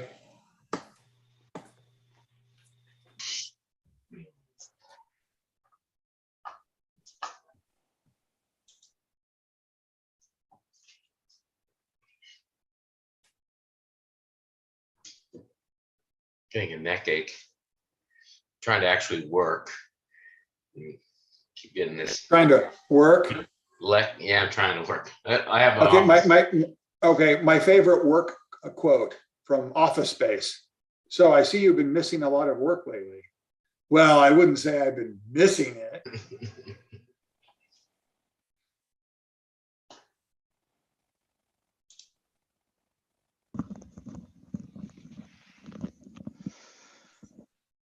I am officially on vacation. I scheduled vacation time for today months ago.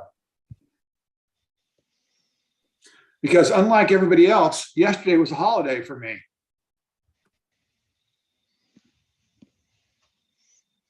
Right, I'm done with M19. Copy that. M19 is done. And I'm attempting. And your next target, sir? Is M62. However, I have cloud, so I might begin to fail. We'll hold off on whether that. Whether it's just passing cloud or it's setting in, I don't know. It might just be a passing band. Got a stationary tree in the way. Stationary tree. That's better than falling trees. So I'm move on to Kim, what happened to M3? Is M3 done or is it bad? It's usable. I can put it up on screen. Okay. That's not it. It's a cluster. It's that one there. It's yeah. It's passable. Cluster. Yep. All right. But there is a tree there. I don't know how it managed this, but we're there. Okay, so I'm moving on M5 at the moment. I'll just go back to my Sky Safari. Where's M5? Okay. It's terribly low or not. Hopefully not. So M5, Kim already, or sorry, Michael already has M5, so we're good to have a backup. I think I'm in the because until he's uploaded it. I might have to give it a miss. It's 30 degrees in the north, in my northeast east. It's too low.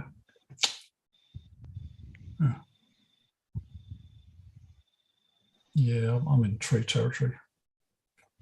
I have to come back to that one.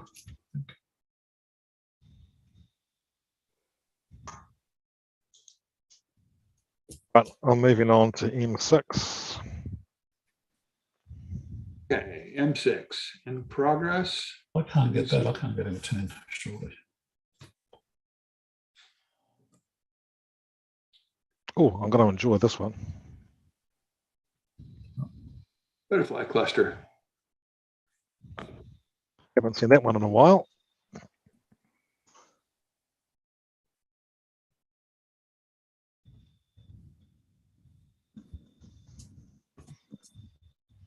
Is the first object in the list of Charles Messier that is an open star cluster. It is a rich and magnificent object, sometimes called the butterfly cluster on account of its fan-like shape. There you go. It is visible to the So how could he have mistaken that for a comet? Charles Messier's first open cluster. Doesn't look anything like a comet to me. Yeah, butterflies. I mean, I don't know. Pretty butterflies fluttering their wings, fluttering by. You know, all these. Yeah, you gotta have an imagination, Michael. Come on, get rid of that engineering mindset and have some imagination.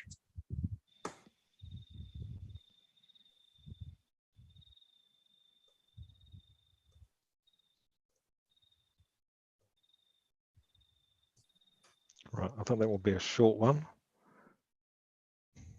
Not the M7. It's not going to need a long exposure on that one at magnitude 4.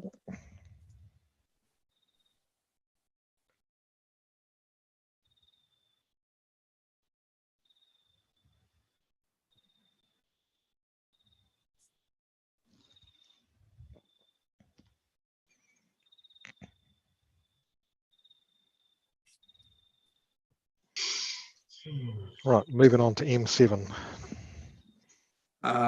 Does that mean that M6 is done? Yep. M6, M6 Just is have it done, moving to 37. M7? Okay, so Michael's on M7, done with M6. Oh, there's still so much to go. And Kim, you're doing M10? That's the one. That's M10. So hopefully the Did you finish one before? You got that one? No, I have to skip M5. I'll have to come back to that. It's in the trees with M. All right. All right. So there's M10 coming through. So 30 seconds by. Run a couple of these through. It's still quite clear outside, which is good. The wind is moderated considerably. No sign of clouds. Scorpius is up and high, and you can see the Sagittarius star cloud, very, very bright. Let's get over there shortly. Okay. Yeah, M5 is way too low, and I don't know why it's on my list. I'll come back to it though. Okay, so 3. Right, I'm getting clouds coming through.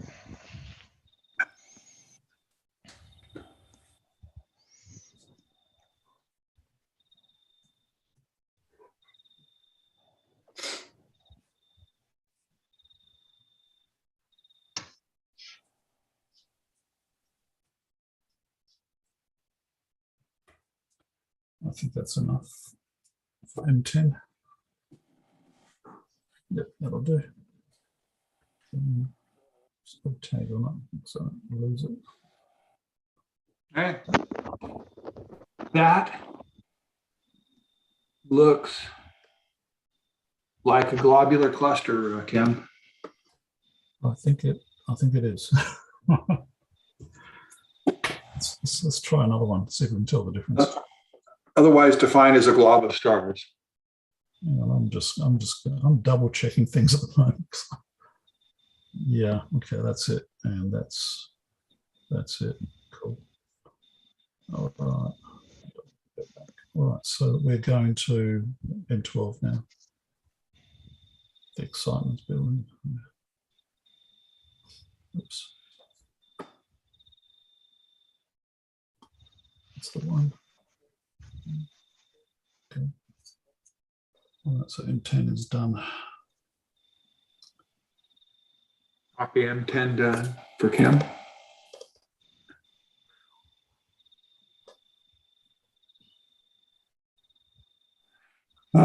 So we had a question from Shasta Valley Observatory. Kim, your ASI error, or is your ASI error saving in FITS format? And the answer is yes, it is it not? Yes, it is. It's saving in FITS format. It's capturing individual frames as we go. And I have a SSD connected to it, a 1 terabyte SSD, and a Velcro to the side of the telescope. And that does a wonderful job. Have you tried the beta version of that now, the new version? Because I've been playing with that. No, I haven't. I'm intrigued by the Star Atlas aspect of it, though.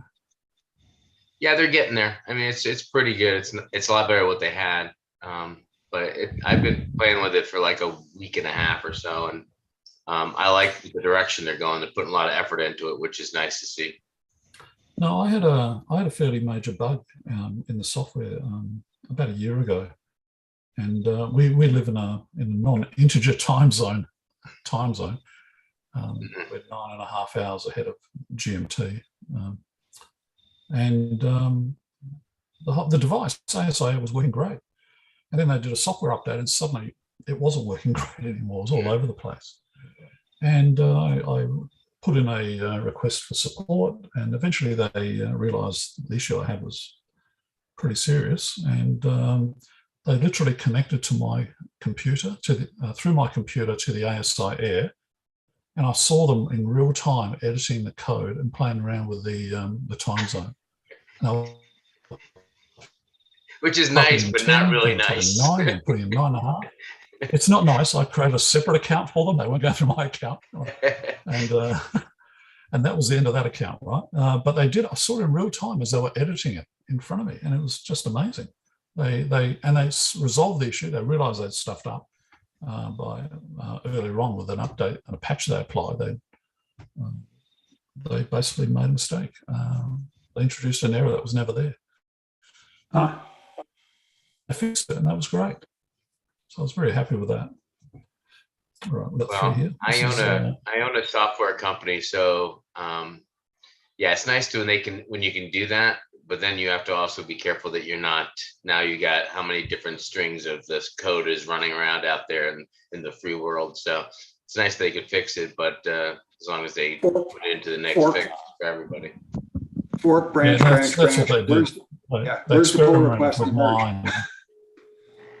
Yeah, they experimented with my version and then released the update, which has been solved. Yeah, they have to merge it back into the main branch, hopefully. Yeah. The new version, like I said, they've been putting a lot. It seems like they've been putting a lot of effort into it, and I appreciate the effort. I mean, I never got the new, whatever the new. I have the Pro. I never moved up to the next one, but everything's becoming backwards compatible anyway, so it's not like you're getting that much more, except for the external antenna, which I've already got I've got the Pro as well, and I'm happy with it for the time being. So Kim's done with M12, moving on to M13. M14. That was a typo. M14. Oh, 14. There'll be a few more Sorry. typos, Brian. You have to stay on top. I saw the 13 and looked away. Sorry. And good. And Can't afford to bleed Michael. in this game. Michael, Yeah, you I'm done with M7. I'm done with M7. Okay. Yeah, my wife just snuck up on me and made me jump out of my skin. Ask me when I'm going to finish. And moving on to M11. And Michael's moving on to M11 while he still can. Yeah, I am just fighting clouds. So it just faded in. So I press the record button and we'll see how long it stays faded in. Fortunately, it's rather bright. So. Okay, 8 seconds, recognizable. Given the conditions, I'm moving on. So I'm done with that. Yeah, so I would probably pick up an ASI Air to play with it and do stuff. You know, who knows? Because I like to form my own opinions, but I can't get my hands on one of them anyway, so it's a moot point. Really? Yeah, I mean, I guess I can get a Pro probably somewhere off of Cloudy Nights or something like that. They're available, but that's where I got mine. Yeah, I don't know that I'd buy a Pro right now, but then again, you know, I guess I don't know. That's a good point. I've just read. I ended up buying mine direct from China, from ZWO. And they shipped express to Australia. And I had it within, I think, 7 days, maybe 8 days at the most. I've just read there's severe delays to the UK because of the Shanghai lockdown. Yeah. And to the States, Phil, and to the States. It's on their main website. Yeah. Yeah. We order a bunch.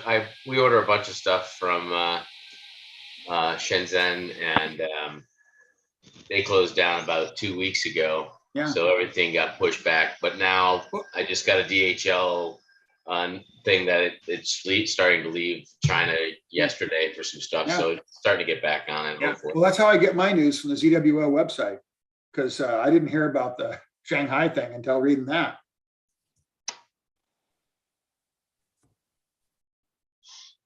I'm an Attic Horizon user. I've got two ZWO cameras as well, but with the Horizon, of course, I'm stuck with either Infinity or Sharp Cap. So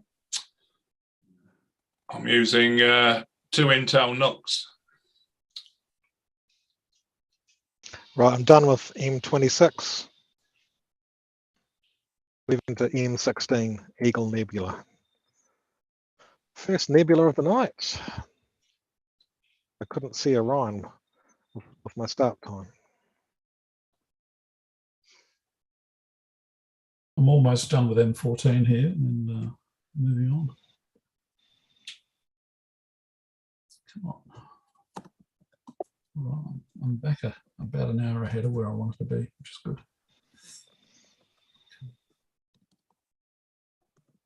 Okay, that'll do. Is that good enough? Yeah. That's a pass. Okay. Oh, sure. Keep going. Almost there. Number 5. Oh, those clouds. Sorry, I was responding to a chat.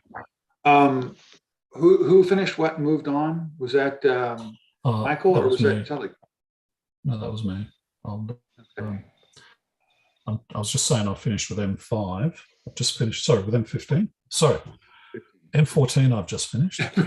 5, 4, 15, hike. I'm writing this down. M14 is done. Okay, M107 now. Preview M107. This is the test. 07. Okay, got you on 107. I'm going to grab a drink while it's getting there.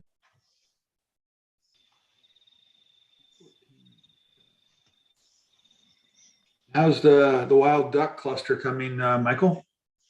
That's done. And moved on to M26, and that's done. 26 done. Copy.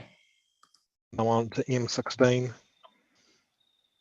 And working on M16. Oh, I'm seeing a bit of nebula. How much nebula do you need to see to qualify for Messier Marathon? It's not exactly striking. I think I'm shooting through clouds again.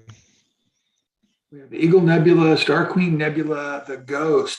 You know, that's a great question. How much nebula do you need? Yeah, I'm basically shooting through thin cloud at the moment. So, imaging through cloud to see a dust cloud.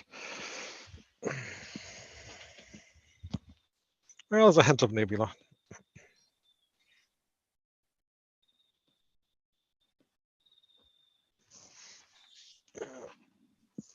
I need to get my iPhone charging.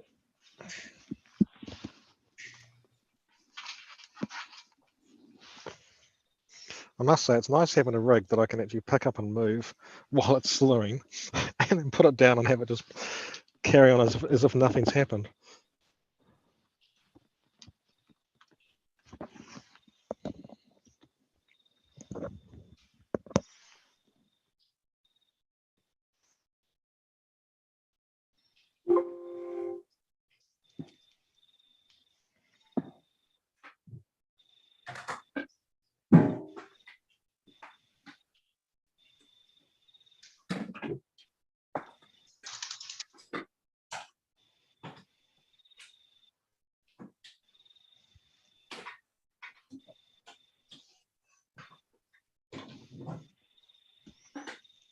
Right, I think that's enough recognizable nebula.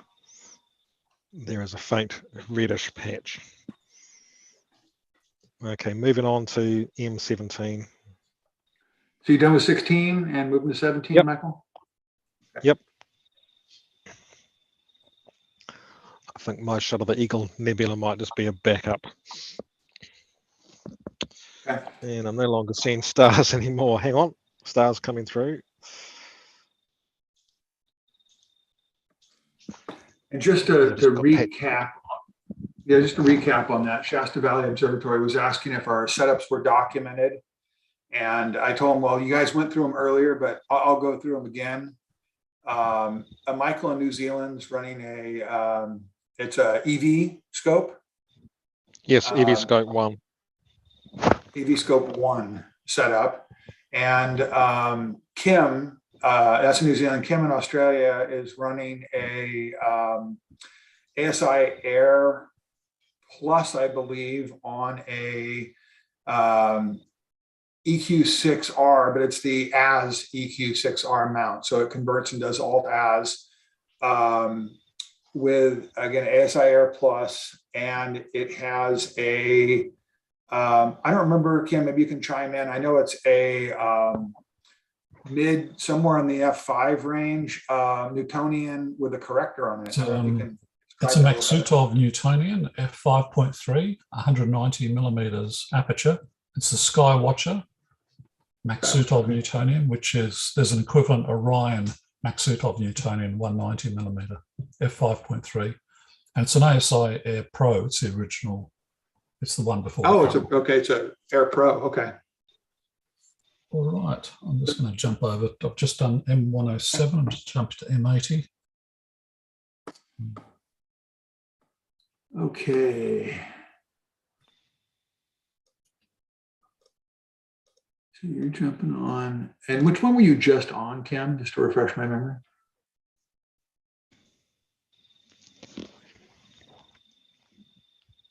I was on M107. That's just been completed.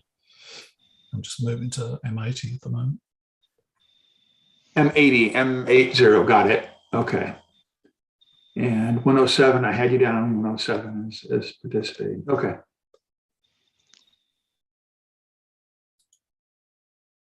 I'm done with M17. M17 done Yeah. for Michael? Yes, and M18 now. Through clouds Moving again. on to I managed to get a gap in the cloud and managed to get the Omega Nebula.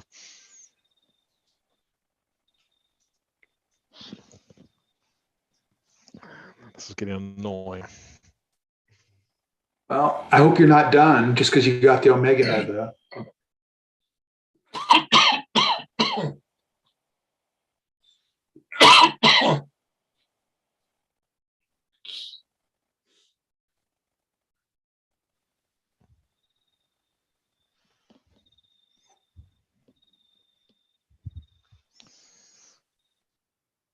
Right. Let's see what my photos are looking like. Right, I've got to make sure I'm not actually pointing at my roof.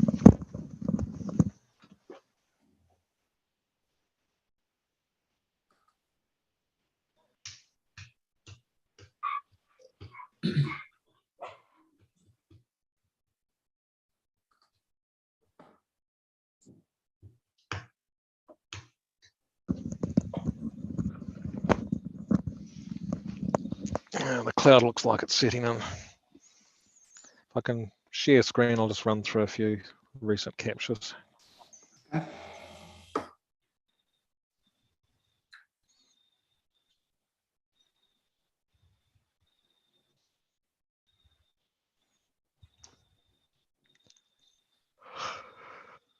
First yawn.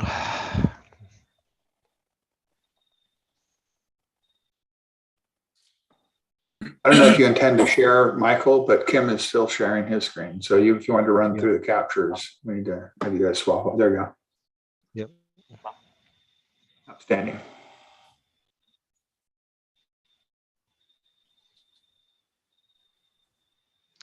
So no guesses for that one.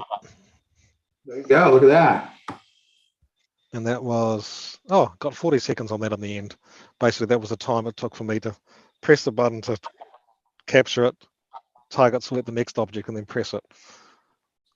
Because even with the 4-second image, it was actually good enough to be recognizable. It's a wild duck cluster. Basically caught that through passing cloud.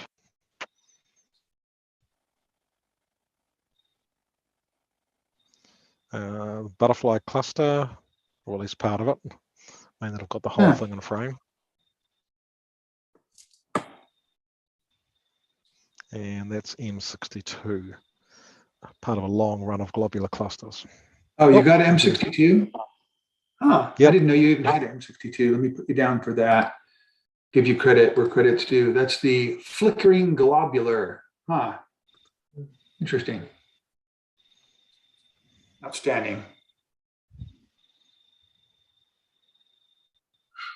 And M19. Now this time of night, they're all not the same.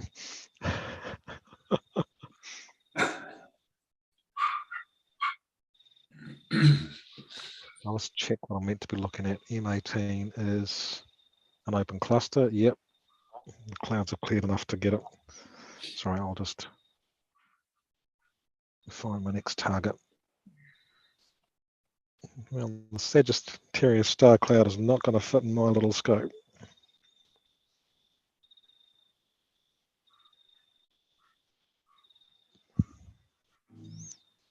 All right, let's do its business there. And M80, they do look very similar, don't they? Yeah, M80 is maybe a little denser.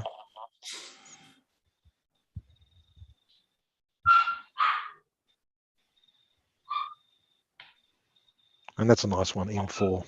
That's the one that's got all the structure, and I don't know if I can rotate on this one. If you sort of rotate about 90 degrees to the left, it kind of looks like a bucket. And from that direction, it kind of looks like a bell,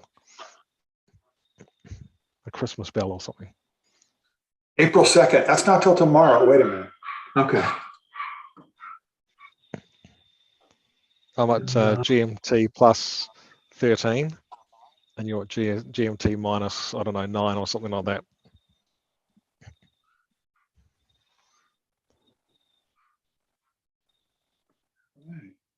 Yeah, it might confuse the people when they come to see if we're compliant or not.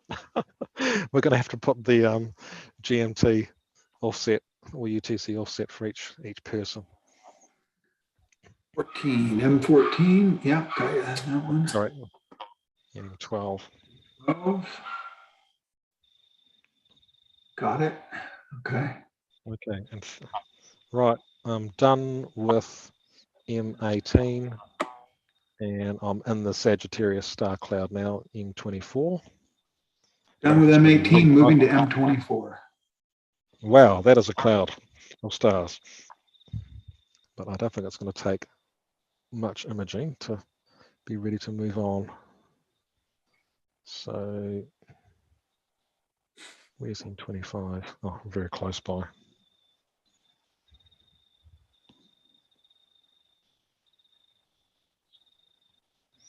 And done with the Sagittarius star cloud, M24, moving on to M25.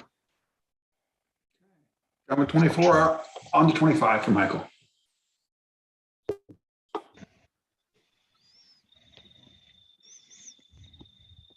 Kim's pretty quiet. Kim, how's it going?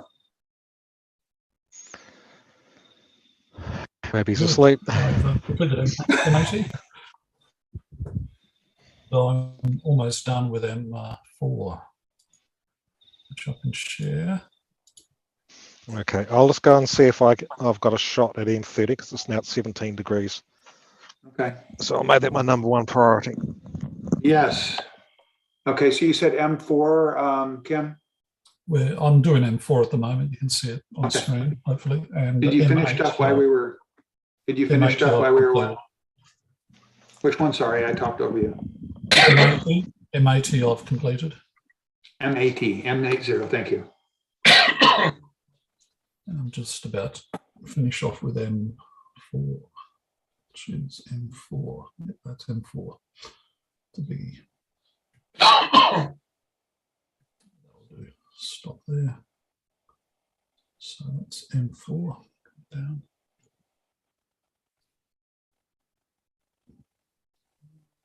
M9.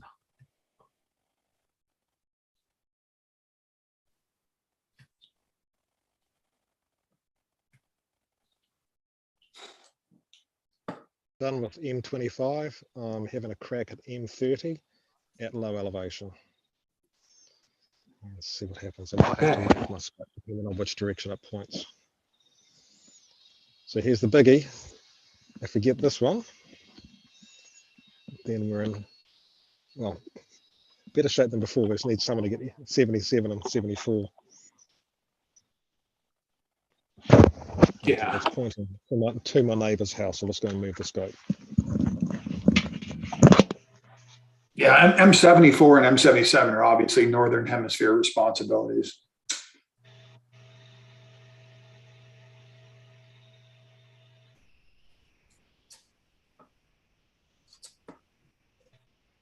You get M30, Michael, we got to throw a party.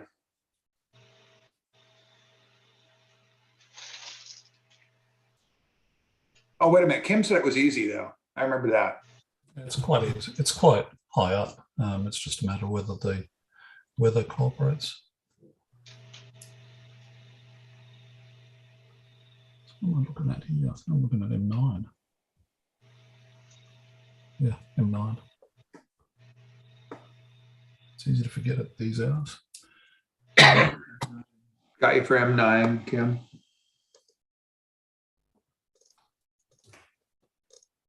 Just looking at my annotation on my notes, there seems to be an error. So 20.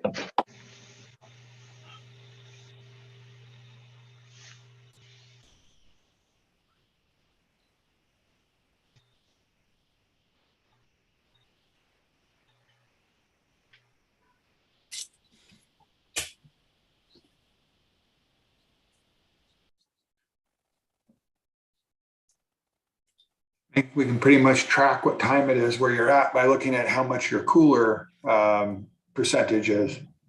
As the number gets lower, it's more into the morning. Or you can look in the top left-hand corner. I know, but the bottom left, I'm looking at your cooler power for your 0 degrees Celsius. Yeah. The number's been dropping. It's going to go backwards soon. Strong correlation between that and how late it is in the morning. All right. M9, Up till sunrise, and then it changes, obviously.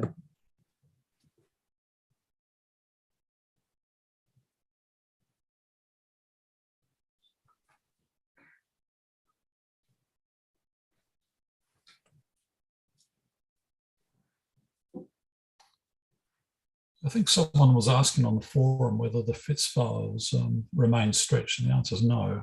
They're raw. But the JPEGs that are produced when you click the down arrow, they retain the stretching.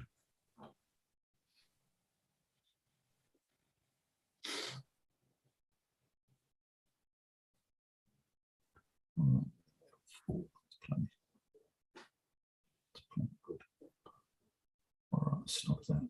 Confirm. And down. It's M9. So M9 is done. M9 done, is that what you said? Yep, M9's done. Okay. That's it there. And go to M19 on my list.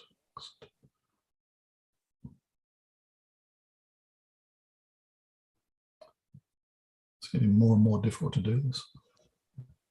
Some sort of psych test, isn't it?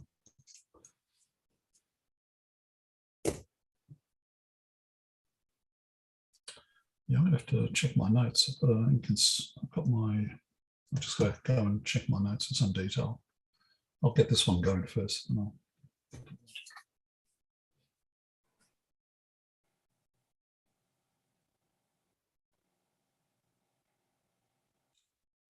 be right back.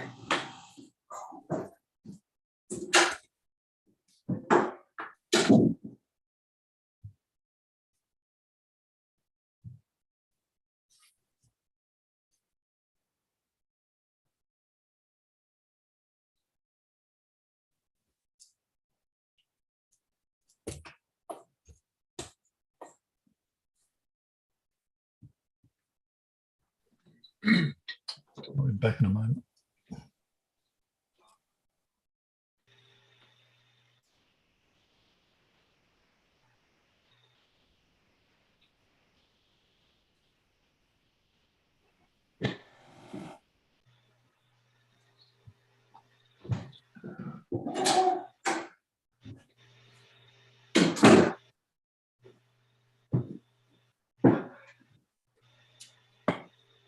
M19, pretty.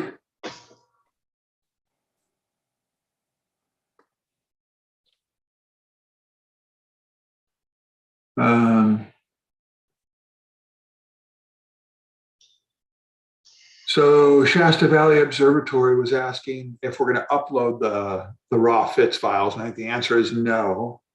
It's saving you're saving the subs locally, correct, Kim? But we're uploading a preview, which is about 50% size, and it's a JPEG.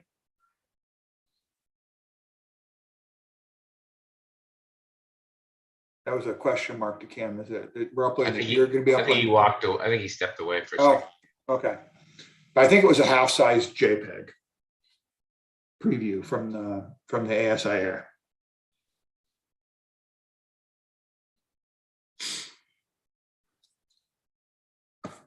Great shame it doesn't run with Windows. What was that? So I'm quite impressed with this. It's a shame it doesn't run with a Windows laptop. Now you can play games. You can put an Android emulator on it; it'll work. But that's a workaround. Yeah. I got it. M30. M30. Winner, Yep, winner. got it. Yep, I had to go down the driveway a bit. The EV scope, you just pick it up and put it, and it finds itself again. So it's pretty easy to do. So Michael got M30. Hey, can you show it to us on screen? Can we share? I'd love to see it. I'll just upload it. It'll just be like a minute or two. We may have to wait till Kim gets back. Yeah, you gotta get Kim to release that.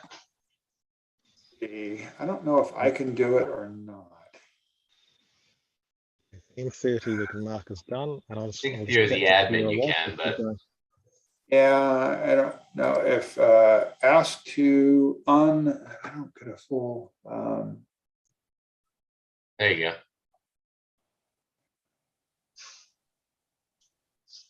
No, I released it. Yeah, that's good. I haven't been trained on making them do stuff. I just have to ask nicely. Let's see if it's turned up in my uploads yet. Yeah, so I had to go down the driveway, bounce the scope down a couple of times just to make sure it was finding the right place.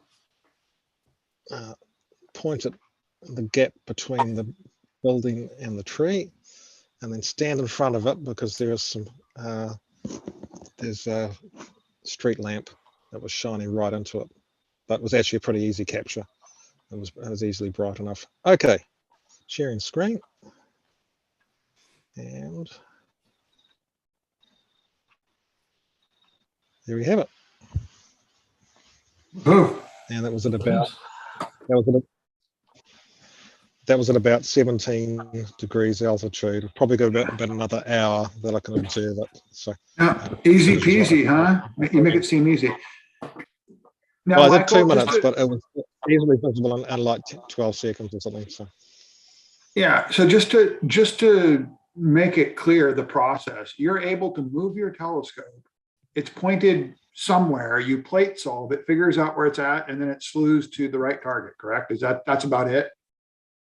Yeah, it does its plate solving. So if it's moved, it'll either, if it's in the process of slewing, its next plate solve will just catch it up, or you just trigger the field detection, which does the plate solving. Right. And now, it wasn't level by the time I went down my driveway, actually into I'm in a complex, so it wasn't even level, but it still was figured out where to go. Right. And so are there times when you plate solve, it thinks it knows where it's at, it slews, and it's going to plate solve again to kind of narrow it down, or does it need more than one time to plate solve and get its bearings? As I don't know if it plate solves and makes a model of the sky. I think if it does that, it only makes a rough model. It basically hops, plate hops. Right. Okay. And gets closer and closer, and then it finds it. And then once it's there, it uses alt-as tracking to try and keep the image stable, and then it keeps plate solving as it's taking images to make sure that it's still staying in the right place. So I don't think it builds a highly accurate model and then drives the gears based on that highly accurate model. I think it builds a crude approximate model, and with a combination with plate solving keeps things going. Right. But that's my can maybe out of the stellar developers on their Slack channel for planetary defense and stuff. So you get to talk with some of the staff. They've got some good people there. Anyway, I better, after that bit of excitement, I need to get back to doing something. So I think I got M25. I did. Yeah. And I will crack on, and I'll try to return to M30 once it gets at a higher elevation, so we can get a better quality shot. Okay, you said you're moving on to M25? Or you finished? M25 is already done. I'm moving on to M23. Got it. Copy. I was like, I thought I had M25 done. I was like, okay, so and you're moving on to M23. So Michael is starting M23.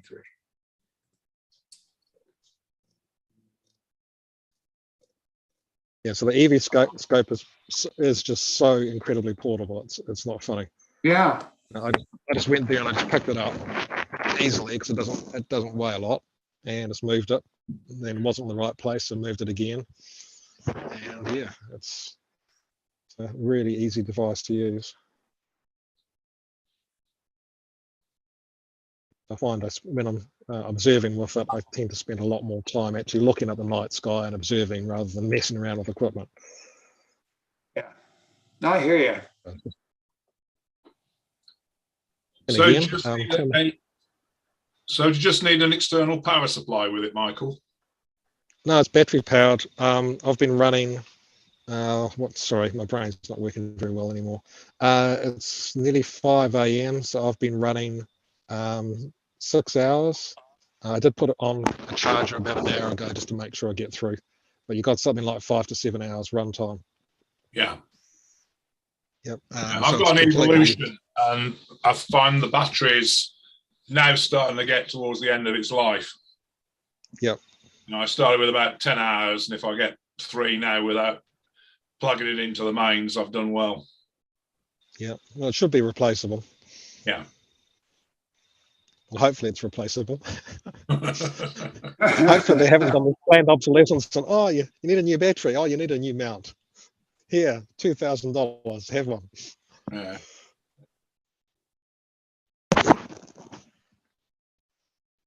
No, you don't have to replace the battery. We'll just slow your slew speed by 50% and lower your resolution. Conserve battery power. So what the hell is M23? Because I'm not convinced I'm seeing anything. That's an open cluster. I don't think that's found it very well at all. I'll hit it with another go-to. Oh, it's almost 9 o'clock here. Almost time to start observing. I know, at 9 o'clock in the morning. Oh, okay. It's about time to go nighty-night for a while so I can survive the night.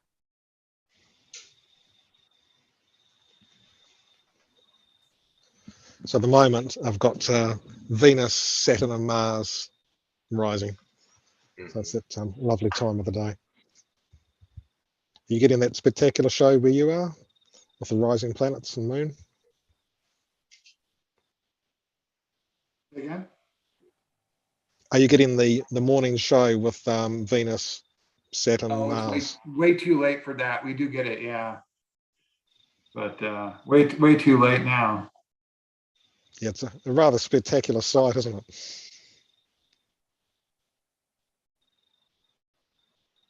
Yeah. Okay. I'll go real fast on M23 because it's very bright.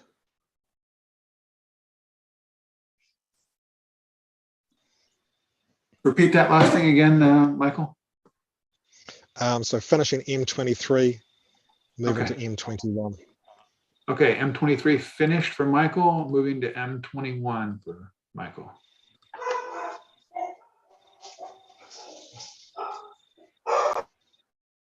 Dogs are awake.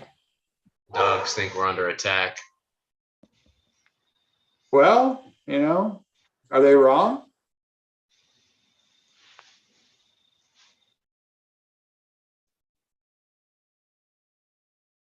Right, I'll just update my planner's coordinates.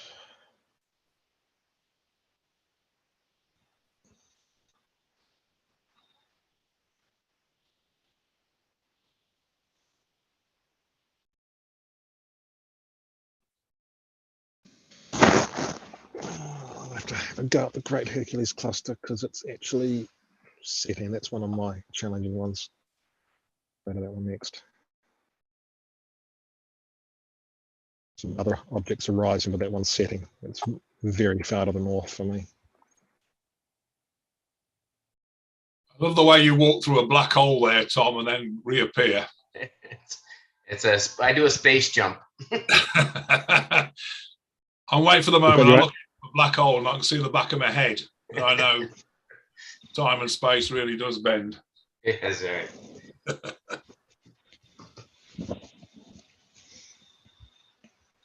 Had to go fight off the marauders that my dogs think were attacking, which was a guy with a lawnmower across the street. So luckily we fought him off.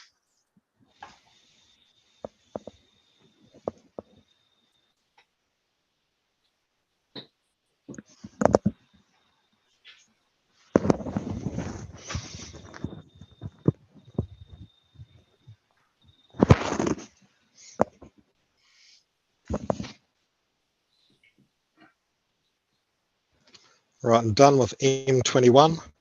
Moving on to M13. Done with M21. Moving And to moving to M13. M13. M13. Okay. Great Hercules globular cluster, which I don't think I've ever Yeah. seen before, 'cause it's so far north that it doesn't really rise much above the horizon. I'll have it at about... It looks like a tight grouping of stars. Yeah, so it's like 17 degrees. I think I might be pointing directly at my neighbour's house. I'm just going to have a look.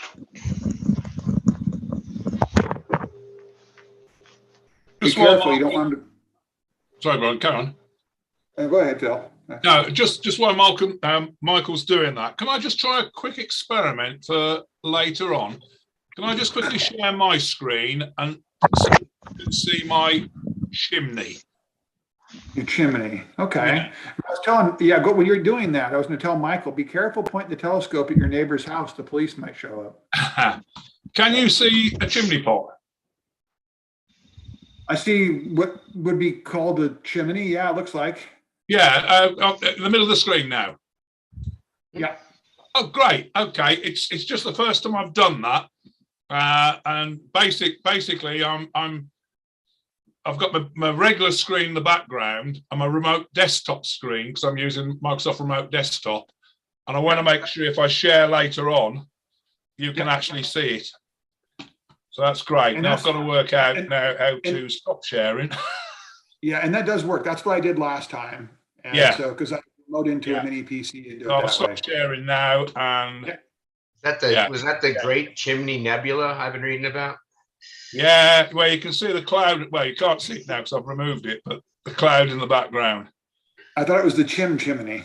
This is the most photographed chimney on the planet. I use it for setting up gear and testing stuff and Wow. That's better than me. I point mine at a ridge about a mile away, and I pointed at a transformer on a power line. That's what I got. That's not nearly as exciting as a chimney. No, I get big blackbirds there and jackdaws and crows and all sorts. Yeah, looked like a chimney stack to me. Yeah. So what was the beach? I think I've been there. The background on your screensaver or whatever. Oh, the background. That's just it's just a Microsoft regular background. Windows 10. What they give me. I think it's a beach, the most northerly beach in the South Island of New Zealand. I think it's that one. Is that the one that's they call it 99-mile beach, but it's only 55 miles long? Is that the one? No, that's near the top of the North Island. I haven't been to that one, but yeah. I mean, I came up with a quiz question the other day. How long is the 99-mile beach? We're trying it's to not 90 miles. It's like 56 or something. Yeah. Well, we have the same, trivia questions here. Who's buried in Grant's tomb? Kind of stuff like that. I hope it's Grant, but hey. Well, I hope so, because I paid good money to visit it. That's the one that's not far from Harlem, isn't it? In New York? I've never been to Grant's tomb. I've been to New York. I was actually, there's this weird thing. I went to New York and the Queen visited. Yeah. And I went to Calgary and the Prince and Princess visited. They're following me around, but I've never seen Grant's tomb. I've seen George Washington's tomb. Yeah. Yeah. Yeah. Right. I'm in Manhattan. Grant's tomb's in Manhattan. Oh, who? What now? Grant's Is that tuned. Michael? Finished yeah, Michael here, finished M13. You got M13. Copy? Yep. All right. Yes.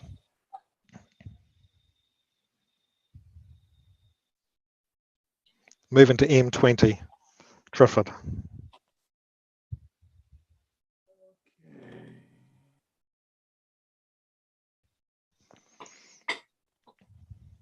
M20, come on, M20. Where's M20? You think it'd be between 19 and 21, but no. And if you sort by the second column, you can find them easily. Yeah, but I don't know if I Just want to click- sort everybody's on this list, if that would sort everybody's. I can find I it. know what you do is sort by column number 2, and then you can go back and sort by column number 1 afterwards, and everything's back Right. as it was. Yeah, it seems too straightforward.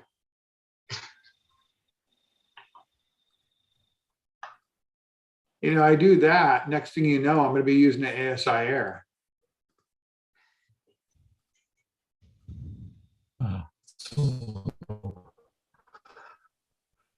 I've while you're there, I've just completed M28, M22, M62.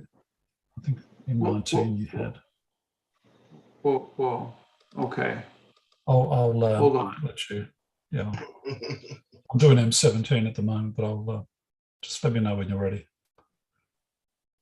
Oh, don't stop on my account. You can you please go through and verify all these. I'm imaging away. All right, M17 looking nice. Right, I'm done on the Triffid. Okay, so who did M20? Was that That's Michael. Michael? Michael did M20? Yes. Moving to M8. Did Phil, you do M? Phil, did you do? Sorry, Phil. Kim, did you do M20 also? No, it's coming up in about 10 minutes. Okay. So Michael's done with M20, and if you want to rattle off those numbers again, I can try and capture them. Kim. All right. So M19.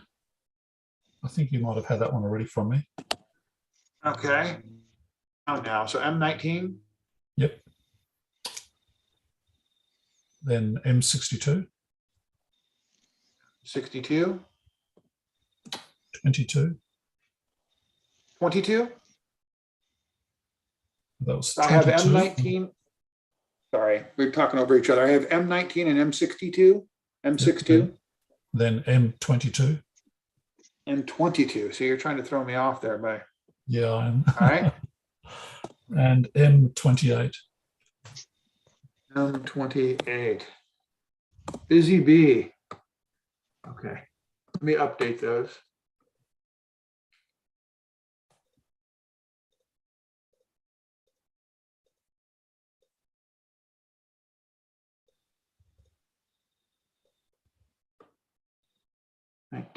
You're already down for, okay. 62, okay, add your name to that one. 22, 22.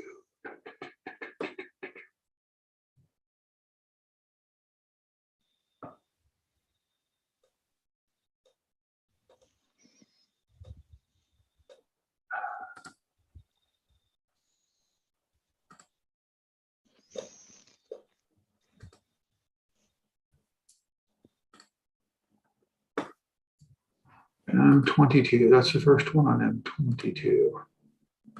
Done. M28. Okay.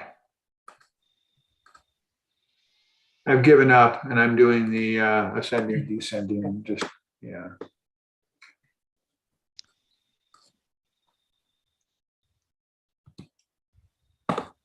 And actually, you guys have your own, are you guys actually working off this list or do you guys have your own local one? As I said earlier, I had a local one I just created. Okay. I believe in it. My order's different. Yeah. Okay.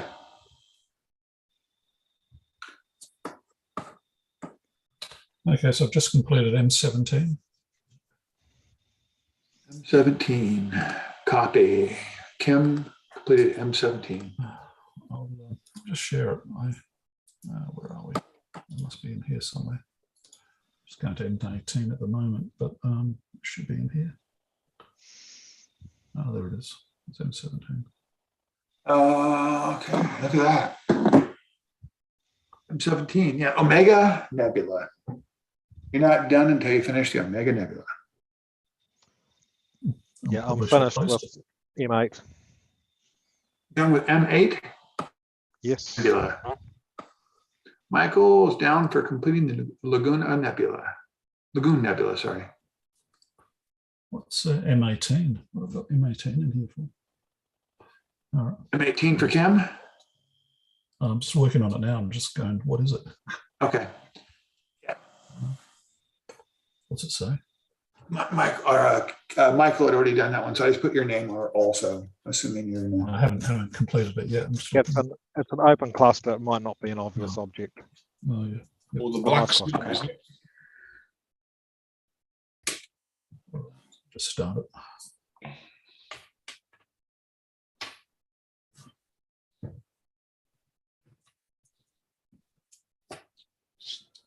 Oh, Doug, where are you, Doug? Yeah, it's Doug time. Right, I'm done with M22.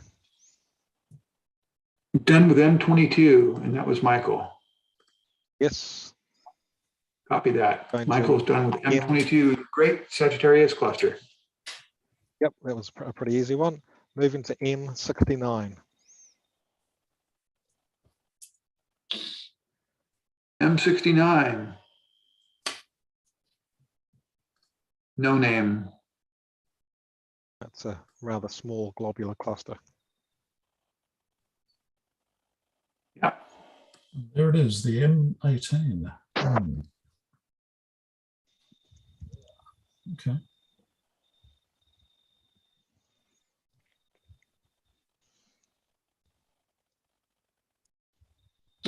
Okay. And Kim, you're done with M18?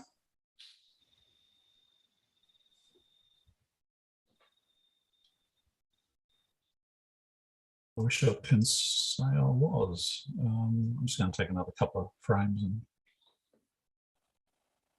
and move on.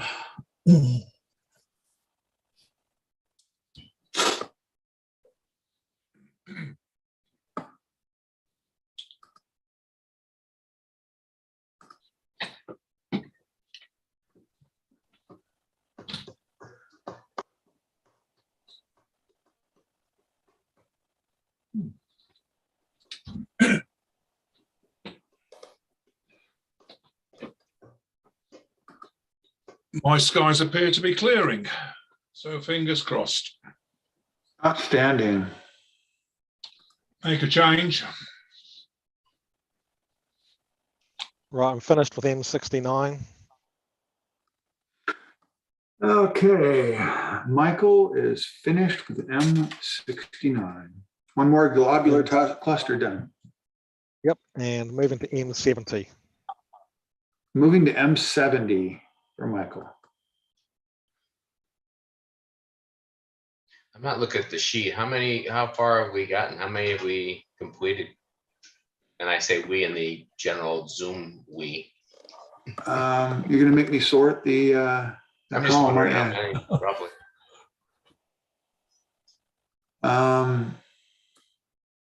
There are, hold on, let me, yeah, I had a hard time remembering or understanding whether check is ascending or descending. Oh. And it's about 55 or 60. Yeah, so 1, 2, 3, 4, 5, 6, 7, 8, 9, 10, 11, 12, 13, 14, 15,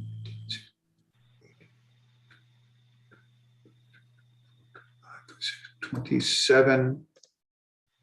Oh, I had to scroll. I shouldn't have scrolled. Maybe about 30 left, 30-ish. I think it's more than that. I'm looking. I'm gonna double check here. I need to. I wish it would like give an actual row. Oh, yeah, okay. 1, 2. Yeah. I see you. Go on. Go. Lay down. Doesn't let me highlight. Ah. Go.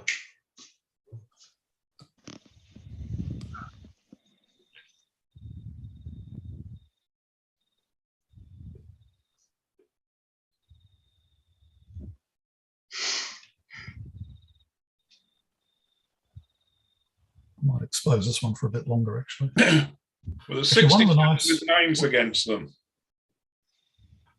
yeah, one of the nice things about the The ASI ticket's area, you complete, just is touch the screen and center on that, which is what I'm going to do. Just going to go to. I've got to stop it first. Stop. No, it won't let me do it. Get out to preview. Okay, the spreadsheet's not making it so I'm not happy with the spreadsheet at this point. I darn it. Okay, there I got Brian, and the make 67. I'm looking at the notion sheet. 37. 39, I think. 39, is that the okay? Well, the notion sheet shows 67 with names against, and the vast majority of them have got ticks against. So there's 1, 2, 3, 4, 6, 7, 8, 9, 10, 11, 13, 14, 15, 16, 17, 18, 19, 20. 1, 2, 3, 4, 5, 6, 7, 8. Has the cooling tower been done? It's got a tick, but no name. Oh, no, sorry, NGC 6779. That's 56, M56 has got a tick, but no name.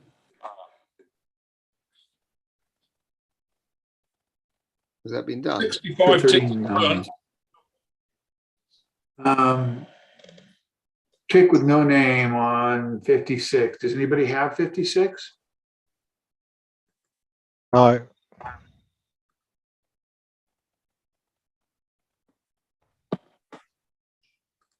To count it easier, what I did was I sorted the EAA column. Just click that and sort ascending or descending. And then you just count all the blanks.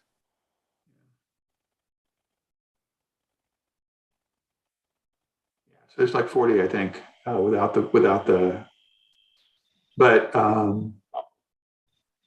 yeah. I'm going to uncheck 56 just because there's no name to it. If somebody ends up having it, they can check it.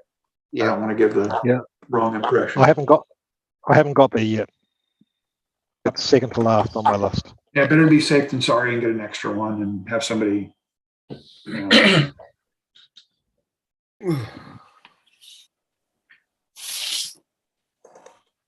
What's that, Triffid? Yeah. Love the Triffid.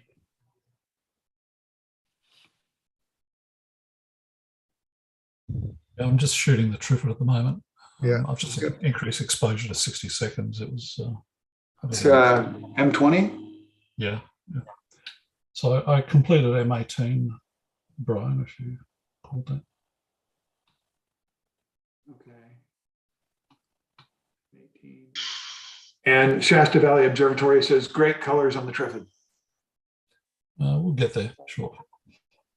Yeah, it comes up nice. Nice Triffid, Randy said. And Randy says nice Triffid. We got 2 nice Triffid. And Randy's on the, is Randy on the Zoom? Or is he? He's muted. Hey, Randy. Good morning, guys. How you doing, Brian? Oh, I'm wide awake. How are you going to be at 3 o'clock this morning, our time? Yeah, I got up about 2:40 and got everything set up, which was good, but I had a little computer problems. So for whatever reason, my laptop does not seem to like the second monitor. Its system resources all of a sudden start going up really high, which is just kind of weird. I'll have to. That's a great trick. Troubleshoot. What was that? Good trick. Yeah, look at that. That's very nice. I like that. That's very nice. I love the detail on the dark lanes in the pink. Yeah, isn't that pretty? How many seconds is that? That's 60 seconds. That's one image. Not much. One stack. That's nice. That's great. Number 2 coming up now. You see the other clouds up in the right-hand corner there, just coming down. It's pretty amazing. Yeah, That's very nice. That's crazy. That's fantastic.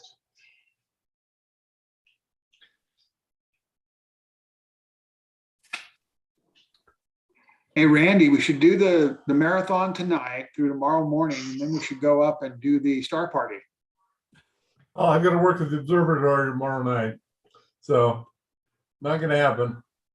I do want to do that at some point. I was debating whether they would like me having my computer there. I'd probably have to be really, really, really, really, really careful with the computer out. Yeah, a lot of the star parties have a separate section for Oh, do they? stuff and astrophotography. Yeah. They want you to have Section where they want you to have a piece of red plastic over the front. red plastic over the what? Over your screen. Oh. Huh. By the way, you guys, if you want to know how many are done or whatever, if you just right click on the column, you can sort ascending or descending. Yeah. And it'll put all the undone ones at the top. So we've got. Yeah, but you said to count. It doesn't unfortunately let you like multi-select rows or you know, arrow down through 1, 2, 3, 4, 5, you know, to go from row to row. Yeah. It seems really happy with that.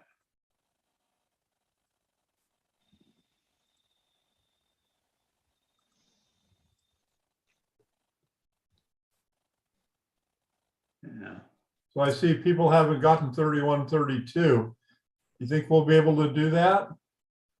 Well, they're not going to do it down there. I don't think it's too late for that. So somebody in Europe is going to have the next chance. Yeah. Well, that should be very doable. I don't know, Randy, from the observatory, is the wall going to be in the way for us? That's pretty low. It may very well be. Yeah. I'm going to look on. As well as 74 and 77. Well, 74 and 77 are definitely out for us.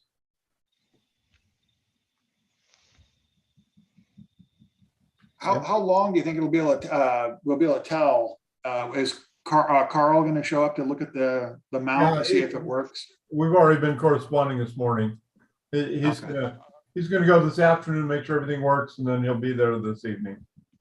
Cool. Yeah, he's a very dependable guy. Okay, so I'm going to go into Stellarium. I just want to see how low that's going to be. So you're shooting for M8, Kim? Yep, going to it now. It looks like it's there.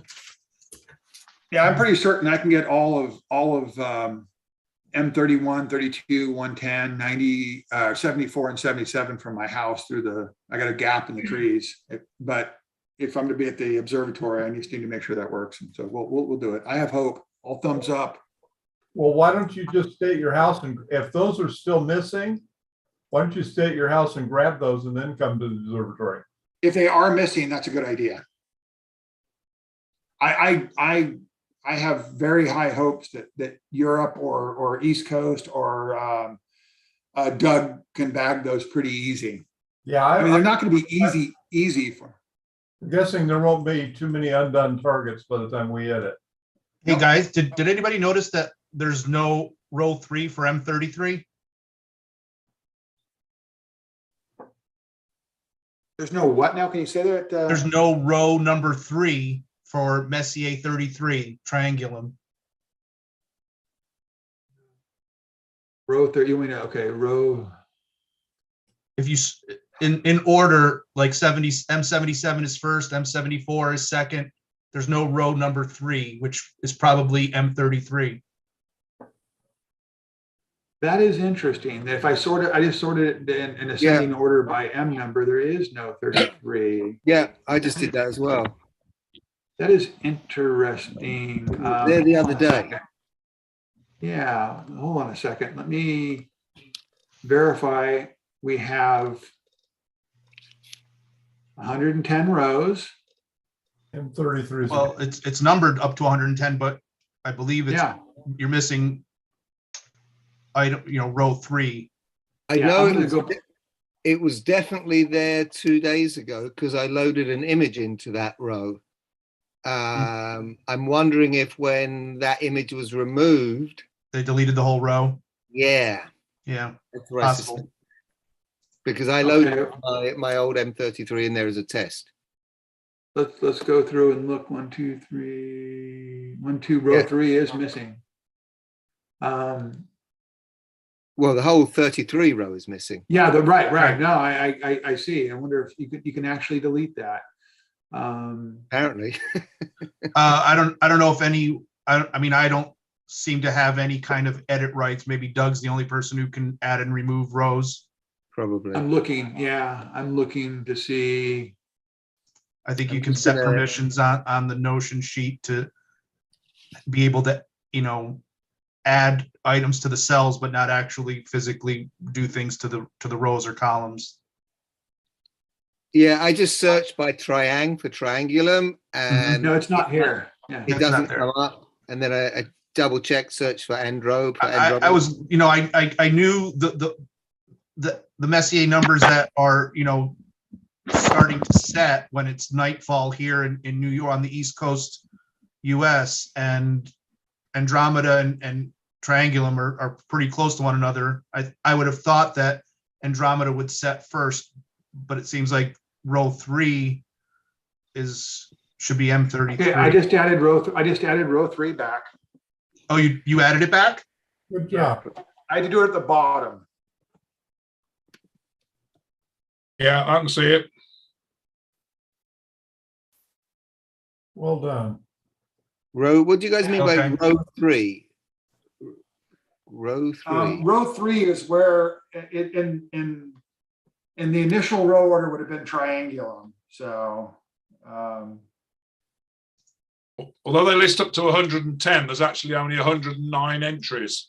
That's right. Right. You got it. It pulls it back in. Got it. I'll finish. Okay, I see it. Yeah, you added. I've got it. Did you say you guys are going to struggle with those two? The first two, 77 and 74, are going to be tough, I think, regardless of where you are in the Northern Hemisphere. Yeah. I can't do 74 at all. I mean, it's right on the tree line. Let me have a look what I might do here. This is, we kind of knew that the tail end was tough back in March, and the front end was going to be tough in April. Yeah, let me have a look.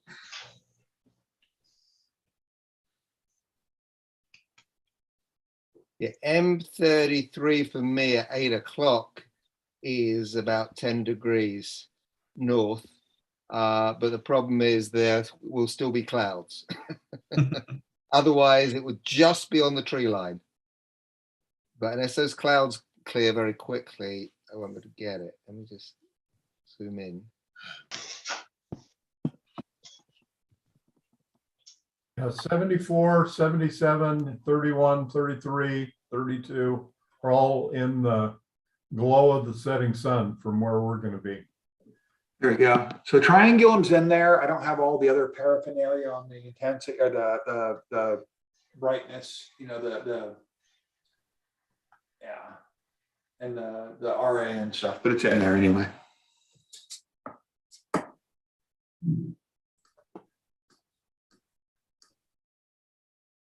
It's about 9 o'clock. Yeah, 9 o'clock at darkness, 9:30 at darkness. If there were no clouds, I might just be able to get it, but there are clouds at that. Yeah, I have a chance of M77 at about 8 p.m. UK time. Right. So it might be on my shoulders, assuming I've got loads of cloud again. Yeah. If you can, just slew to it and see what you can get. Follow it down behind the sun. Brian, catch me up. It's following the sun, definitely. Yeah. How's it been going, Brian? Catch me up. We're moving along. Got M30. Michael got M30. We just added back somewhere along the line, we got triangulum deleted. So I added the row back. I got the basic information in for triangulum on the spreadsheet. Somebody caught that. I can't remember who caught that. Thank you. I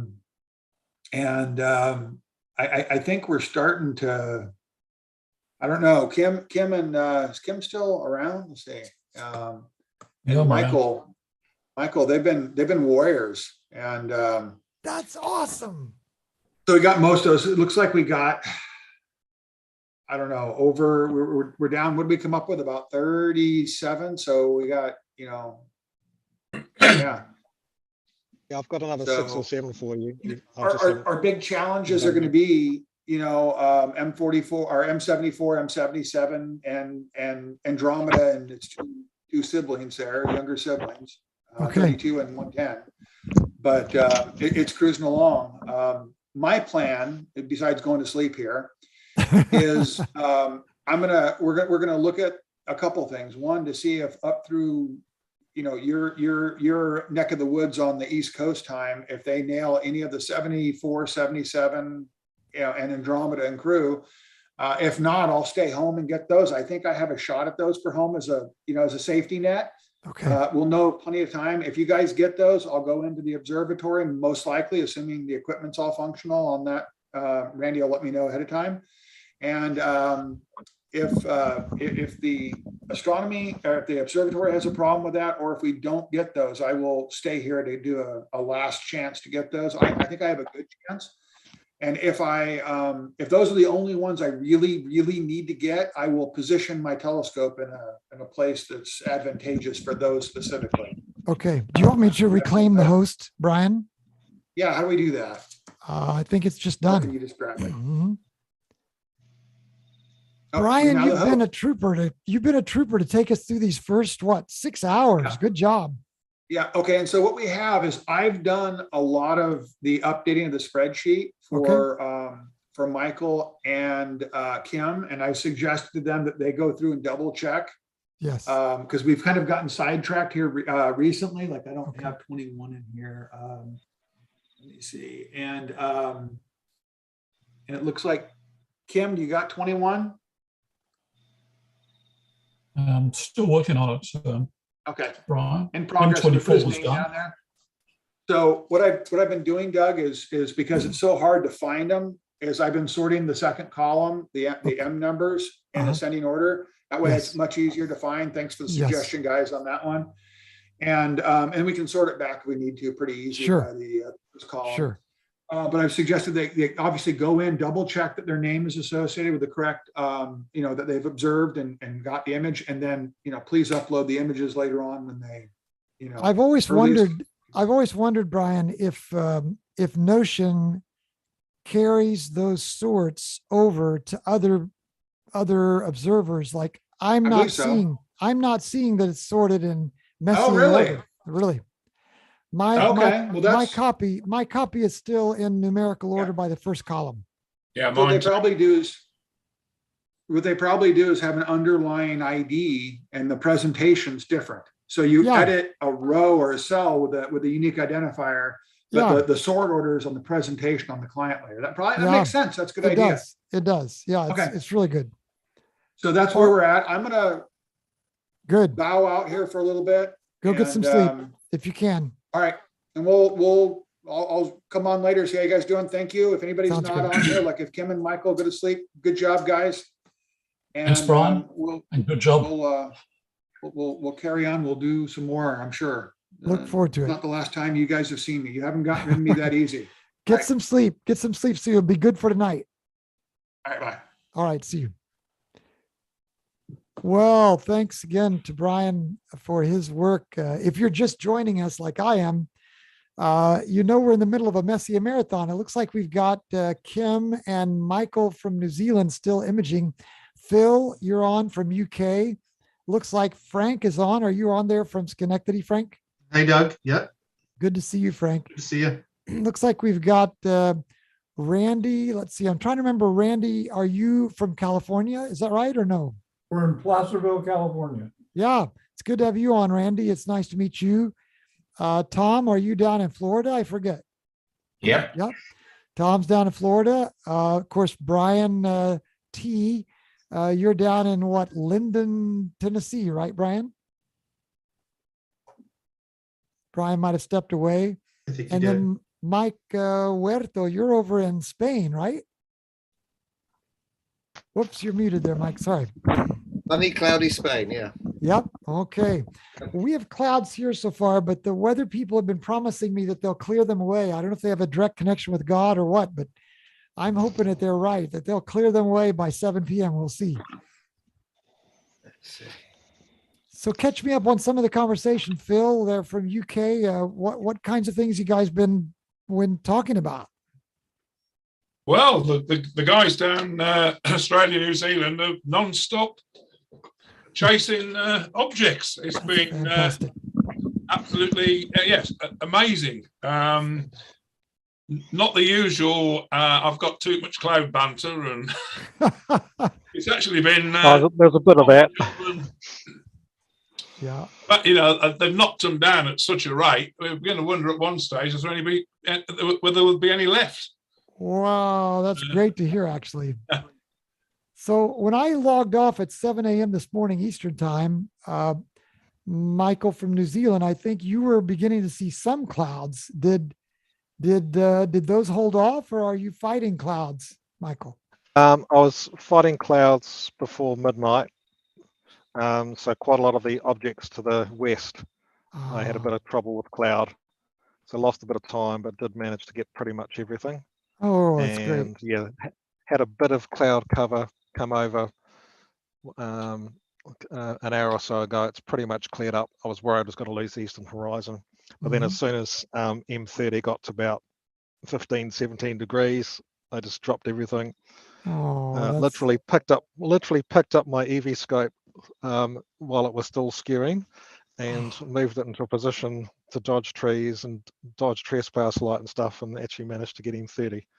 So that's great. That was the major achievement, and I've now got to the point where I've pretty much ran out of stuff I can do. I've just taken the worst picture ever of the Ring Nebula because it is really low, and it's so low, I'm getting two major sources of trespass light, so I had to stand in front of the telescope, and then there's such severe gradients. The stacking wasn't working, so I just took a single exposure of 4 seconds. So it's a really, really bad shot. But you can see the Ring Nebula with a little bit of color and a huge amount of glow behind it. So at the moment, I'm just trying to see which targets I can finish off. Some of them are still rising and pretty low on the horizon. Yes. But I've only got a handful left that I can actually get hold of. Got it. I want to go back to the Dumbbell Nebula. Was one that I need to go back to. So, all right. And Kim, catch us up on how things are going for you, Kim. Have you felt like you've had some clouds to wrestle with, or has it been pretty clear for you? I've had totally clear skies, which was remarkable. Fantastic. And I'm at a Bortle 2 site tonight, so fantastic. It's good, but I don't have good views of the horizons, particularly to the north. In any case, I've done quite a lot of objects tonight, and I'm just about to move. I'm sharing at the weekend. I'm just about to move to M6. Michael is about 2.5 hours ahead of me in time zone, so I'm so I'm picking up some stuff now. Okay, oops, let's go there, go to. All right, so it's heading off to M6. So I just completed M23. In fact, if I go to my albums, these are the, oops, zoom out, no, zoom out. Why can't I zoom out? There we go. These are the images I've captured. Wow, that's great. So it starts up around M1 at the top here, which is there, and continues from there. Yeah, so I didn't get M1 Orion at all because I started later. And okay, so I'm ready. I'm on, what am I on now? M6. All right, so I just go to live, and this will start live stacking. This confirms, hopefully this will confirm I'm actually on M6. It's struggling, so maybe I'll let it start imaging, and it'll confirm one way or the other, hopefully.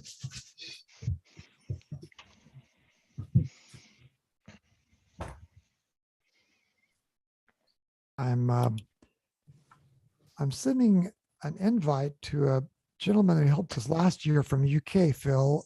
His name is Robert, and so hoping to bring him on. I think he's outside London. Phil, how long before you'll have darkness there? Let's unmute myself. We've got another about 2.5, 3 hours, I would say. Wow. Okay. Now I've just sent a message saying I'm going to dinner now. I'll be back very shortly. Okay. But M77, M74, and M31, I think our best bet will be Roll if he comes on. Okay. Bearing in mind he's in Belgium. Snowing in Antwerp last time I checked. I think there's snow forecast. Oh no. Oh well, the snow's left us. We're slowly clearing up here, so I've got a chance about 8 o'clock, but whether it'll be dark enough. And I haven't got great horizons, but anyway, I'll see you guys very shortly. Okay, we'll see you then, Phil. Yeah. With me, yeah, some of those he just mentioned would normally be possible if it weren't for those little white puffy things floating around. Frank, have you still got clouds up in New York? Yep, wall to wall. Oh no. It's been, I don't think I've had the telescope out the month of March. Oh no, that's terrible. It is terrible. Is it forecasted for tonight as well, Frank?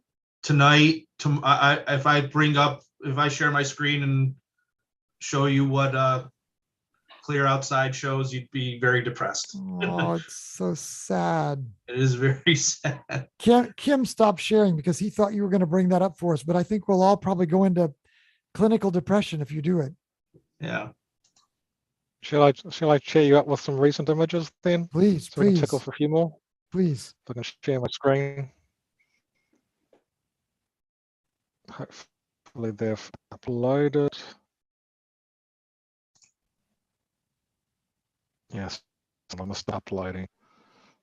Okay, just refresh. Boy, I don't want to jinx anything, but the forecast for Louisville here, it's saying it's going to be clear tonight, guys. I don't see how because it's cloudy right now. What do we got here, Michael? Tell me what we've got. M75. M75. Okay. Yep, these are all labeled. It's the EV scope. Great. I didn't have the labeling on for some of them early on, so I could get the full frame. And then when I tried to figure out what I'd taken, I realized I really need the overlay. Good. Annotation is fantastic. M69. Is anyone ticking these off? Yes, I am. As we go. Awesome. M8.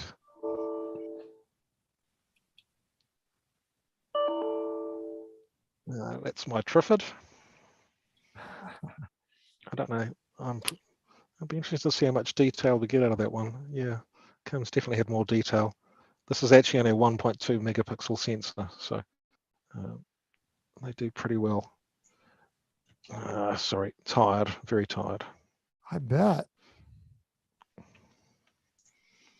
The Great Hercules cluster, I had to go back for that one. It was very low. So that's a and that's M21. So 13 and 21. Yep. And we might have to put everybody's UTC offsets so we can convince people we all did this all in one night. No, they M23. they know how we're doing. We're completely upfront with them and they're fascinated by it. They like it. 21, got it. M30. I think you've got these ones recorded already. So you did get 30. Yeah, I did. So this was taken at about 17 degrees elevation. Okay.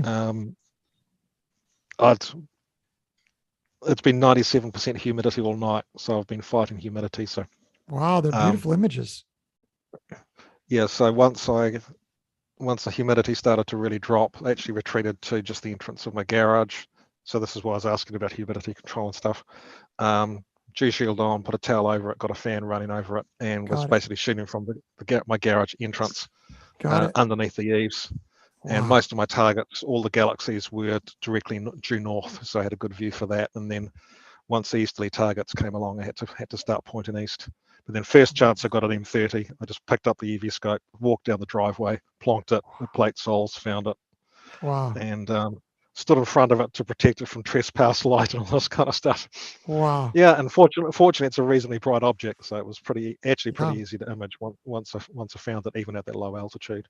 I bet But I you just didn't. because, I bet when you built that garage, you didn't think about it being mainly just a shelter for astronomy. But thank you for building it. well, I didn't build it. We just bought the house and moved in Okay. last year. So someone just happened to build a garage that faces north. Oh, good.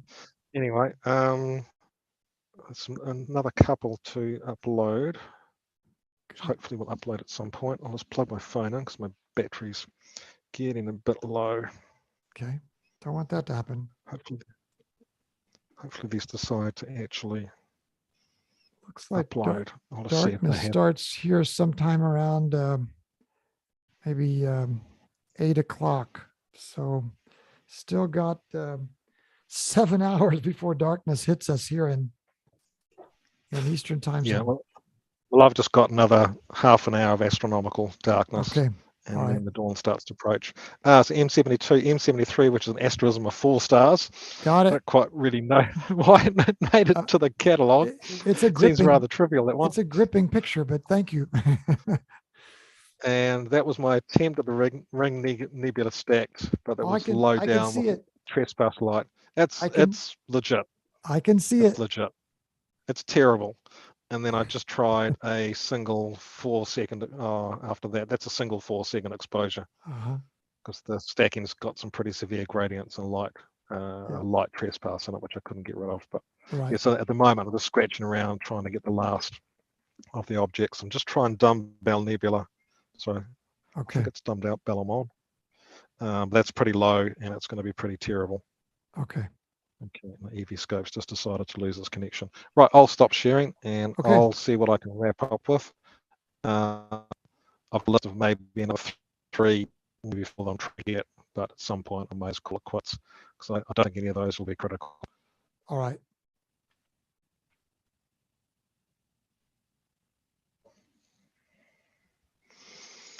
Right, that is a terrible shot of the dumbbell nebula. No, I can see it. Terrible. I can see it. It's But that's probably the ring nebula. You haven't. Oh, really? You haven't seen the dumbbell yet. I see. That's kind of worse. It's kind of like if The you know you're dumbbell looking is for the dumbbell what, nebula, 27? you might convince yourself it's there.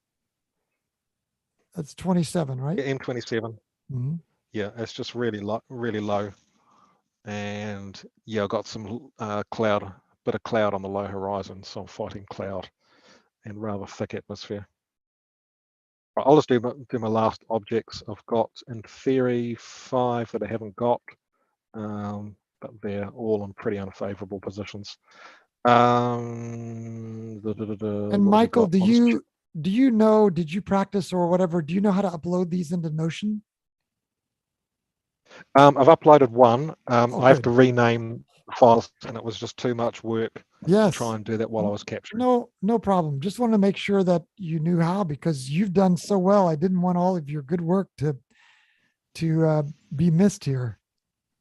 Yep. So I'm planning on just getting some sleep and then upload them sometime over the next 12 hours. Sure.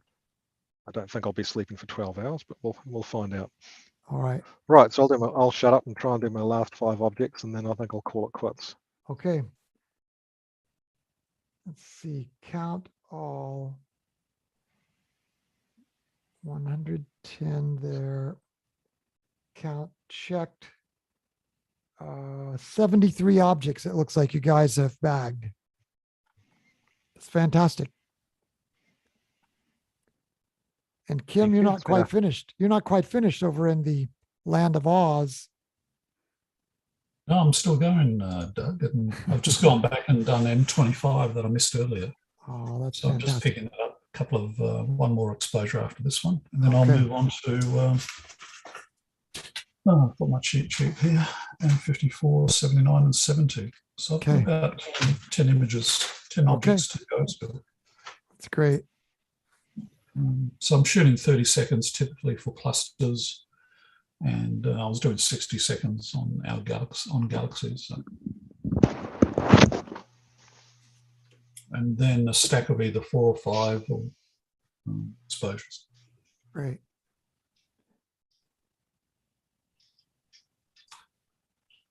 So I'm hoping to get through this with clear weather. I don't see any sign of clouds. I dare not look at the forecast. You don't want to jinx it? No. Okay, so 4, that'll do on this one. So I'll just, well, it's almost finished number 5. I'll let it finish the 5th exposure.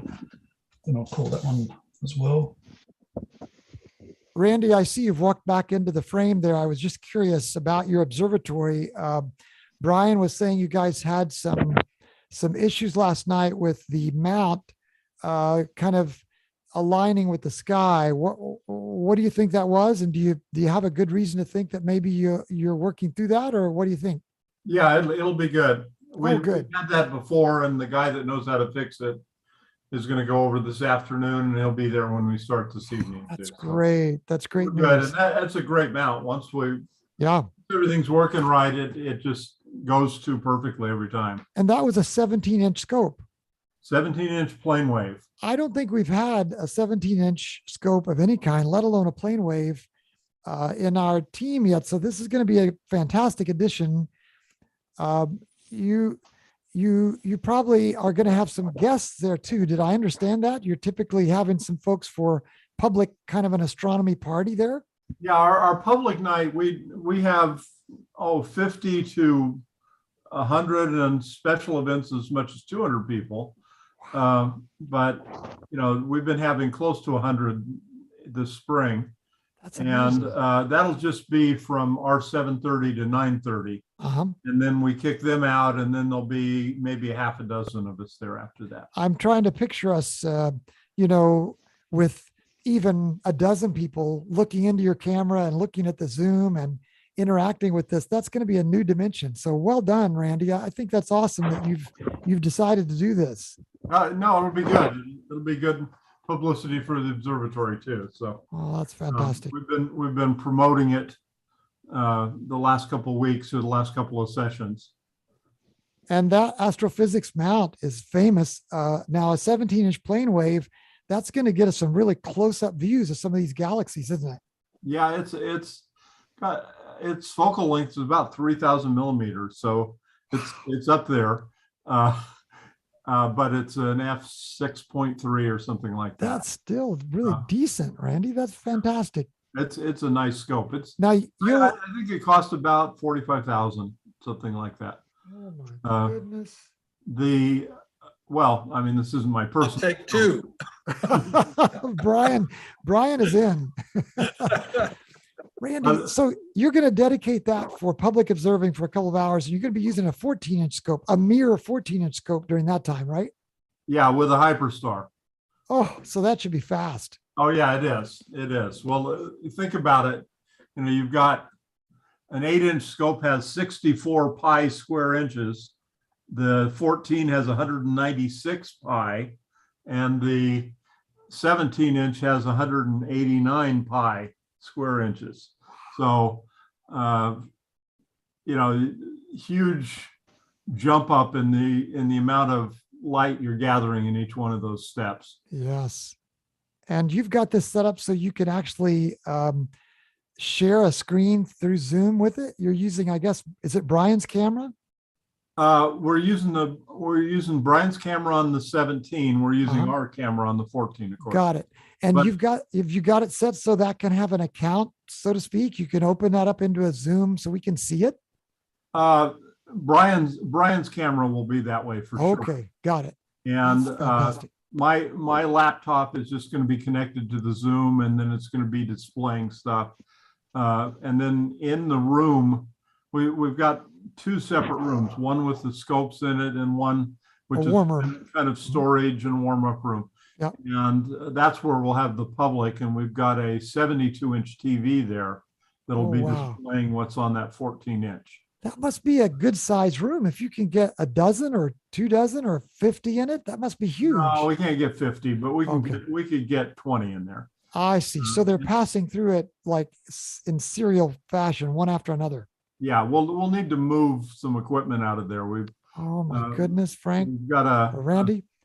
Got a 16-inch Dob and a 6-inch Starfire refractor that we take outside to the tarmac, and we'll move those out. And I think there's a 10-inch and few other Dobbs in there that will just move into the storage room. You said 16-inch Dob, right? 16-inch Dobbs. Yeah, boy, that's a good size scope too. Well, Randy, thank you so much for doing this. This will be a lot of fun. Yeah, it will be. I'm going to bow out for a while. I got some things to do today. Okay. We'll catch I up. didn't catch that. Where are you based, Randy? We're in Placerville, California. That's okay. 40 miles east of Sacramento, California, in the Sierra foothills. Okay. Yeah, know the area. Yeah, very nice. That's fantastic. We're at 2,000 feet elevation approximately. Nice. Fantastic. That's a Bortle 5. Wow. So you make a lot out of 5. Well, Randy, we'll look forward to seeing you. I know you have to run, but thank you so much. We'll look forward to that. Good. And thank you, guys. All right. Tom, do you have any forecast for any clarity, or are you socked in? No, it's the last 3 or 4 days. It's and actually going for until like Monday. I think it's all clouds and rain. Let's just It's have a moment of making my silence. lawn grow. That's all it's doing. Moment of silence for. We are so sorry. Of course, we caught you in March. You were good to go all night long in the March version. Yeah, I did almost. I think I did 100 and some odd of them on I know. March, but there have to be other people jumping in this time. Yeah. Brian, it looks like you've got a scope back there warming it up and everything. Is your forecast looking okay? Or I think we're looking just like you, Doug. It's beautiful here. It's going to be clear. The only thing I haven't checked, low humidity. Yeah. I'm seeing some sun. There's some sunlight out there now. Only thing is, where's the jet stream? I haven't checked that, but okay. So I hope seeing is good. Okay. Wow, that's great. And Mike, did you say up there in the Great Pacific Northwest, or no, in Spain, you said it was cloudy and snowy in Spain. Sorry. So I guess we still have a few folks that might be able to help us out, but we're starting to see now the handwriting on the wall. I don't know who else. I think Jonathan is still hoping to come on, and he was looking for clarity. So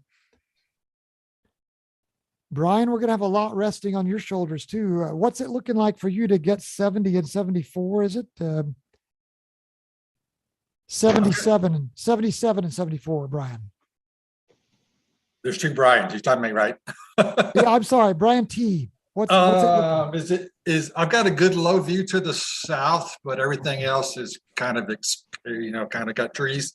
Okay. So we'll have to see. I don't know. I'll do the best I can. Sounds good.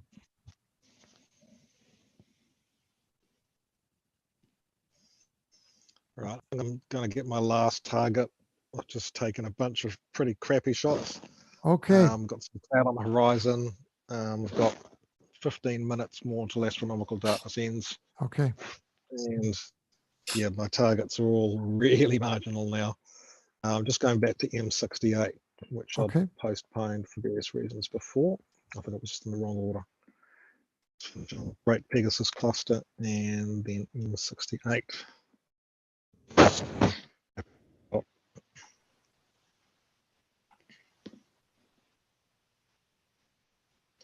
Oh, target at 32 degrees. That's fantastic. The last one was at like 12. I took a shot of this environment so you can get an idea of how much crap I'm trying to shoot through at the moment in desperation. Well, I think we're supposed to get clouds here starting around 4 a.m. So I think I'll be right in line with you, Michael. Same thing. Yeah, usually with clouds on the horizon, you can often find, something decent to shoot at. But when you have to shoot low down through all that crud, because that's what you're after, it's like, that's no good. Okay, where am I going to? Oh, west, southwest. Crumbs. That's moved a lot. I'll make sure. I just got to go and see. I can actually have a view of the sky. One of the good things with the EV scope is if I can't find the target because I'm obstructed, I can just move it and it's still searching for the target. So as soon as it stops and sees something, it just plate solves and keeps going. So you don't even have to stop the scope or anything. You just pick it up and move it. That's amazing. Right. I'll just see if it's actually got a view of the sky. How heavy is your automated scope? What's it called? E something, right? Evo, is it?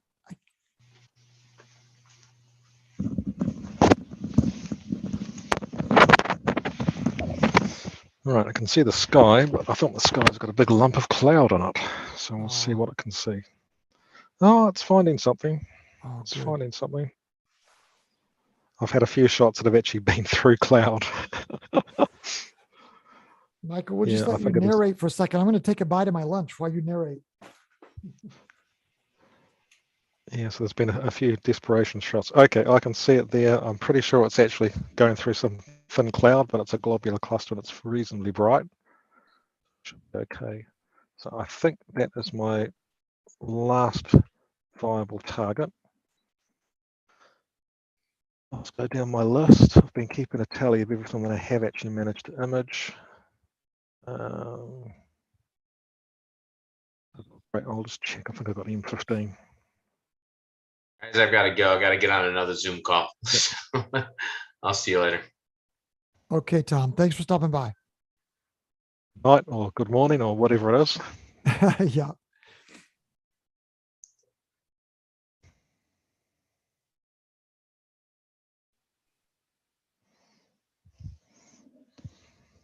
How cold is it down where you are, Brian? It's kind of supposed to get up in the 60s today, but right now it's probably like 45, 50 degrees. I was going to say it is cold here. I had to take several bags of garbage out a while ago from our office here. And I tell you what, I should have worn a coat. It's cold. Yeah. We had a pretty hard frost here last night. I think it's going to be 39 tonight, so it's not going to be too bad. Yeah. I'm ready for spring, though. Yes. Oh, there you Not go. ready for the dew, but I'm ready for spring. There you go with M70, Michael. Well done. That's a nice image. That wasn't me. Oh, is that Kim? That's one of mine, Doug's. That's a nice image, Kim. Well done. Thank you. Yeah. Kim's been getting beautiful images all night long. Nice. It's amazing how these galaxies have been popping up, and not just the galaxies you're after, but all the surrounding galaxies and clusters as well. You're just getting all these jewels of the sky just popping out.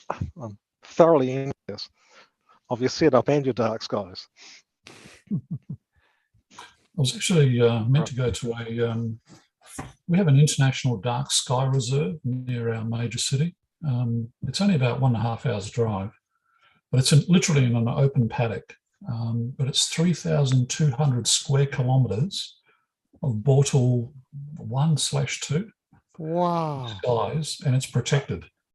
Wow. It's an international dark sky reserve, and I was meant to go there tonight, but because of the windy conditions, I decided I'd go to our observatory, which is north of Adelaide, and that's where I'm here tonight, all by myself, and then everyone's at the other star party.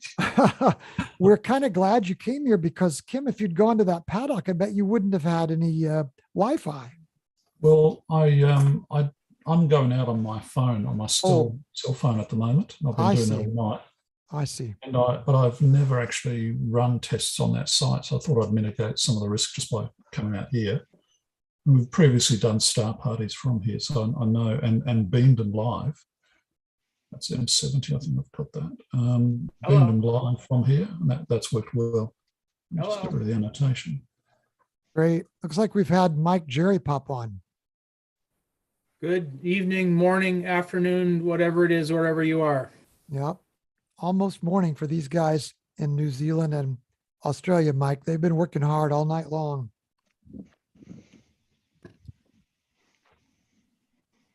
I haven't had a chance to actually look at the Notion yet, but I think they're at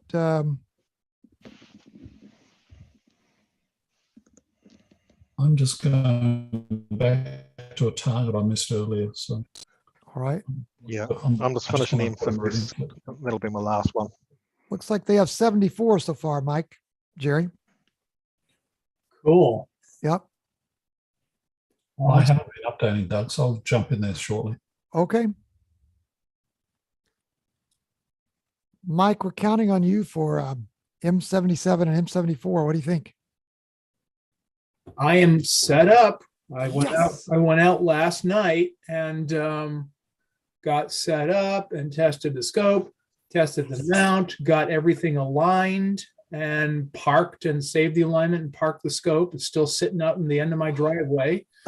And it's covered with a box and a blanket because UPS man will come by in a while and he'll think you're shipping something out and he'll pick it up.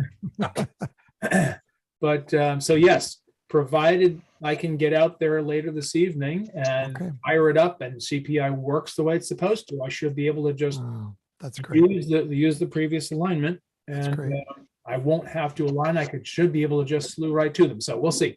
That's fantastic. I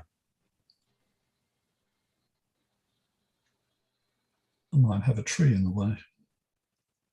It looks like Roll just announced that his over in Belgium, the clouds are not cooperating. They apparently had a snowstorm last night. Oh no. See, Roll, about an hour ago, he posted that the whole forecast is red for the night. Oh no. And on the Rivet from Boulder, I'm not sure what their name is. They said Colorado's completely socked in. Oh, rats. So they're dropping like flies here. So that was M26, Kim. No, I'm just moving in. Going moving M26 now. Okay. I'm just going to go to my car and grab a strap. Okay. Close the door. I'll be back in a few minutes. Okay. Mike, I suppose then in Death Valley, are you saying that you're supposed to have some clear skies?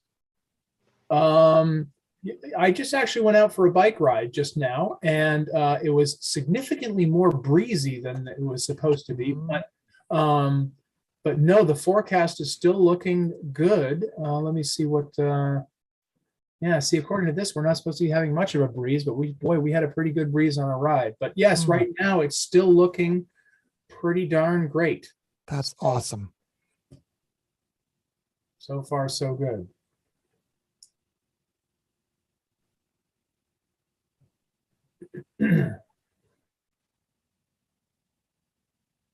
I'm working here in an office. Of course, it's still midday. It's still 1 o'clock, and several of my colleagues are messaging me saying, because we have it on the big 70-inch monitor on the lobby, we have you guys featured out there, and they're all going by saying, Doug, you're on this show now. They're messaging me.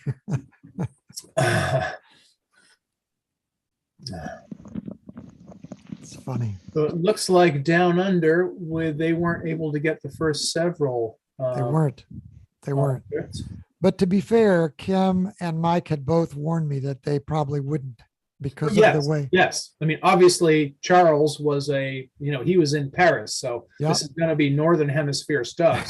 Yeah, it's that's great right. that they can get whatever they can get. That's right. You saw what they got that really matters, Mike. Yeah. They got M30, Mike. On that M30. They got M30. Right. I got it 2 hours ago. I mean, that's amazing. As soon as I had a chance, I grabbed it. That's amazing. Hey, can I share my screen? Yes, and please. I can just run you through the shots and I'll update the list. Please. And I'm out. I've brought my scope in. It's protesting the battery is low. So it's been running for about 7 hours actually. Oh, so wow. Not too bad. Not too shabby. Fully portable use for 7 hours. I can't complain about that. Okay, so managed to get M56. It's my last one. Nice. We didn't have that yet. Yeah, just yell out when you got it recorded. I'll got it. Go to the next. Got it. Mm-hmm. M68. These are all very low for me, so a lot of problems with sky background and trespass light. Got it. M15. 15.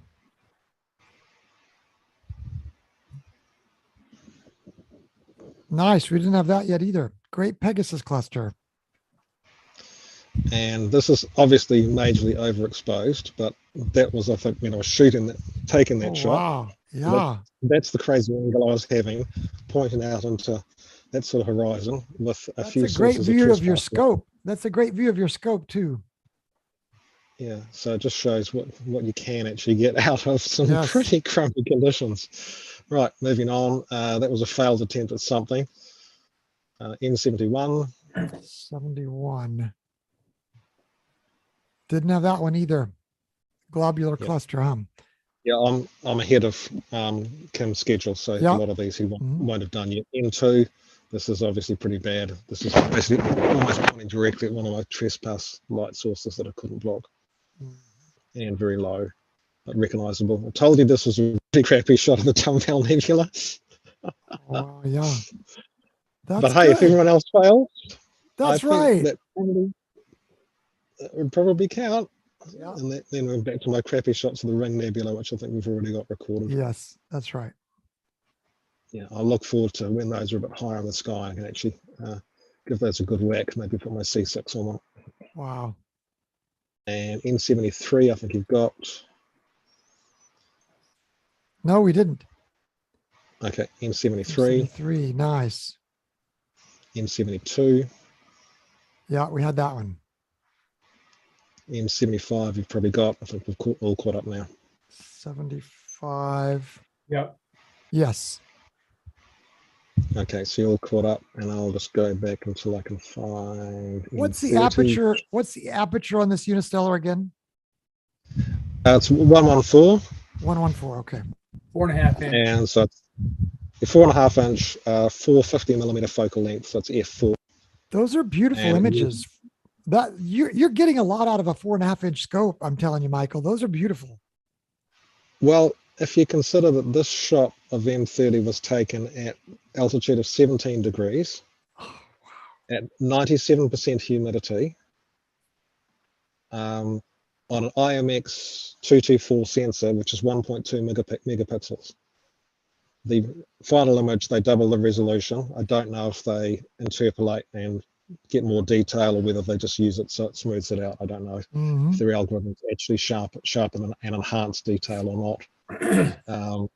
But the EV scope, I mean, it does the live stacking and the stretching and all this kind of stuff, but it also does gradient removal, noise removal, a bunch of other stuff that you don't typically get in a live stacking workflow. And it just does it all behind the scenes. Nice. You've got a bit of control in the app. You can control brightness and the level of background, but that's all. That's the only control that you've got. Yeah. But yeah, on most objects, it actually does seem to do a pretty good job.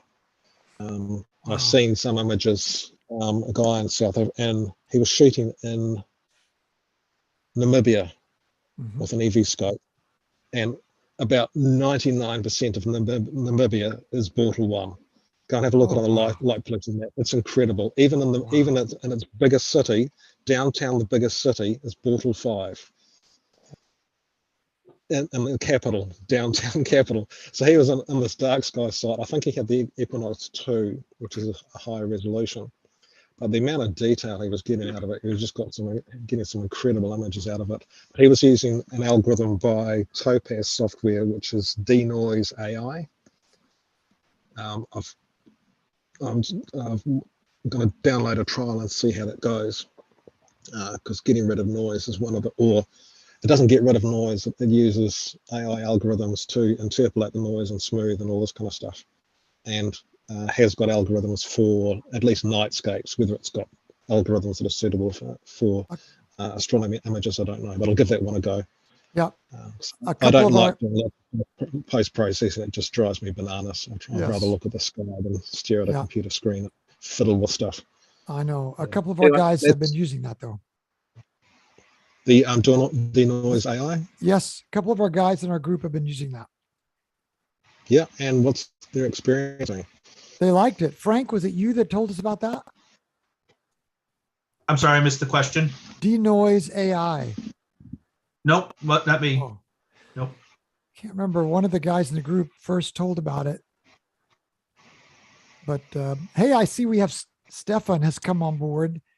Stefan, what's your sky look like? Well, right now it's partly cloudy, and but it's the forecast saying that it would be clearing up at around 10 p.m. Okay. So that's great. Hope for it. Did you tell me you were in Germany, Stefan? I can't remember. No, I'm in Sweden. Sweden, that's right, Sweden. Yep. Yeah.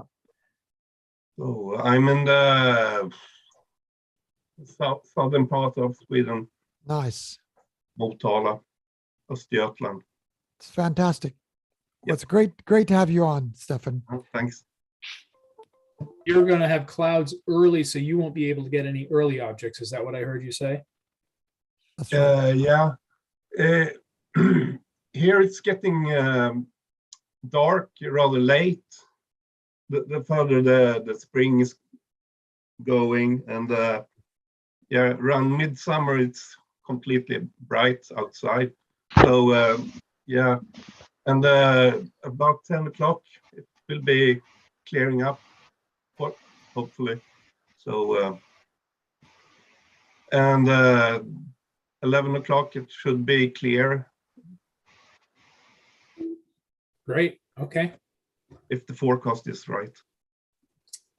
Yes, that's the astronomer's motto, right? Guess so. Great to meet you. Yeah, nice to meet you too, Stefan.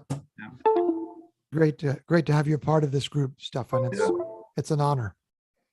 I've been following your channel for a while, and it's fun. And I saw this marathons you have done. Would be a fun thing to do. You are so kind to give us a chance after all of that. You're so kind. Thank you. Yeah.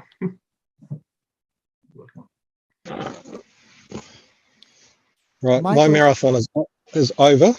I'm just posting a link in the chat to my Google photo library, which has all of it. Anyone can go and take a look at it. And once I get some sleep and find my sanity again, I'll upload the images to Notion. We will look forward to that. Oh, we just saw the link. Yeah, there it is. Right, so good luck with the rest of it. I expect I'll probably sign it on and well, hopefully get more than four or 5 hours sleep from here, but that's probably about the limit I'll get before the day wakes me up again. Wow, these images are great, Michael. Thanks. Well done. Yep, thank you very much. Enjoy the rest of your respective nights, and I look forward to seeing the final result. We'll talk to you after you sleep. Good work. Fantastic stuff. Thanks. Bye. Cheers. Thanks, Michael. Bye. You and Michael have been faithful, Kim. I mean, I'm looking through his images. You guys have just kept your nose to the grindstone and you haven't stopped. We haven't stopped. I have about 5 images to go. Okay. And okay, I've just sent it on M55. So I'll just share the screen for now. And see, it's a bit blue there, but that's just the preview image. I'll just let it settle down a little bit. And it's become very windy here at the moment. So I'm exposing for 30 seconds, and I'll just, you can see the guiding is quite poor at the moment. The scope has been buffeted by winds outside.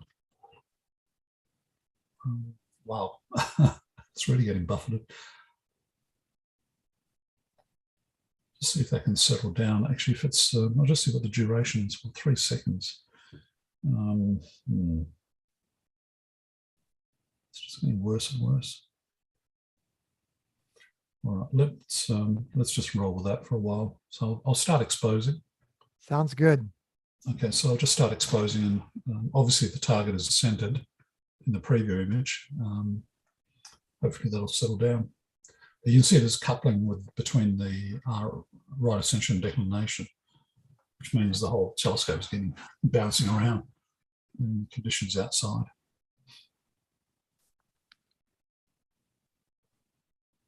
All right, so after 30 seconds, you'll get the first image will appear and be much better than what's on screen at the moment.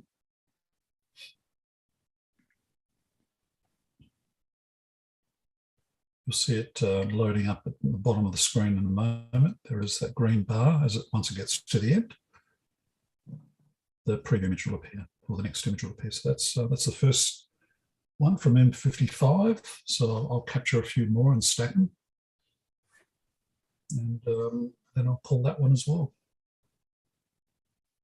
So I've been doing 4 or 5 images a night, typically at 30 seconds, but 60 seconds for galaxies. That's worked out quite well. So this scope is a one, I think most of the people online at the moment probably have not seen the scope I've been using. I can share that. I had it here earlier as a PowerPoint. Oh yeah, I still have it. Cool. All right, so I'll just share that. I'll just stop this one and share the other one. Here we go. So that is the scope I'm using tonight. It's a Maksutov Newtonian. Here's a correcting lens at the front.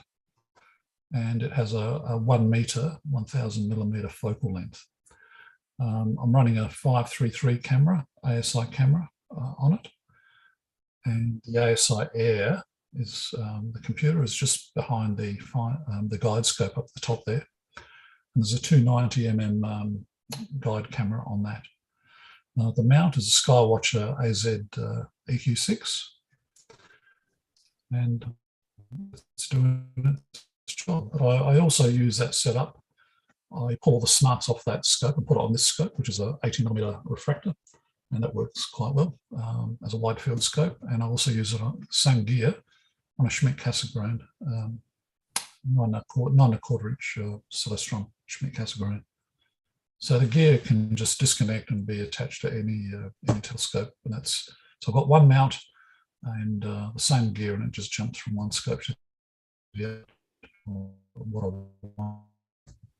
So that's a scope that's out there at the moment. And yeah, I thought I'd share that with you. What's the focal ratio of that Mac Newt? 5.3 from memory. Okay, not bad.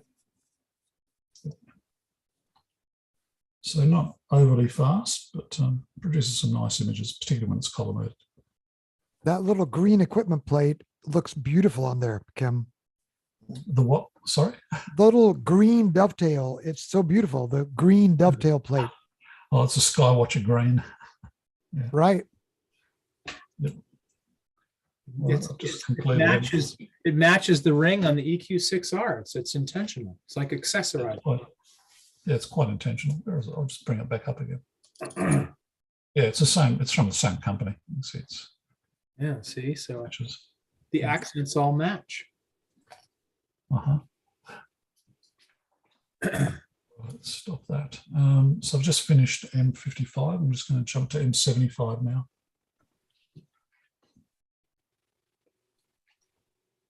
So in the home stretch. Yeah, so once Kim drops off, we're going to have a gap, aren't we? I was afraid of that, Mike. Because we don't have anybody until what, at least Central Europe. So there's going to be quite a gap in there, I think, right? That's what, yeah, I was thinking the same It's going to thing. be an hour and a half or so at the earliest before I start. I'm an hour and a half away as well. We could either... it's not as bad as I thought. We could either play some background music or we could just stop the broadcast and restart it. Maybe I can start at around 9 o'clock or something if the weather gods are with us. Great. Phil, have you got good conditions? Not great. It's clearing though. I've got some fairly low cumulus in the distance, but you know, look to the south. Hang on.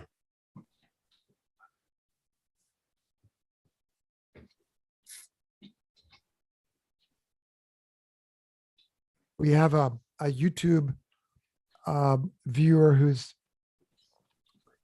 wanted to draw our attention to an April 1958 astronomy ad, and it mentions the capability of attaching a camera, and he just thought that was fun. His name is Guy.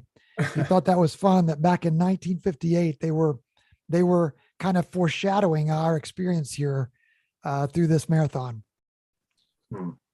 Well, they were doing photographic plates at the Lowell Observatory back in the early 20th century. Well, that's true, isn't it? That's right. Yeah.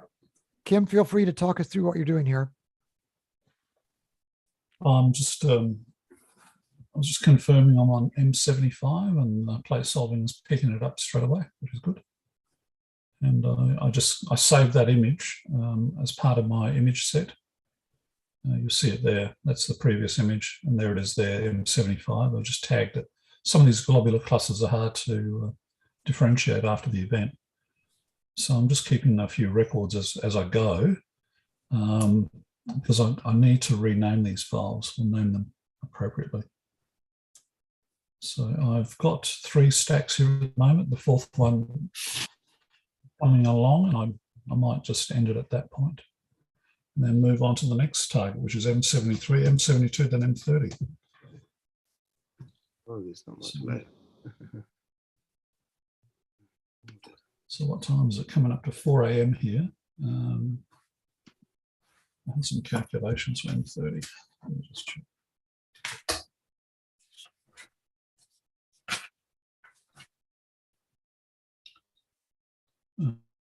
So 4 a.m. M30 is only 10 degrees above the horizon, so I don't think I'm going to be see it at that point. I have to wait a little longer. Okay. All right, so I've got 4. I'll just take one more. The final image is coming through, number 5, and then we'll call this one. And it'll stack in a moment. What do you use to calculate your sort of sunrise and your ephemeris for these objects? What app are you using, Kim? I use Sky Safari, and I'll show you in a moment how I did that. Yeah, just wondered. So I'll just stop that now and just save that image. If I click that, it should tell me in a moment. Okay, so that's been saved. All right, I'll show you what I did, and I ran this earlier in the day just to verify. I'm going to have to do it this way. All right, so if I share this screen, I'll have to just give me a moment. Pull the PowerPoint away.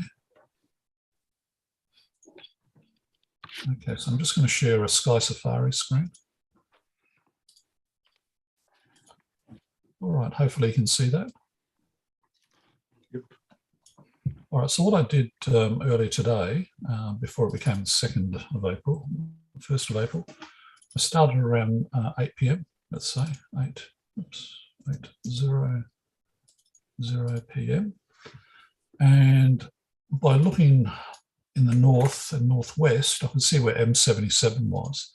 And I wasn't able to image it from where I was, unfortunately. But what I did then was I incremented by 1 hour. I basically decided which objects, this is the 30-degree altitude line through here. I then just basically incremented by 1 hour and basically decided which objects I would image in sequence. And that's basically it. So I'm now somewhere over here. Oops, not quite there. It's just gone 4 a.m. here, or about to go to 4 a.m. So we're here, and I'm capturing M72. I've just captured M75, which is up here, next to Pluto, of all places. And I'm obviously going to have to wait a while for M72 and M73 to come up. And M30 is just around the corner there. It's above the horizon. Worked great. It's only 10 degrees. I don't know about you guys. I don't know about you guys, but he almost, but not quite, convinces me to try to use the Mac system because this looks really good. Oh, it should be the same software, isn't it? Is Sky Safari available on Windows or not? No, not at all. I mean, we do it through things like BlueStacks and Alpaca, but it's not as convenient as what you're running here. Yeah, so I'm running a desktop here at my laptop here on my screen, and I've also got my iPad connected, which I can share with you folk. That's right now, I can obviously not get to M72 and M73. They're very low. I could try, but I missed M5 earlier. And I'm just wondering whether, I don't know why it's not plate solving on M5, which is right up here. It should be quite easy. Right. Maybe I can go to another object nearby. Go to this one. So I've never heard of that. Okay, so M5 apparently is, and that square image there, that's the size of my sensor on this telescope. So that's probably, I guess there's no surrounding stars. I think that's the issue. You can't find it. It'll have to do a meridian flip to go back there. Anyhow, if you do look to the south though, this is what I have to the south at the moment. There's a Southern Cross over there, and the pointers Alpha and Beta Centauri. So that's quite high up in the sky at the moment. Eta Carina Nebula is there. Oh, sorry, it's there. That's the running chicken in there. It's the running chicken nebula, and this is Eta Carina here. So they're very high up in the sky in the south, but all the attention. Oh, and the Large Magellanic Cloud is low, as is the Small Magellanic Cloud at the moment. And the images of these two objects are just spectacular, particularly when you have a longer focal length telescope to get in there and look at all the detail. There's just so much happening in there.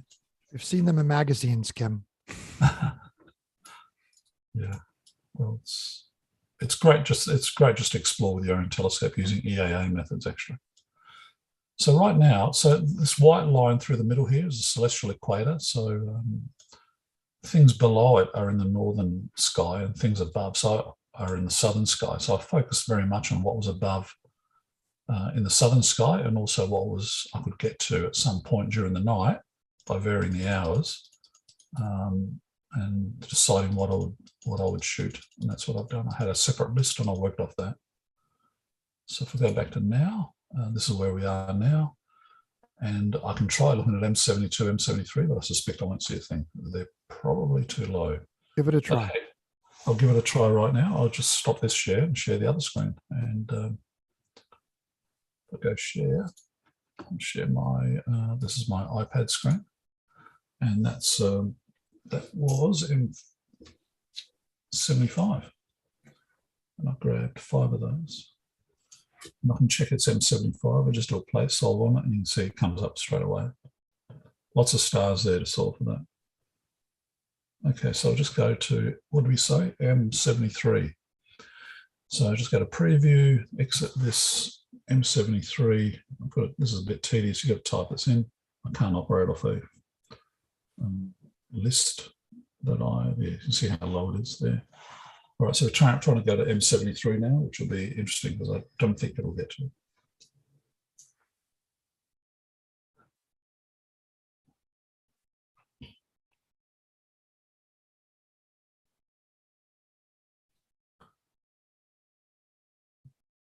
Found stars.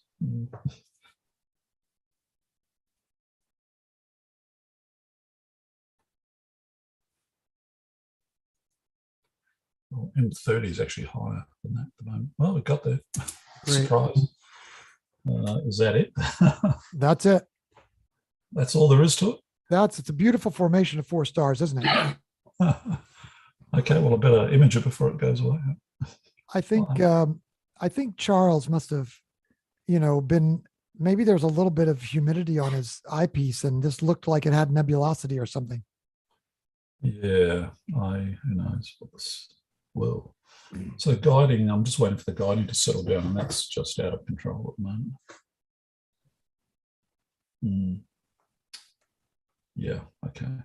You see it's bouncing around. That's settling down somewhat.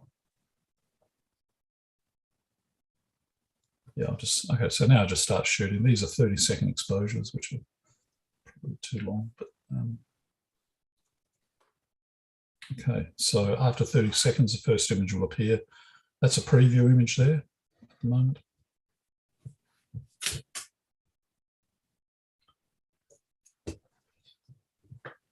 Scott C just stopped by the YouTube stream and asked how things are going. And I of course explained they're going well, that our Australian and New Zealand Kiwi team members had bagged 80 objects, and among them is M30. And he gave a great big smiley face because he knew M30 is the treasure.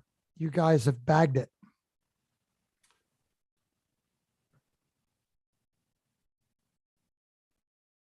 All right, so one image has come up, and I'll let it run through a bit longer.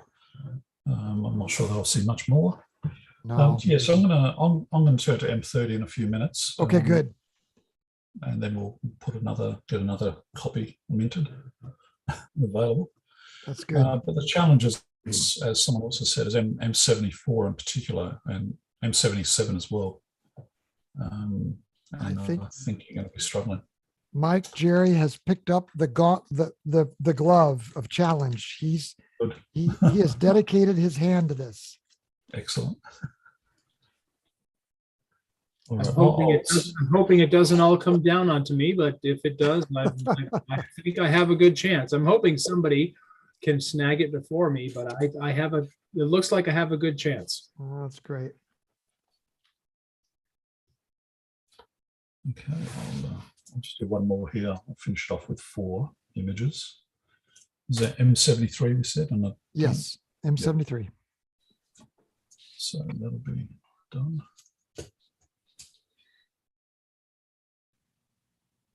So once that clocks over to 4, well, it hasn't loaded the image up yet. Okay, here comes the 4th and final image on that one. Okay, that's it. Stop. Confirm that, and I'll just download it now. So that's packed away. M72 is actually slightly higher in elevation. Oh, yeah, I think it is. Okay, so I'll just do it M70. Just move next door to M72 now, and then we can do M30.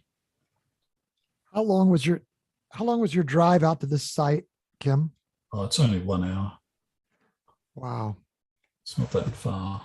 The other site was 1.5 hours, and as I said, I wasn't that knowledgeable or experienced with operating on that site. And given the amount of wind we had tonight, yes, high-speed winds, I didn't really favour going out there.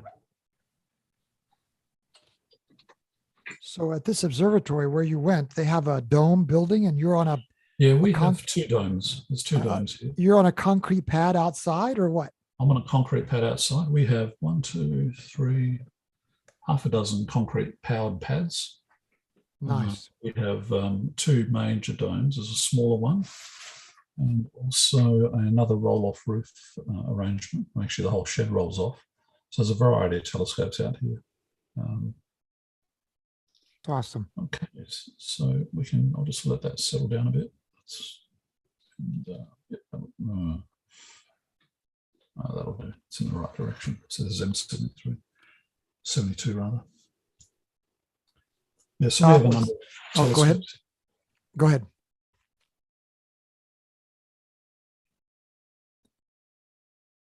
I'm sorry, I didn't mean to interrupt you. Scott was just asking if that's ASI Air from a tablet, and I was going to say that is ASI Air on an iPad, right, Kim? That's right. It's an iPad, and I've connected it to my laptop through a USB-C cable. And if you run QuickTime or some other video program, you can actually capture the screen directly. And I'm sharing that screen. Whoa, that's not good. I'm sharing that screen at the moment through Zoom.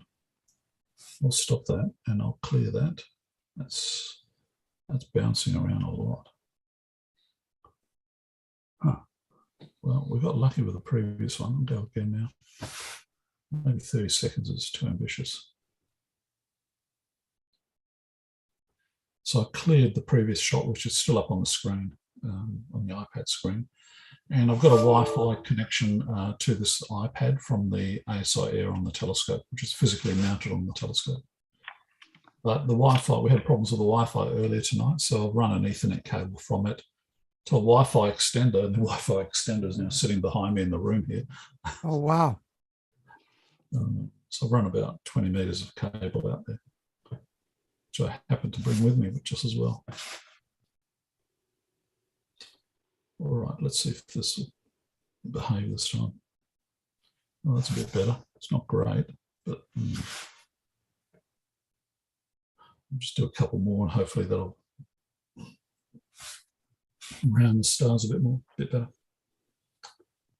So this is M72 and it should plate solve on it. Yep, it's plate solved on it straight away.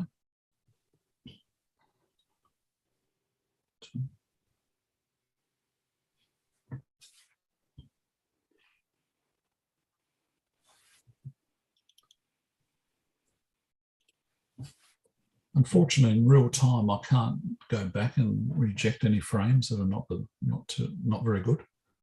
You can do it afterwards in processing, but we don't do that, obviously. Mike, we can't really reject frames in SharpCap that way, can we either?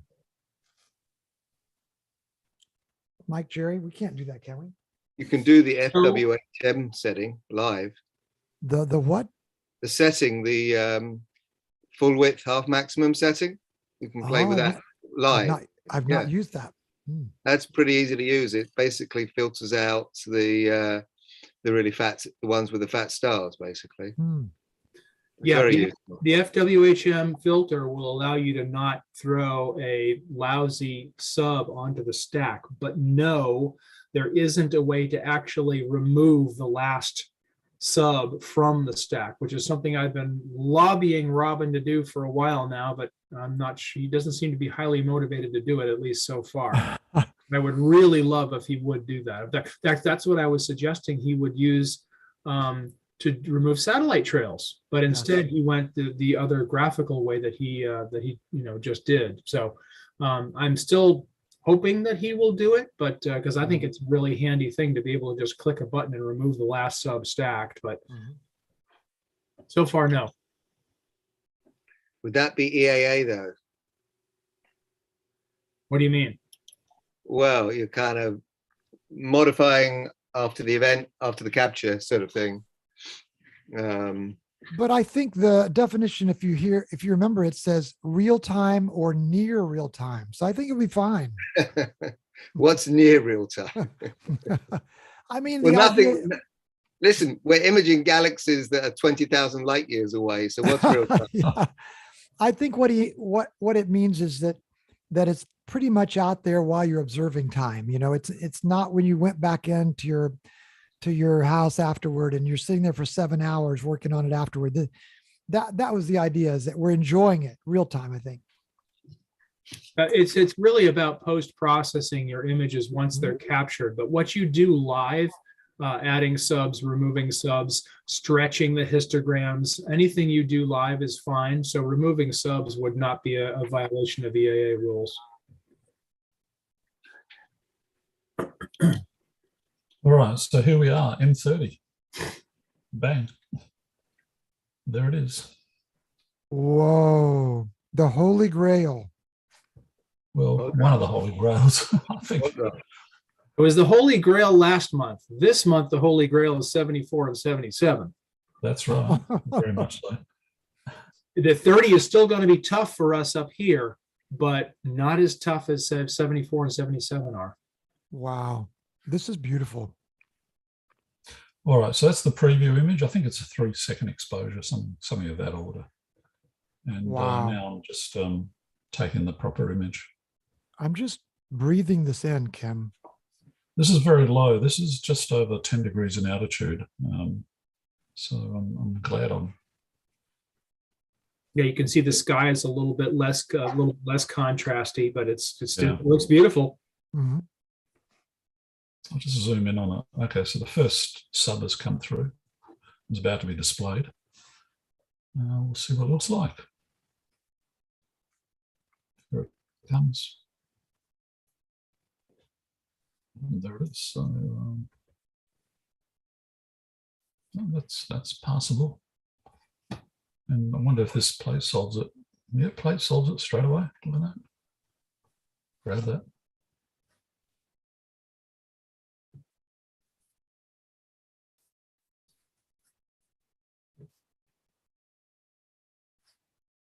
So we'll capture a few of these. And that's really my last image for the night.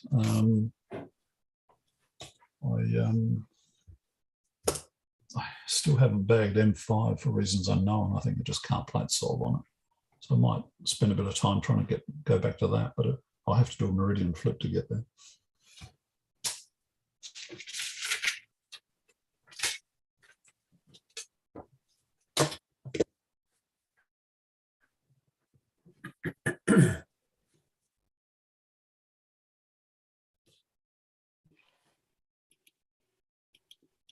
We've got John Rogers with us now. John, remind me where you are located, John. I'm in Northern California near Mount Shasta. That's right. I've been following on the YouTube, but decided to Yeah. check the Zoom link to make sure it's working before I start Yes. tonight. I should have a decent chance of getting 74 and 77 and 31 tonight. Oh, good. If I can get them just between civil and nautical twilight. Mm-hmm. What about your skies, John? What's your forecast? It's halfway decent. I think there might be a little bit of clouds right around sunset, but it's supposed to be clearing up. So I think it's looking good. Let's hope the sunset clouds aren't in the western sky. Exactly. Yeah. I'm hoping the same thing, although I'm not supposed to have clouds. So hopefully. No, it wasn't bad last night. I was setting everything up and doing a little dress rehearsal, make sure all the equipment's working and everything's working good. Good.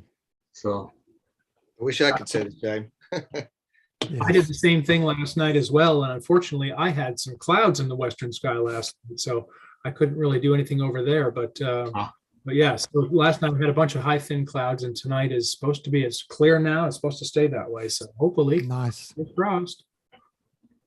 Yeah, no, my prediction is that 8:30 is going to be the end of nautical twilight here, and M74 is going to be 5 degrees above the horizon, and M77 7 degrees above the horizon. So it'll be challenging, but I think doable.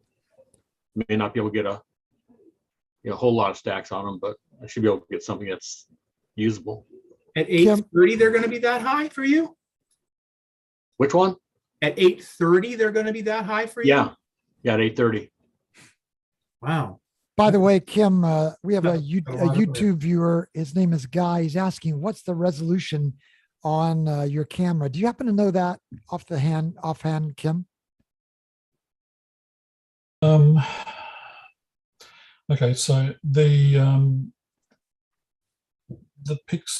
chip itself is 3008 by 3008 pixels. I think that answers the question. I think that's probably what he wanted. The actual pixel size, I think, is 3.76 microns. The actual pixels are 3.76 microns. There's 3008 of them square. Got it. That's answered the question. Well done, Kim. It's the ASI 533 MC Pro camera. So ZWO, if you go to their website, you can see all the specs on it. If you go to the ZWO website, you find ASI 533 MC Pro. MC means color, and it's a one-shot color camera. Kim, I just wondered if you could look at your notes. I don't think you picked up M54, did you? I'm looking now. Yes, I did. Oh, good. 5.4. Yep. I haven't filled out the notions sheet. I think Brian was doing it for a while. I was doing that, and I just noticed it wasn't checked. So yeah, I'll go in there shortly and have a go. Okay. To update. I did so earlier in the night. In fact, I can do it. I just want to try to bag M5. Oh, good. It's not plate solving, even though it's well placed. Wow. Oh, there it is. That's it. Got it. Okay, so let me just get that rolling. That'll do 30 seconds. Yeah, that'll do. Just start shooting M5. 5.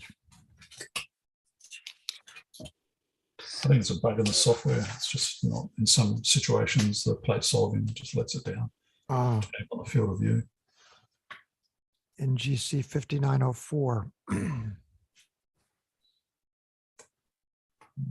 Let's run for a bit.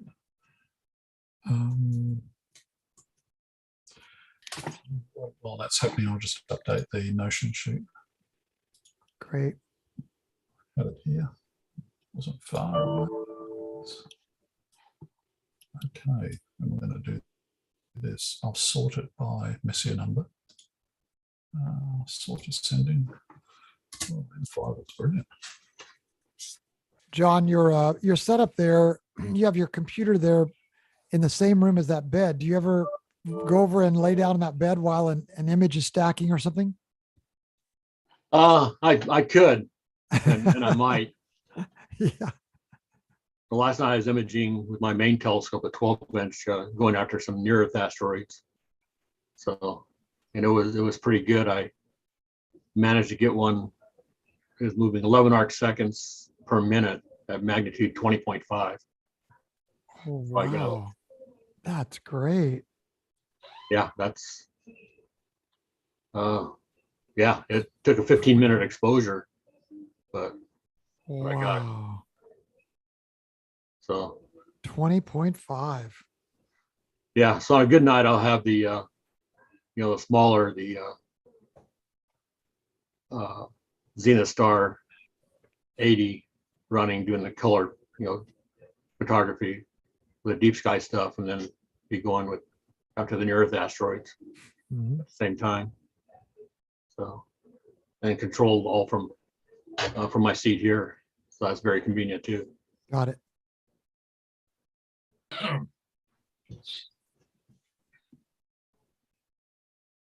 What is your altitude, John? I'm 2,700 feet. Ah, okay. That probably explains it. Because for me, M74 drops to 10 degrees at 7:30. So okay, well you're down what, about 30 degrees? I'm at 30. I'm at 36. 36, all that far north? Because I'm at 42. So but I think you're about double the altitude I am, which may give you a little bit more room there. Okay. Because it's going to be much tighter for me when the moon drops to 10 degrees below the horizon, which is probably as early as I'll be able to see it. 74 is probably about 6 degrees off the horizon, 5 degrees. So it's going to be tighter for me. So I'm glad to hear you're going to have more room. Well, except I've got hills to the west, which are, I think, 4 or 5 degrees high. So it's going to be challenging for me too. But I'm hoping to get it between, civil twilight and at least get the plate solving done during the civil twilight and on the target. So at least I get something before, it goes over the hill. So I know it's on the list that the order for me is a little bit different because 74 is going to be at 5 degrees and 77 at 7 degrees at 8:30. Yes, I'm not sure why they did it that way, because 74 is obviously the first setting target. I think the reason they may have done that is because finding 77 a little bit higher in the sky and a little bit darker may be easier to actually get on, and then try and get 74 in a slightly brighter sky. But other than that, I don't really understand why they did it in that order. But we found that even at the end of the list last month, where going through the end of the list, some of them were really low, and then a few of the later ones were like much higher in the sky, which didn't make much sense to me. But so I'm not sure how they put the order together. Okay.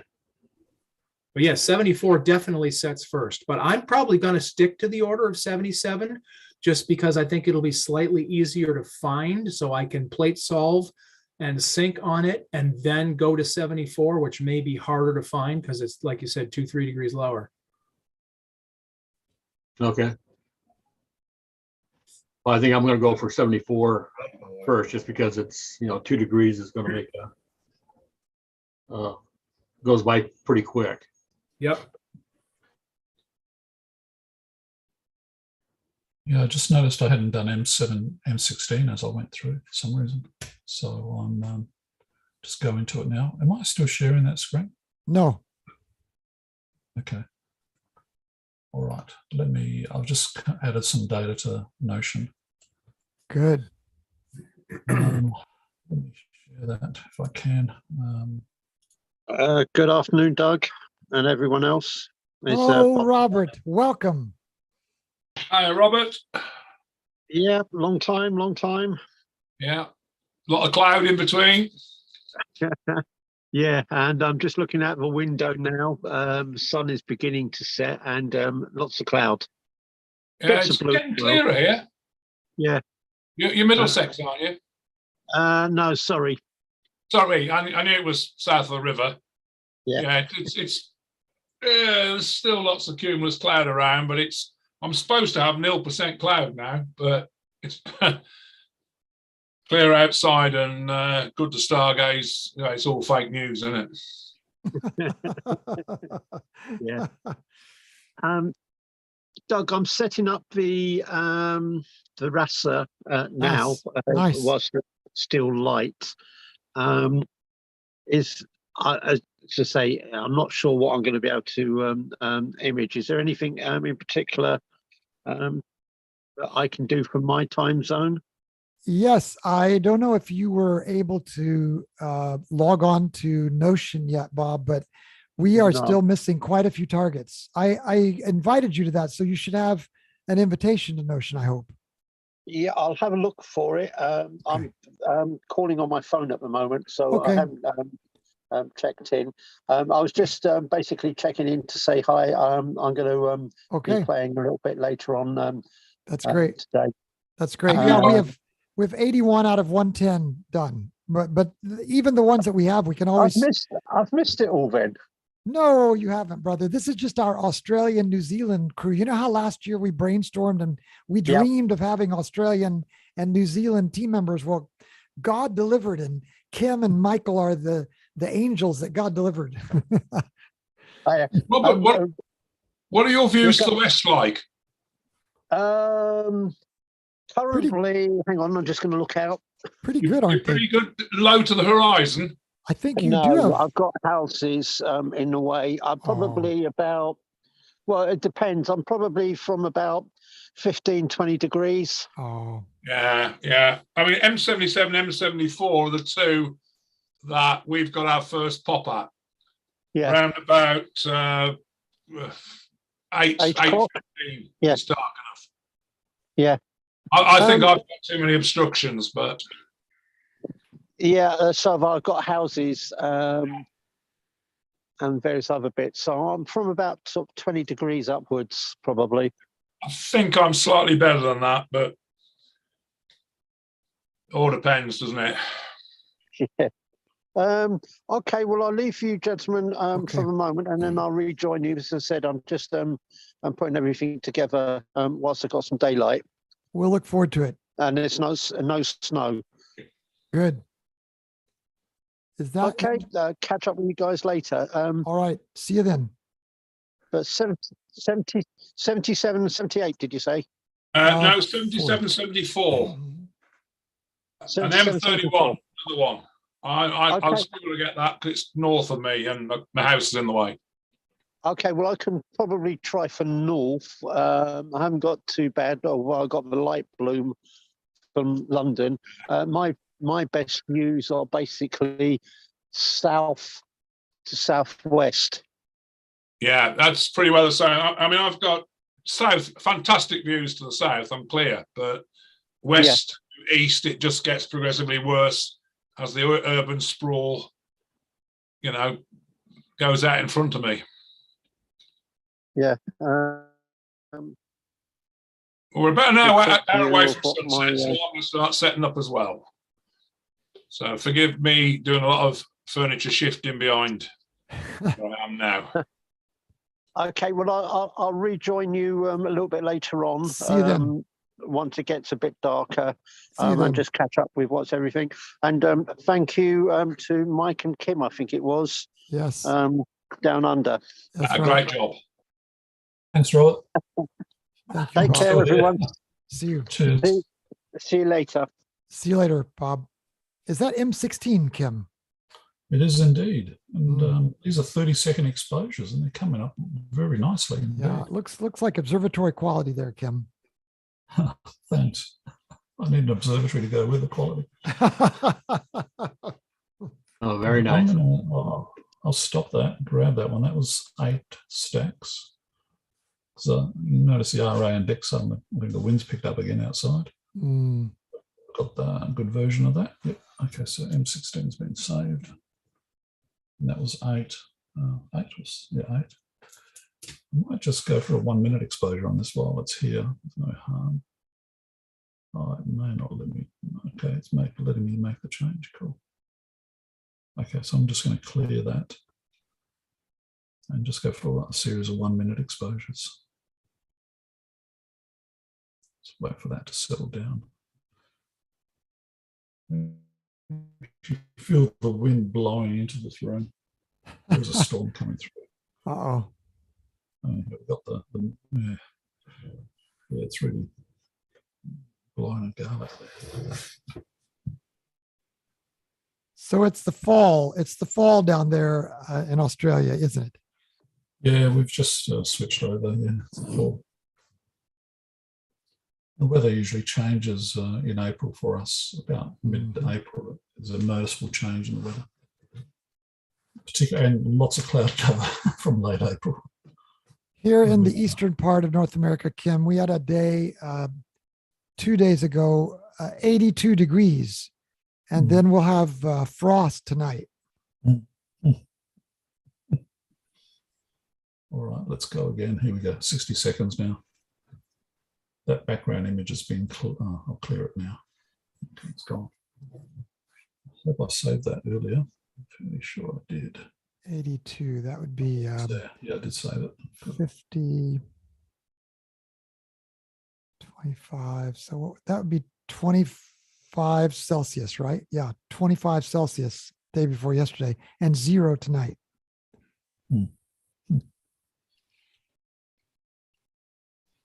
I lived in Canada for a year. Oh, did you? Deployed there, and that was quite an experience. I'd never seen snow before. I lived in Quebec City for a year. Oh, nice. And that was excellent. So yeah, we have a guy.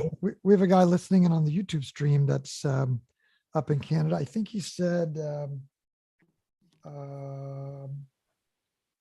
Where did he say in Canada? I'm trying to remember where he said. Welland, Ontario, he said.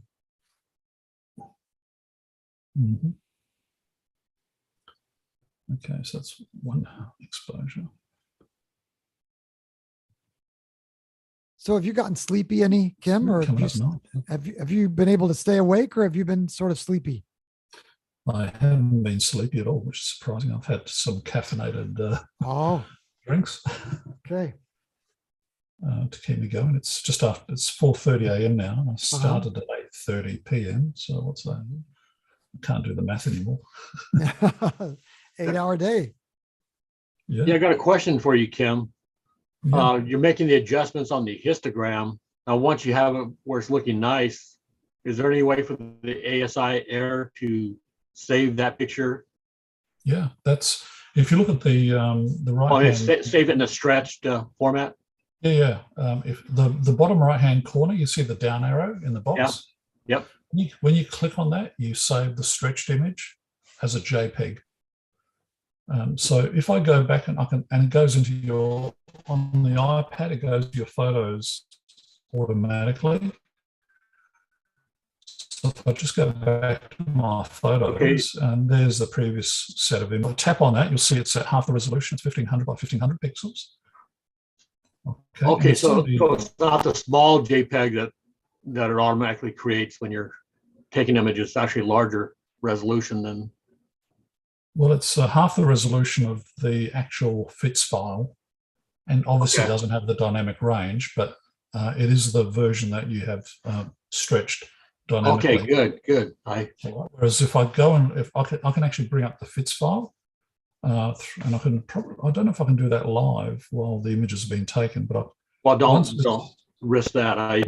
Because I've got the same setup. I've got an ASI Air Pro. Yeah, well, this is a Pro, and it's and you can have the annotation on the JPEG if you need a reference. Okay. And I've taken it. I've included it in some images and taken it off others. But these are the images I took tonight. And we're in the realm of the galaxies here somewhere, and you can see we had a few satellite problems, so we went back and took some more of these, but we kept getting hit by satellites. But yeah, we had some lovely galaxies, and these are just the JPEG saves. And I think the favorite was M83 earlier in the night. Or maybe that was around the time of Sombrero. Okay, so there's the Sombrero. So that was captured during the night, M104, and then M83 shortly thereafter. That is and pretty. again, these are stretched, not a lot, I might add. Yeah, that's quite a, that does come up Okay. very nice. And those images, are they on the ASI Air Pro, or do you download them? They're Okay. actually the JPEG. These images are downloaded onto the iPad. The original FITS files are stored on the SSD. I have an SSD Velcro to the side of the telescope, which is attached by USB 3 to the ASI Air, and that's where all the images are stored. But when the JPEGs themselves are not stored on there, at least not these. When you click the down arrow, that's what I was missing. Okay, thank you. That clears it up for me. Yeah, so when you click the down arrow, it ends up on the iPad. Got it. And it goes up onto the cloud, and it's on all my devices instantly as well. Okay, perfect. And it is a preview image, and that's what I'm sharing here tonight, and what I'll be uploading as well. I'll be uploading those preview images, which are more than adequate, no matter how you look at them, in terms of quality. And oftentimes they're the ones I put out on the internet as well, just to share with others. It's just very nice.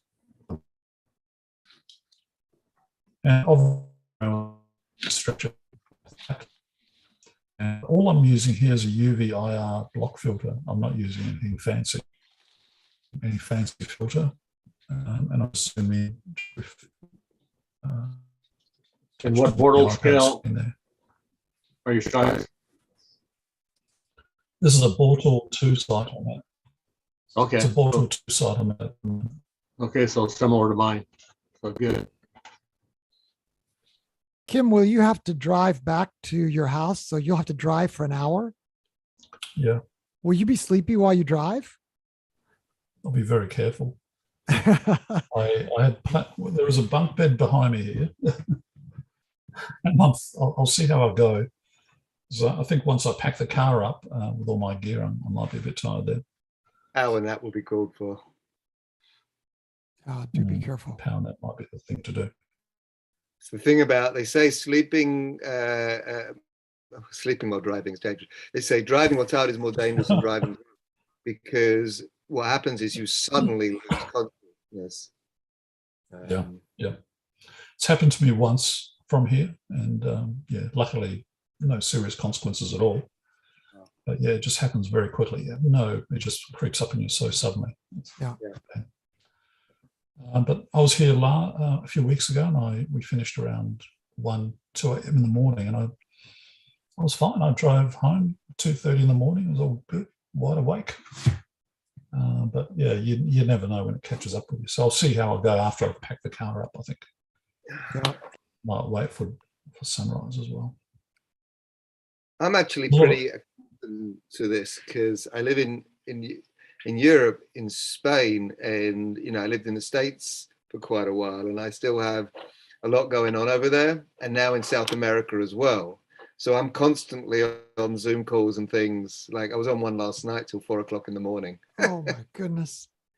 Not work. It was actually a writing group I'm involved in. Oh. With these guys all over the States there. I'm the only one outside, but I'm pretty accustomed to this. Wow. This is my second long night in a row. Oh no.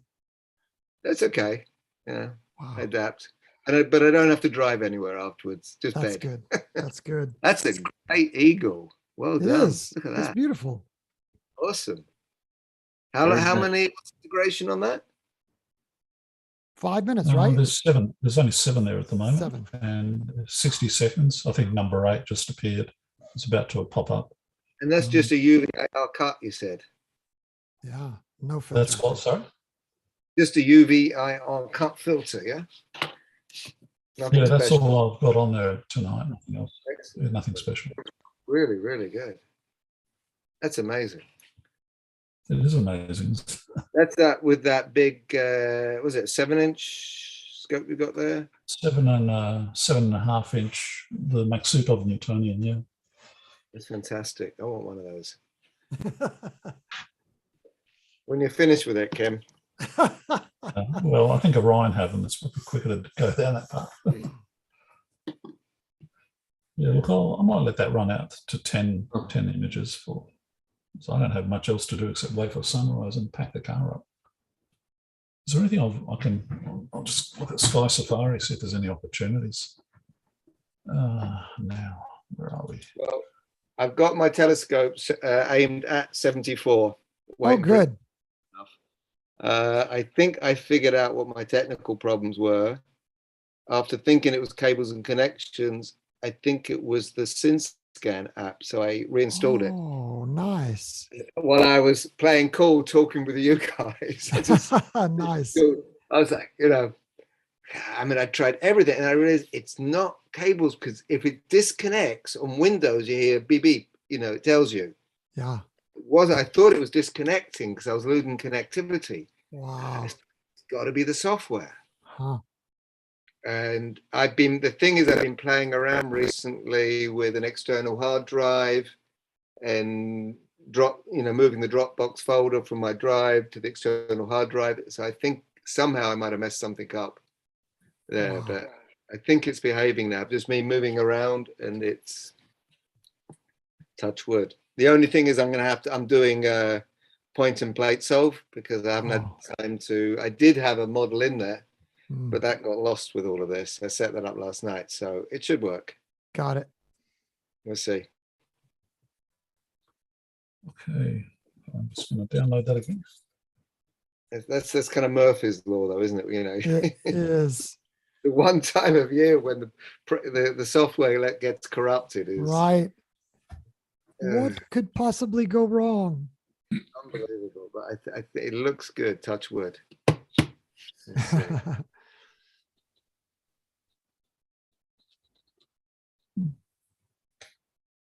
Okay. That's a really impressive image for EAA. That's incredible. I was really pleased. I had never imaged most of these galaxies. I was very happy with what Satellite. Yeah. I achieved. There's one in particular. I'm just looking for it now. Hope I've saved it. No. Not those.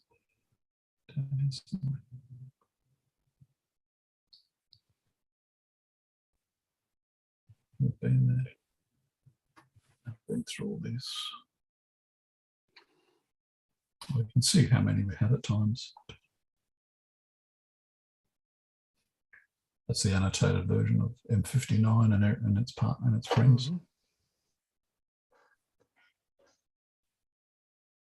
Oh, that's a black eye. That came up very nice. Yep. M64. Go back. I was taking handwritten notes as I went, just to confirm everything. Yeah, that sharp cap feature for automatically labeling with that template you sent along, Doug, worked really well. I was testing that last. Oh, good. It just dumps all the PNG files straight into my capture folder, all nicely labeled. That's nice. It's really nice. I'd never used that before. Really good, Doug. Fairly new. Yeah.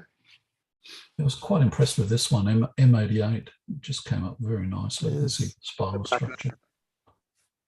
Very high res. Yes. Really impressed because of your setup. It's amazing. Wondering where that is. I wouldn't mind getting some more data on it, but it might be a bit low now.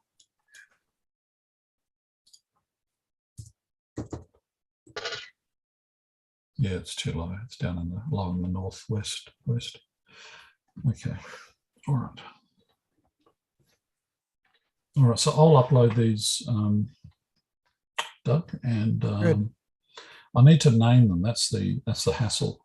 It is a hassle, isn't it? So sorry. They come out just with a generic name. Yes. The fit files are fully named. Actually, I was going to show that earlier, wasn't I? If I go to the storage here, image management, and if I We're going to live. You can see the lights and M16, for example. There's a FITS file there. Oops. Got it. Just got to go back. Okay, so you can see the individual files there up to 10, Yes. and then there's a stack at the top of 10. Yes. So if I open up number 7, for example, it's just the raw file. There's no, I think John was asking about this earlier. Yes. There's no stretching at all. If I go to the stack, again, I don't think that's stretched at all. I think it's just obviously the combination of all the FITS files. I think you're right. You can zoom in. One of the lovely things about this is you can do a go-to. You can actually plate solve an image you have and then tell the scope to go to that exact same position. That is nice. Which is, if you framed an object up, that's a great way to go back and continue collecting data. Yes. Right. Well, So Jim, that was M16 tonight. Are you applying flats, darks, and biases to your images in real The time? only thing, I'm only in real time. I'm applying only darks and biases. I didn't have a set of flats for this scope tonight. Okay, got it. Okay.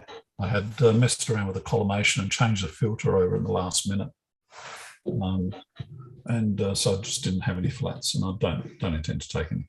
Well, they look pretty flat. Yeah, they're quite flat. I don't get a lot of vignetting on this scope. There is a little bit there, but it's not worth worrying about. So yeah, so this image management section is kind of nifty because you can actually see. There's our live images. So if we look at what was that galaxy we're talking about? M50. I had it here a moment ago. M88. Go back to M88. 80 something. It might have been 83. I can't remember which. Just looked it up. It's 88 on the screen. Good. Where was it? It's got to be up here, around here. Here we go. So I took 5 images of it, and if I just bring one of them up, that's what it looked like, and obviously it looked a lot better than that when I showed it earlier. That's the stack of 5 now, but again, that's obviously unstretched, and I can't dynamically stretch this. This is a FITS file. You've got to take it into another environment to do that. But yeah, no, I was quite impressed with that galaxy, the way it came up. Yeah, so all this data is on the SSD that's plugged into the one of the USB 3 ports on the ASI Air. And it's velcroed onto the side of the telescope.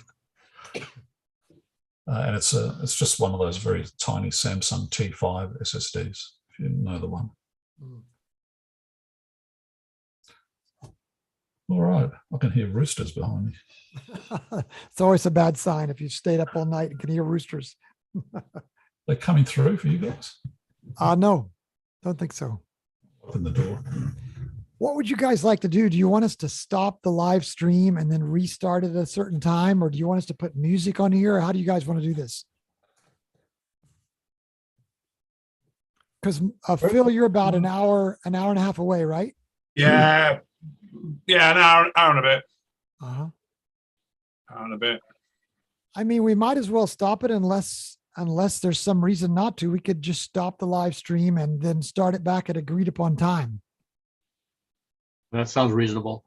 It does. So it's 2:15 Eastern time. What if we started back? Phil, you said an hour to an hour and a half? Yeah. It's 1916 here. So let me just check. Yes, please. Check again.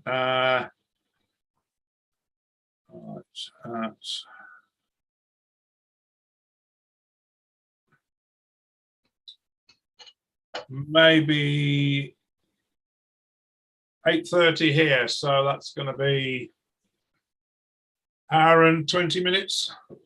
Hour and 20 minutes. So yeah, Eastern the only time. thing is, if I can get M77 or M74, it's got to be about 10 past 8. But I don't think I will. I don't think I've got the elevation. The elevation. I think it's going to be too low.